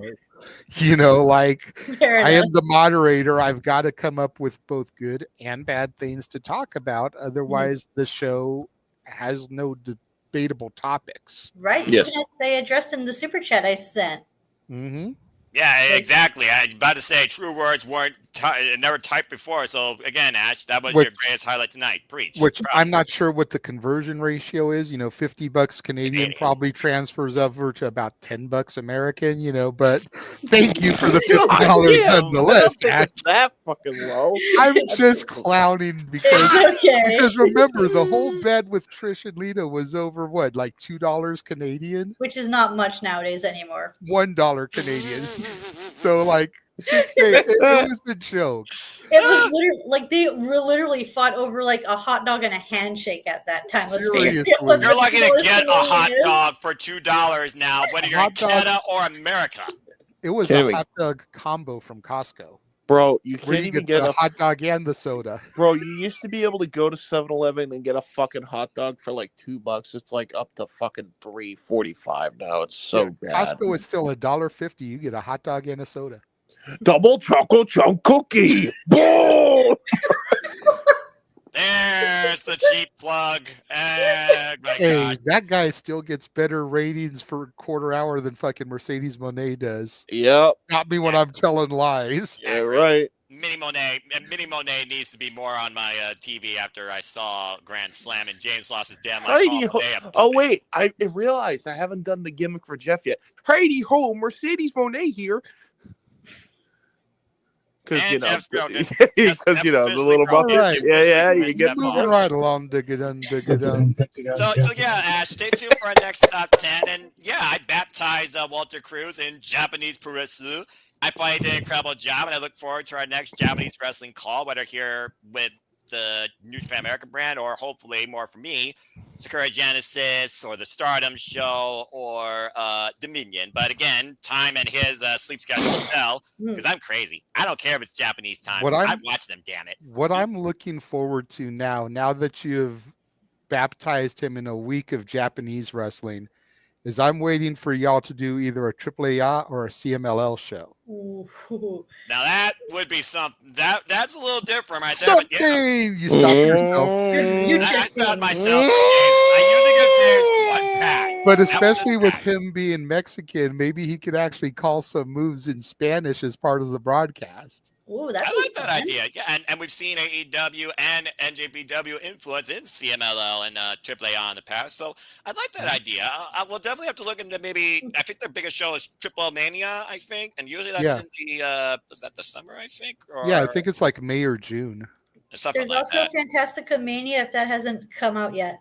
No, that's there's that actually too. that's actually about to start because that, of course, is the pre-ultimate before the New Japan Cup. Of course, we already got our bracket for that. Mhm. Maybe Walter and I can cover the finals of that as well. Depends on the card and who's in the finals. I don't know if I want to win this year. But anyway, going off a sub tangent, yeah, stay tuned, Ash, for our top 10. Thanks for your support, and I'm glad Walter really enjoyed that match. I enjoyed it, but compared to what I saw from Utami Hayashita and Sarai and freaking Shingo Takagi, Konosuke Takeshita, Kenny Omega, Gabe Kidd, the definition of spirit in combat. My God, I had to put those in my list versus the. Hey, Jack nothing wrong with it. Snake At the end of the day, it's all subjective. There's no right or wrong opinions when it comes to pro wrestling. Damn fucking right. And I have said this multiple times on Twitter.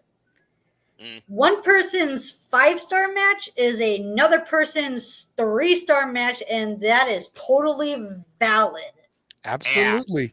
When me and Jeff were doing Dad's episodes on a regular, we had usually in the bottom corner subjective. Because it's a top 10 list. It's our personal opinion. What I look for, what I grade off of, isn't going to be the same standards he does. Isn't going to be the same standards Noah does. That's why I don't understand. Impromptu topic here in the middle of shills. Sorry. But that's why I don't understand the the bitching when it comes to what Michael Cole said. Yes, WWE is a storytelling company. Yeah, no shit. So the AEW neckbeards don't like that because they're all into the flippity floppity shit that they do every fucking match on Dynamite. Flippity floppity Tony's Okay, on his and way. AEW and WWE doesn't give you that. They give you stories. They give you build up. They give you promos. They make you care about the matches and the characters instead of just throwing two people into a ring and go have a match. AEW is getting better. Like I said at the outset of this show, I'm not trying to run AEW down this week. AEW is doing a lot better with their shit. But what's the big deal? Look, both AEW, elements. if AEW made me care more about their characters, more about their wrestlers, as opposed to them trying to get Dave Meltzer to fucking bust 25 nuts in the course of a match, Oh my gosh, then JJ. I would tune in and care more about the product. Listen, I'm slowly starting to care more with what I've seen these past few weeks. Right? This episode was very well done. Collision tonight was phenomenal. Hey, listen. Phenomenal, and that's the B show. Since we brought up Uncle Dave, there is one thing that all of us wrestling fans can agree on: that Kurt Angle deserves a 5-star match, except for Meltzer. Yes, and moving right along. Speaking of Meltzer busting 25 nuts, you can follow Walter. Hey, Oh my god. That was a horrible segue, but yes, folks. Noah, you'll be at church in a few hours. We all need Jesus. Pray for us. I pray for you all every day because I really do worry about you people sometimes. You can find Walter on Twitch at SRS1983, Twitter and Blue Sky at Walter Alex Cruz, Subscribe. Instagram at walter.cruz.940, and on YouTube at Rage of Wrestling, all one word. Subscribe to his YouTube channel. He hit the 100 subscriber mark last night while we were on the air for SmackDown. Congratulations. And while we were live, his wife said in the chat, and we screenshotted it, if he gets to 200 subscribers, she will buy him tickets to Mania next year for New Orleans. So let's get that dude to 200 subscribers. There are 11 people watching right now. Only 2 are watching on his channel. So the other 9 of y'all, if you haven't subscribed to Rage of Wrestling, go to Rage of Wrestling's channel, click the subscribe button. That'll get him up to 109 tonight. I've already subscribed. You won't. I know you did because you told me. I asked you about it. You said you subscribed to him and Attila in the same boat. So thank you for that, Ash. Subscribe. But get your subscribing on for Walter. Get that man to Mania next year. Subscribe. Subscriberoo. For me, you can find me on Instagram, the Renegade JJ Williams, on X and Blue Sky, ROWJJ Williams, and on YouTube at Casa D18 Studios. Subscribe to him as well. Thank you to all the people that are watching on my channel. Thank you to Ash, Emmanuel, and Arlene Dominguez, who all hooked up the super chats tonight. Greatly appreciate each and every one of y'all.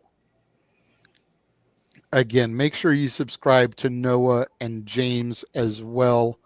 They definitely deserve the support. I know Noah doesn't care about those things, but he, along with Walter, are the hardest working men in the Simply Reliable studios. Noah's passion is part of what helps drive us. We wouldn't be doing all of the watch-alongs for all the companies we do if it wasn't Noah's love for all things wrestling. Shout out to the ATW crew. Y'all nice. And Real talk. Yeah, y'all nice. And yeah, shout out to W fam. Even though King, you're still on my bad side because you still don't believe in Joe Hendry. He still doesn't. I see. My dad doesn't even watch TNA.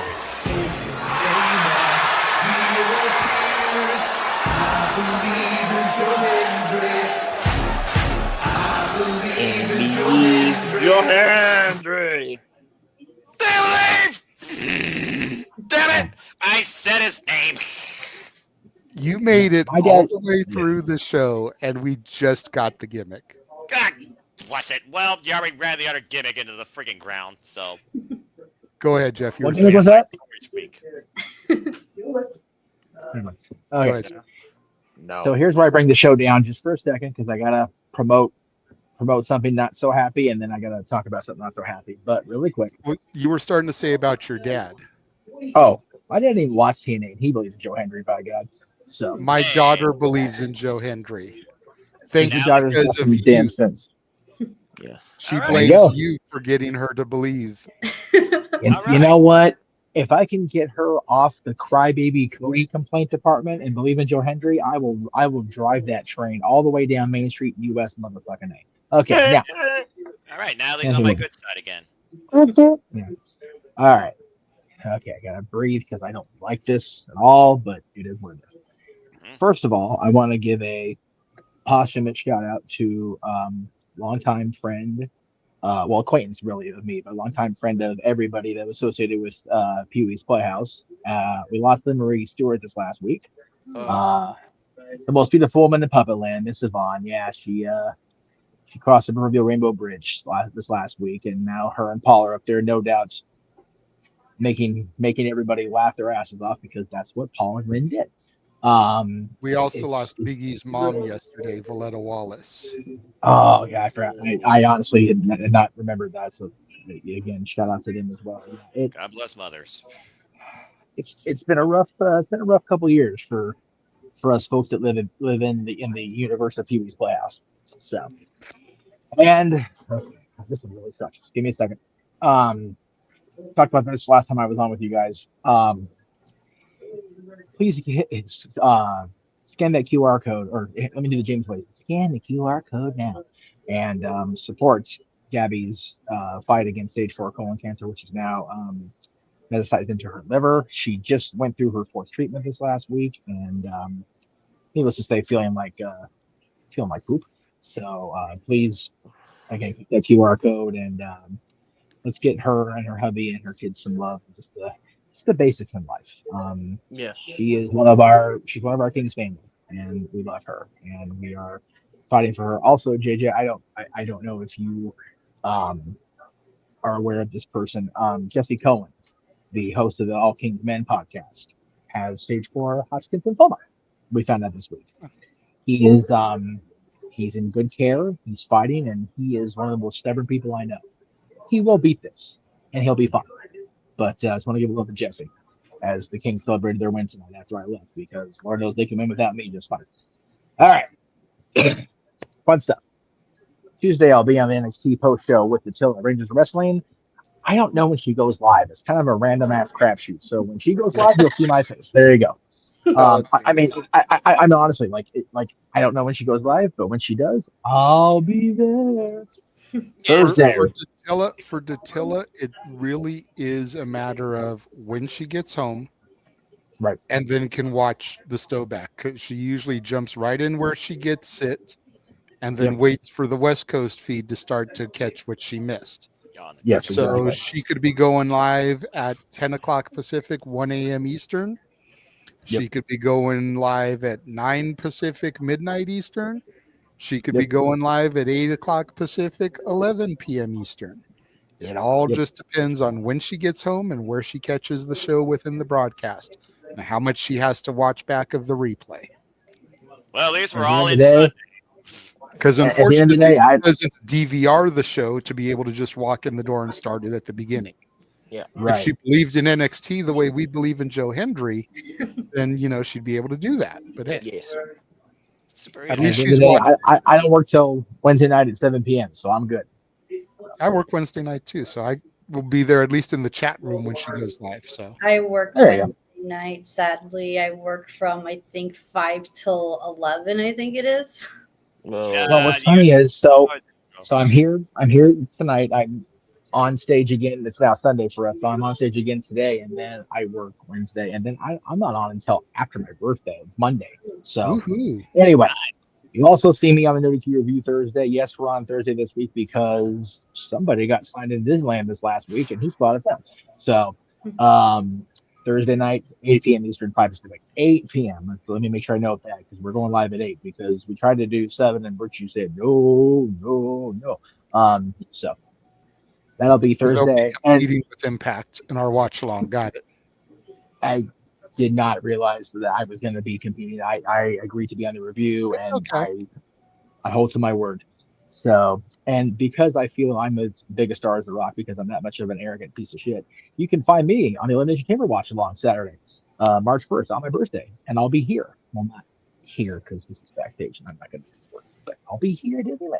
Except, so before you told me that you were going to pop in, I actually had X open to your announcement, and I was going to share screen your whole, freaking press release thing that you did. So I saw them post the thing with Dwayne, and I'm like, okay, I got to be that guy. So I literally erased him from this graphic and just dolled it up for us. Seriously, love it. Nice. That's brilliant. Hey, That's brilliant. I may not be directly in charge of this place anymore, but I sit on the board. God damn it. Anyway. That's tremendous. That turned out so good. I'm so proud of myself. Happy to pull a Mr. Pierce and quote make it official. With the company graciously not scheduling me on stage next Saturday, I have the ability to spend my 42nd birthday with the team at Simply Reliable Studios as they provide watch-along coverage of WWE's final premium live event before WrestleMania. I'll be live at the happiest place on earth as Toronto and the WWE Universe bear witness to the Elimination Chamber. Nice. Yeah. It wasn't even from the anonymous general manager because they didn't get the. May I have your Well, it wasn't anonymous because when I typed out that the last 2 words I said at Bischoff was the Elimination Chamber. So, I have an email from the anonymous Raw general manager. You can't have email from him. Hornswoggle's illiterate. Anyway, back when that gimmick was going on, I forget if it was Jeff or his woman at the time had that as their notification alert. It was me. I had that as my notification alert too. And God damn it, we almost threw that phone up against the wall, breaking it quite a few times because of how outplayed the gimmick was. Oh God, got PTSD from it. Legit. Jeff almost broke my TV when Daniel Bryan got squashed in 18 seconds. His phone almost got broken from that alert going off all the time. And we moved in 2011. Because you have to remember, Jeff is Mr. Popular, so his phone goes the fuck off when shit happens. That's accurate. I know about popular. And I quote. No, you know. Oh God, there it is. Oh no. I heard it. Sorry. No. Okay. And this isn't a plug for this coming week because it's going to be next Saturday. But March 8th, prior to me trucking my butt down here to Anaheim, I'll be trucking my butt down to Anaheim to see 2 of my favorite people at the same place. At the same place I got the promo from MJF a year and a half ago. Renee Paquette and Saraya. I've not seen Renee since No Mercy 17, where I got the great promo from her and Corey Graves, and she was wearing that red outfit that made everybody go. And then I've not seen Saraya since she got me on television in 2018 on Total Divas for that 5 minutes. So there you go. It'll be good to see both of them.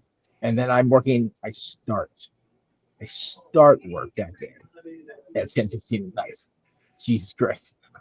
So, I'm just glad my schedule's consistent every week, even though I'm pretty much gone from 9 a.m. Eastern Standard Time to like 7 p.m. Eastern Standard Time, Monday through Thursday nights. At least Fridays, I work from home 8 to 4:30 Eastern Standard Time, and I just got the PlayStation here while I wait for calls from my computer. But it's Monday through Friday always for me.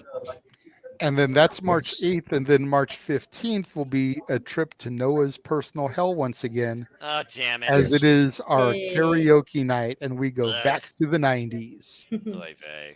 Dude, Garth Brooks looks like he's a teenager. That's tremendous. That's an old shot of Garth Brooks. I'm here for it. Well, it's a 90s shot, dude. That's like Yes.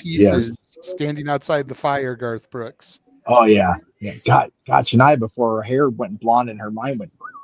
Anyway, everybody is like they're all iconic 90s images. Like Datilla gave me props for having Selena on the graphic. Like I had to get her represented there. I am covered music all the ignorant. genres. Who's the one? I'm music ignorant. Who's between Garth and Tupac? Alanis Morissette, God herself. Okay, yeah, God her. Oh God, God herself. No. Lemmy is God. Come on. No. If you've ever seen Dogma, I know. he is God. Remember. You showed me Dogma, Motherfucker. Exactly. And then Jay and Silent Bob Strikes Back. They even talk about how God herself. God, I love that movie so much. I used to quote it word for word when I was 8 years old. Thank you, Ash. I don't watch movies. Motherfuck. 15 bucks in my hand. And when he doesn't show, then you owe me. My jungle. I was this close. Can you see it, kids? I was this close from escaping from the View universe, and now I am sucked right back in, motherfucker. That's right. Because the View universe is awesome. But yeah, I went for iconic 90s artists, and I tried to mix up the genres there. You know, you got Shania, Kurt Cobain, Selena, Garth Brooks, Alanis Morissette, Tupac, and Mariah Carey. That's just going to show once again. That is Mariah Carey right under the Kick-Ass Karaoke graphic. She That does is before exist she outside of lost her Christmas. mind. It's before she lost her mind. That was like debut album / emotions album. This is pre them going insane and giving lasagnas a massage. That's before Butterfly. That's before Music Box. That's before Glitter? Fantasy. Well, way before Glitter. That's like first, second album Mariah That sounds Carey, like stuff my before she sister lost her listened mind. to and probably knows more about, because I was just surprised. That's Mariah Carey. Wow. And Ash has already asked me about how she does donations, how she pays for songs. Ice Cube had a very good day in the 90s, but Noah may not have such a good day on March 15th. Ash! You got no one to blame but yourself for starting this. Hey, she supports the House of Torture. This may be your House of Torture come March 15th. That's what this came about. Okay. Hi, Disney scheduling. Can I have a shift starting at 8 p.m. Pacific on Saturday in 2 weeks? Okay, cool. Thank you. Appreciate it. You don't want to be there to start making money, Jeff? I'd rather not have subject the world to my horrible knowledge of 90s music, except for country. Come on. Really? It's that bad? Dead ass is. Yes. If it's Wow. not country in the 90s. So no Nirvana, no Pearl Jam. No Alice in Chains, no Soundgarden. Nirvana. Okay. I can do the Man in the Box. Nirvana, I can do Teen Spirits. Yeah. Okay. So if it was a wrestling team that was parodied, then yes. Okay. Well, Metallica, I can do. Metallica can do the Black Album. That's fine. That's fair. No hip hop whatsoever. No, he definitely sucked. We've heard him try to do hip hop. If you remember, I'm just saying he has no knowledge about it. Tupac, Dr. Dre, Snoop Dogg. Okay, I have knowledge of it, but if I try to sing it, I will sound as white as I am. That's fine. That's why we get embarrassed by people super chatting for it. Hey, isn't Amish Paradise part of the 90s? You can It do Weird is. Al. I swear, I might say fuck the genres more than fuck the commercial. When did Al release Running with Scissors? 1999. Why is Al Beautiful. running with scissors? I won't say no Weird Al, but I would like to try. Oh, that's right, because we're doing that. That's Weird right. Al, because we're going to That's do right. Weird Al karaoke in October for his Oh, I birthday. didn't know about that. Okay, that's pretty cool. Nice. I forgot. So yeah, that's my Hey, bad. we're gonna dare to be stupid in October. Hey, all I know is whether I'm off or not April 12th, I will find a way to pop in at some point because we're doing WrestleMania karaoke. So, Which was your concept? Wrestling Hey, themed. what's my concept? No, it's not just going to be wrestling themes. We've done that the last 2 years. I was there for one of them in the watching, not participating. This is going to Yeah. be only songs that were played at WrestleMania. So the WrestleMania theme songs and Okay. Superstars themes that were used at Mania. Okay, fair. Okay, Yeah, fair. and unfortunately, I did put it to a vote with JJ previously, a conversation. We can't use the WCW Paul Orndorff thing. As much as we all love that shit, it wasn't used in WWF. Nope. Fair enough. But it is wonderful. So Because they call him Mr. Wonderful. So what You know we'll he is do so is wonderful. we'll put 1 through 40 on the wheel, and whatever WrestleMania number comes up, you have to pick a song from that Mania to sing. Please don't be the late 30s, because I've heard enough for the weekend for 5 WrestleManias. Or you can sing a Def Rebel theme, Noah. Fuck it, I'll do the weekend over that shit. And, Fuck Def and Rebel. I have a playlist of 40 Def Rebel songs that go fucking hard. Mhm. They do have some bangers. I will say this. Def Rebel does have some bangers. Now, Yeah, I will admit, Go ahead. they do have quite a few misses. I'm not even going to sit here and try to front that they have a library like Jim Johnson, because they don't. Hell no. No. I'm just saying, the fact that I have a playlist of 40 songs of theirs that fucking go hard, they've got more good songs than they get credit for. So let me just say this. So far, not counting the theme songs for WrestleMania, so not like, My Way for 17. Just the wrestler themes. I have 120 songs, excuse me. So there you go. You didn't even add the promo songs in there either.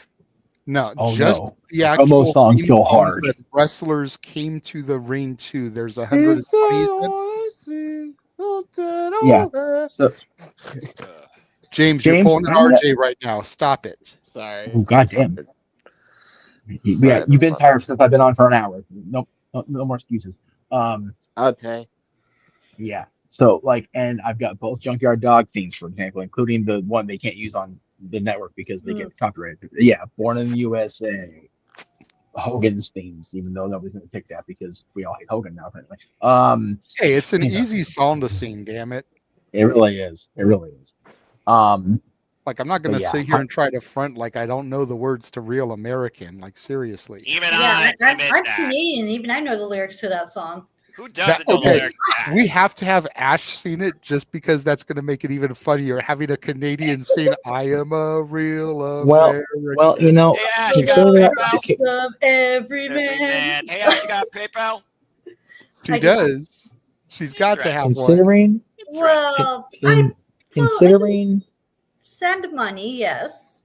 yeah, if considering that we don't have the Canadian-born Women's U.S. champion on the Canadian PLE, we'll have a Canadian Real American as a. It's a crime that Chelsea Green is not going to be part of the chamber. Mia Yim should be impeached for the injustice caused against the hot mess, and I will stand by that.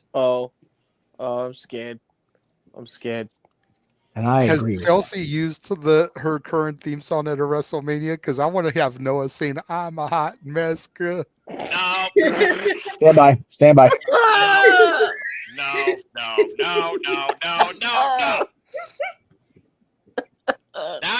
Now you're pushing it, JJ. Ash was pushing it earlier. Now you're pushing it. It's in the hot mess, baby. Baby, All right, baby, baby. Oh my God. Oh la la la la la la. It is SRS After Dark. Anyway, This is what happens when we insert this type of madness this late into the insert. If you will. Someone can do What a Man because that was LT's song for WrestleMania 11. Yes.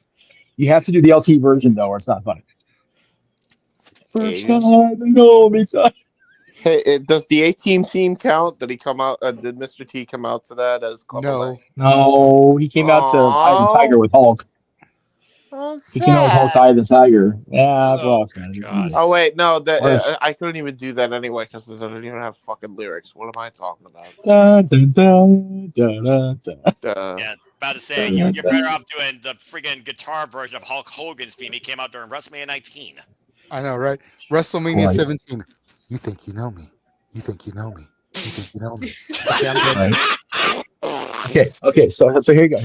If you do 17 and you get that match, do you think you know me, or the make yourself have a stroke doing But the if Jeff Hardy dance, or anybody does Triple H's My Time, they have to do it with a kazoo accompaniment, or it doesn't count.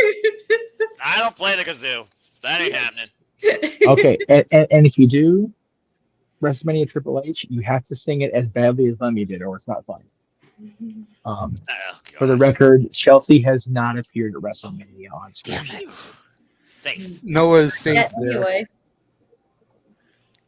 Still, though, However, should be impeached. Chelsea Green should be in the chamber. I'm of the opinion, and I will get executive order here, since Yes, executive orders are the thing of the day now, right? Agent Orange. Anyway, I think if she's booked for WrestleMania, we can add her to the list because we will hear it. That's fair. Okay, done. You fuckers. We just want to make fuckers. suffer. Yeah, once a month, you love to freaking add me to this freaking tomfoolery. You know what, Noah? The good half the population of this world suffer once a month too. So can we sing in karaoke? Look, Noah, if women can suffer 1 week a month, you can suffer one Saturday a month. Bro. I think that's what I was. I think that's what I was trying to say with that. What I was trying to be near is blatant about it, but yeah. That mean women suffering once a week. What the fuck does that mean? No, 1 week per month, Noah. Every 28 days, Noah. Noah. 1 week per month, women suffer. What? Don't know much about biology. No, you don't want to know. Don't Noah. You don't want to know, Noah. Is that a wrestling thing or a genetics thing? What the fuck? No, genetics, neither. and that's where we're gonna leave It's it. more genetics. Magwell is on Walter's channel saying that you might hear Noah sing Chelsea Green's theme song. Noah. What? You're about that knowing that is red. Anyway, Oh no, Jeff! Don't give him hints. Don't give him hints. all the hints. Bringing a whole new meaning to parting the Red Sea. Ah, God damn it, Ash. And on that note, we want to thank y'all for joining us for Saturday Shenanigans here this evening. On behalf of the Simple Man Noah Foster, the oblivious Simple Man Noah Foster, on behalf of the Heat Man James Hebert, Shadow Batash Ash, DJ, Walter Cruz, Dattila, Jeff motherfucking Meacham.